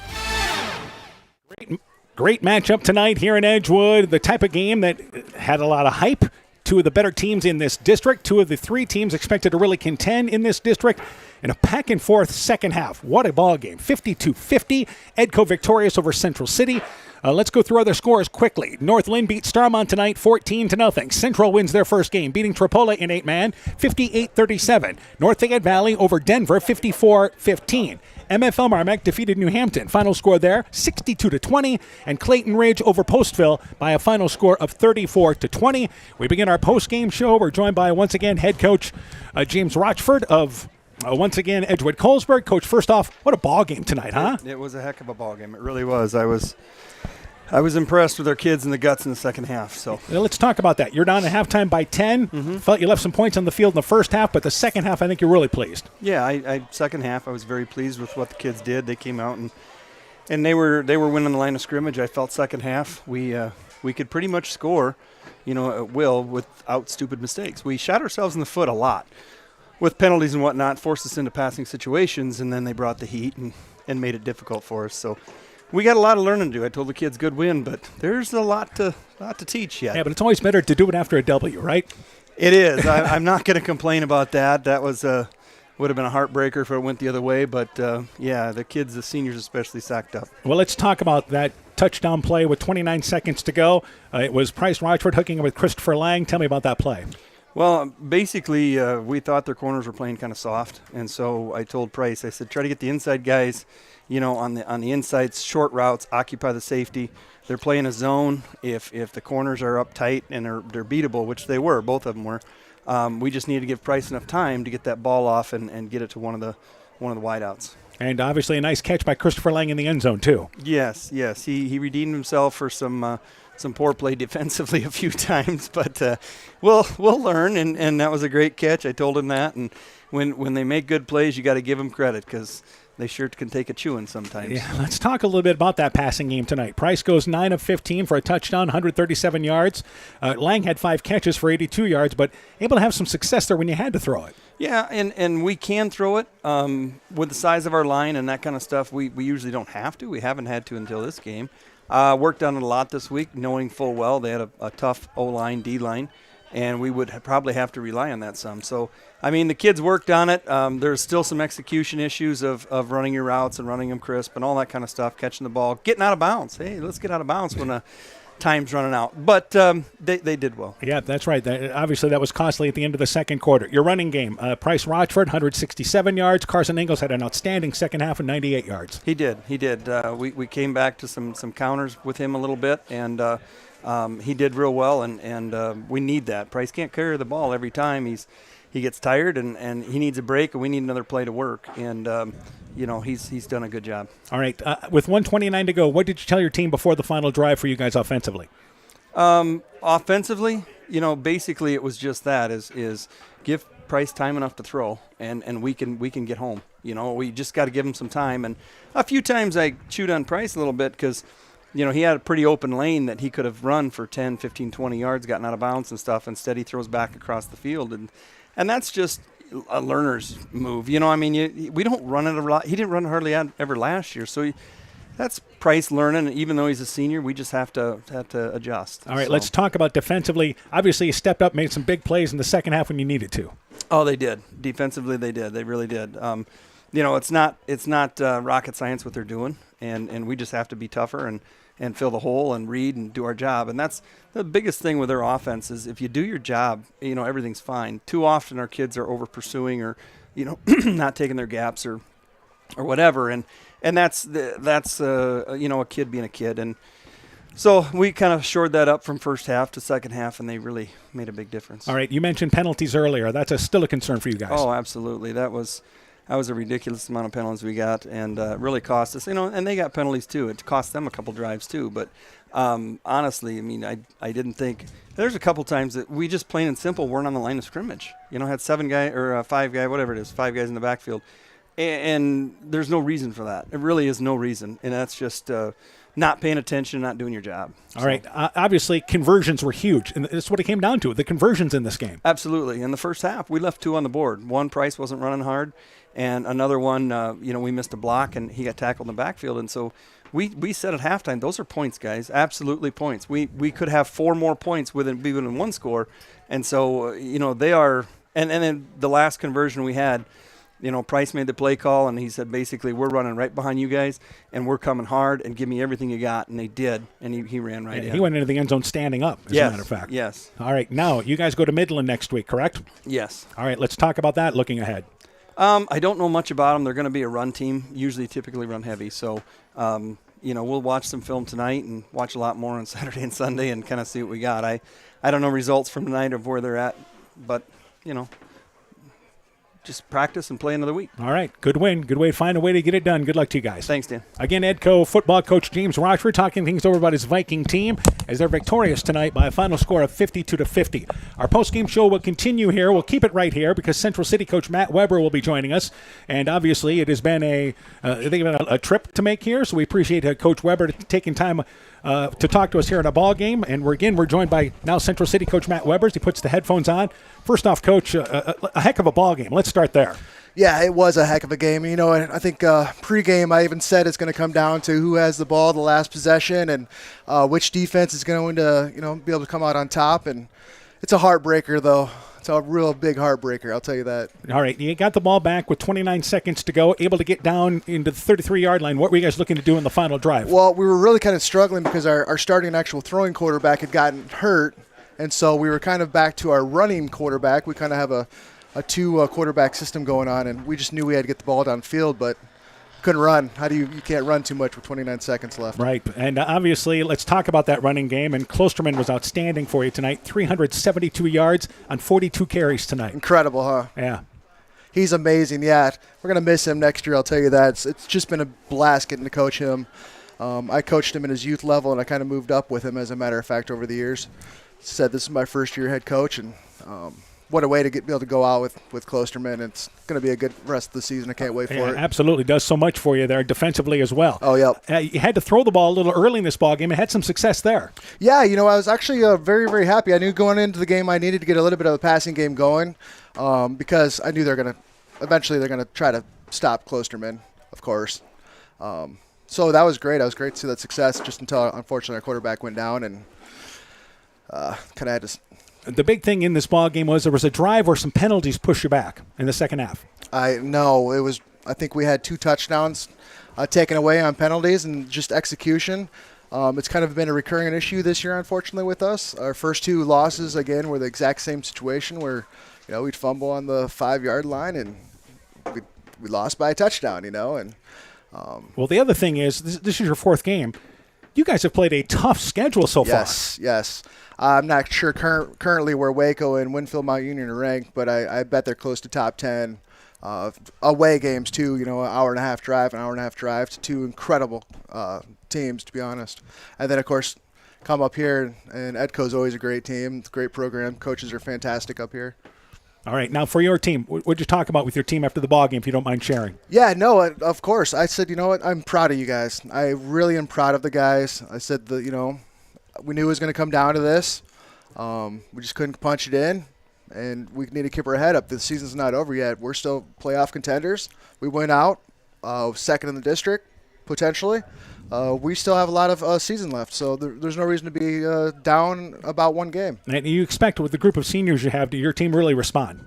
I think so, yeah, I do. I think they'll pick it up. It's going to be rough. I think everyone needs to kind of do some reflection and what do we need to work on. And, sometimes humility is good for a program, I think. What's coming up for you guys next week?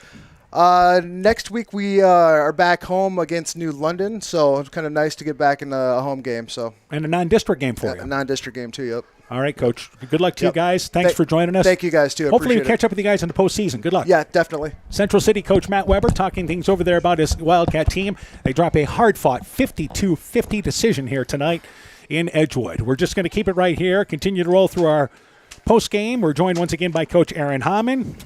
What a night. 52-50. Exciting high school game. Everything we expected it to be tonight. Let's start with Edgewood-Colesburg. More of a balanced offense tonight for Edco. Yeah, they were led on the ground by Price Rochford. He had 21 carries, 167 yards.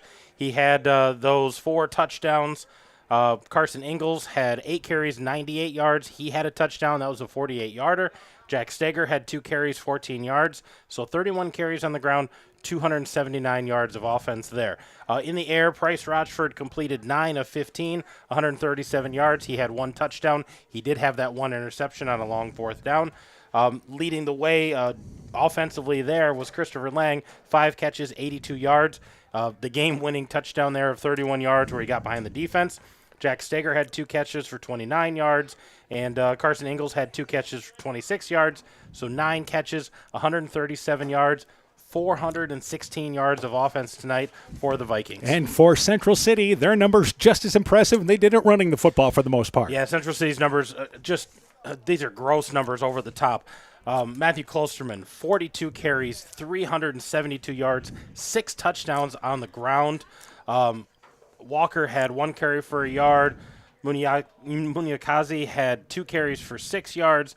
Lindsay had 8 carries for 12 yards. Max Arthur, 4 carries for 15 yards. So overall, 57 carries, 406 yards of offense on the ground for the Wildcats. In the air, Klosterman was 3 for 7. He had that touchdown for 78 yards total. Walker had 1 completion out of 2 attempts for 8 yards. His completion was to Josh Lindy. The completions for Klosterman, 3 catches by Weiss, including the 34-yard touchdown. He had 78 yards, so 86 yards in the air. 492 yards of offense for the Wildcats in a losing effort tonight, but man, what a ball game. Yeah, they actually outgained Edco in this ball game. We had 4 lead changes in the 4th quarter alone in this game. Yeah, it was everything we said. We talked about this maybe being a precursor to who's going to win the district, who's going to be in the playoffs. It was everything we expected tonight, and then a little more. All right, you mentioned Rochford. How many touchdowns total in this game? Rochford had 4 running and 1 throwing, so he had 5 touchdowns to his credit. Klosterman threw 1 touchdown and ran for 6, so he had 7 touchdowns to his credit. Isn't the 8-man game great?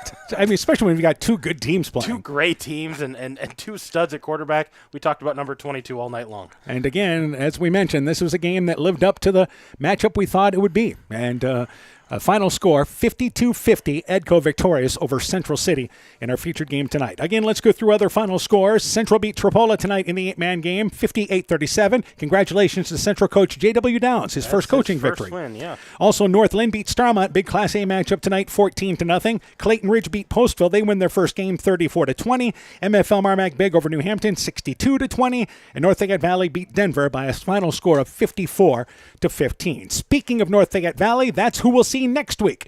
North Fayette Valley at Waukon, and that is a huge early season Class 2A matchup. It is. That's a big ball game. And, Waukon, we weren't sure there at the beginning of the year, how they were going to be, but I think they've got things worked out.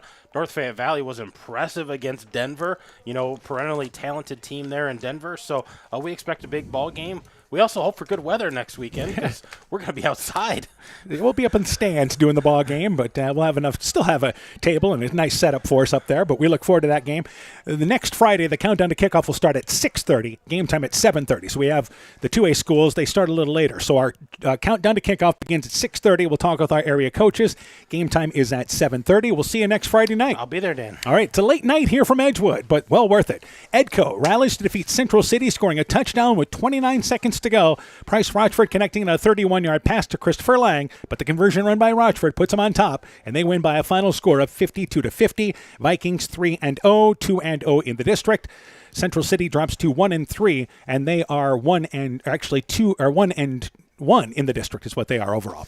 So, again, that's the ball game here tonight. 52-50, your final score. For Coach Aaron Hamann, I'm Dan Behrens. My thanks to Jenna Hamann for running our camera tonight. Also, thanks to Ty Keenan for running our studio show.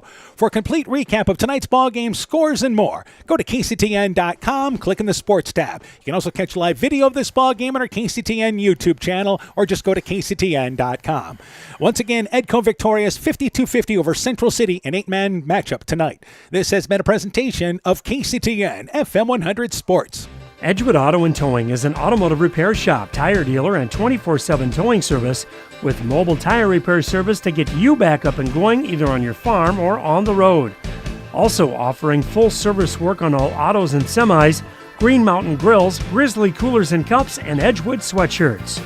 Check out their current tire rebates by calling 563-928-7333 or stopping in to Edgewood Auto and Tire for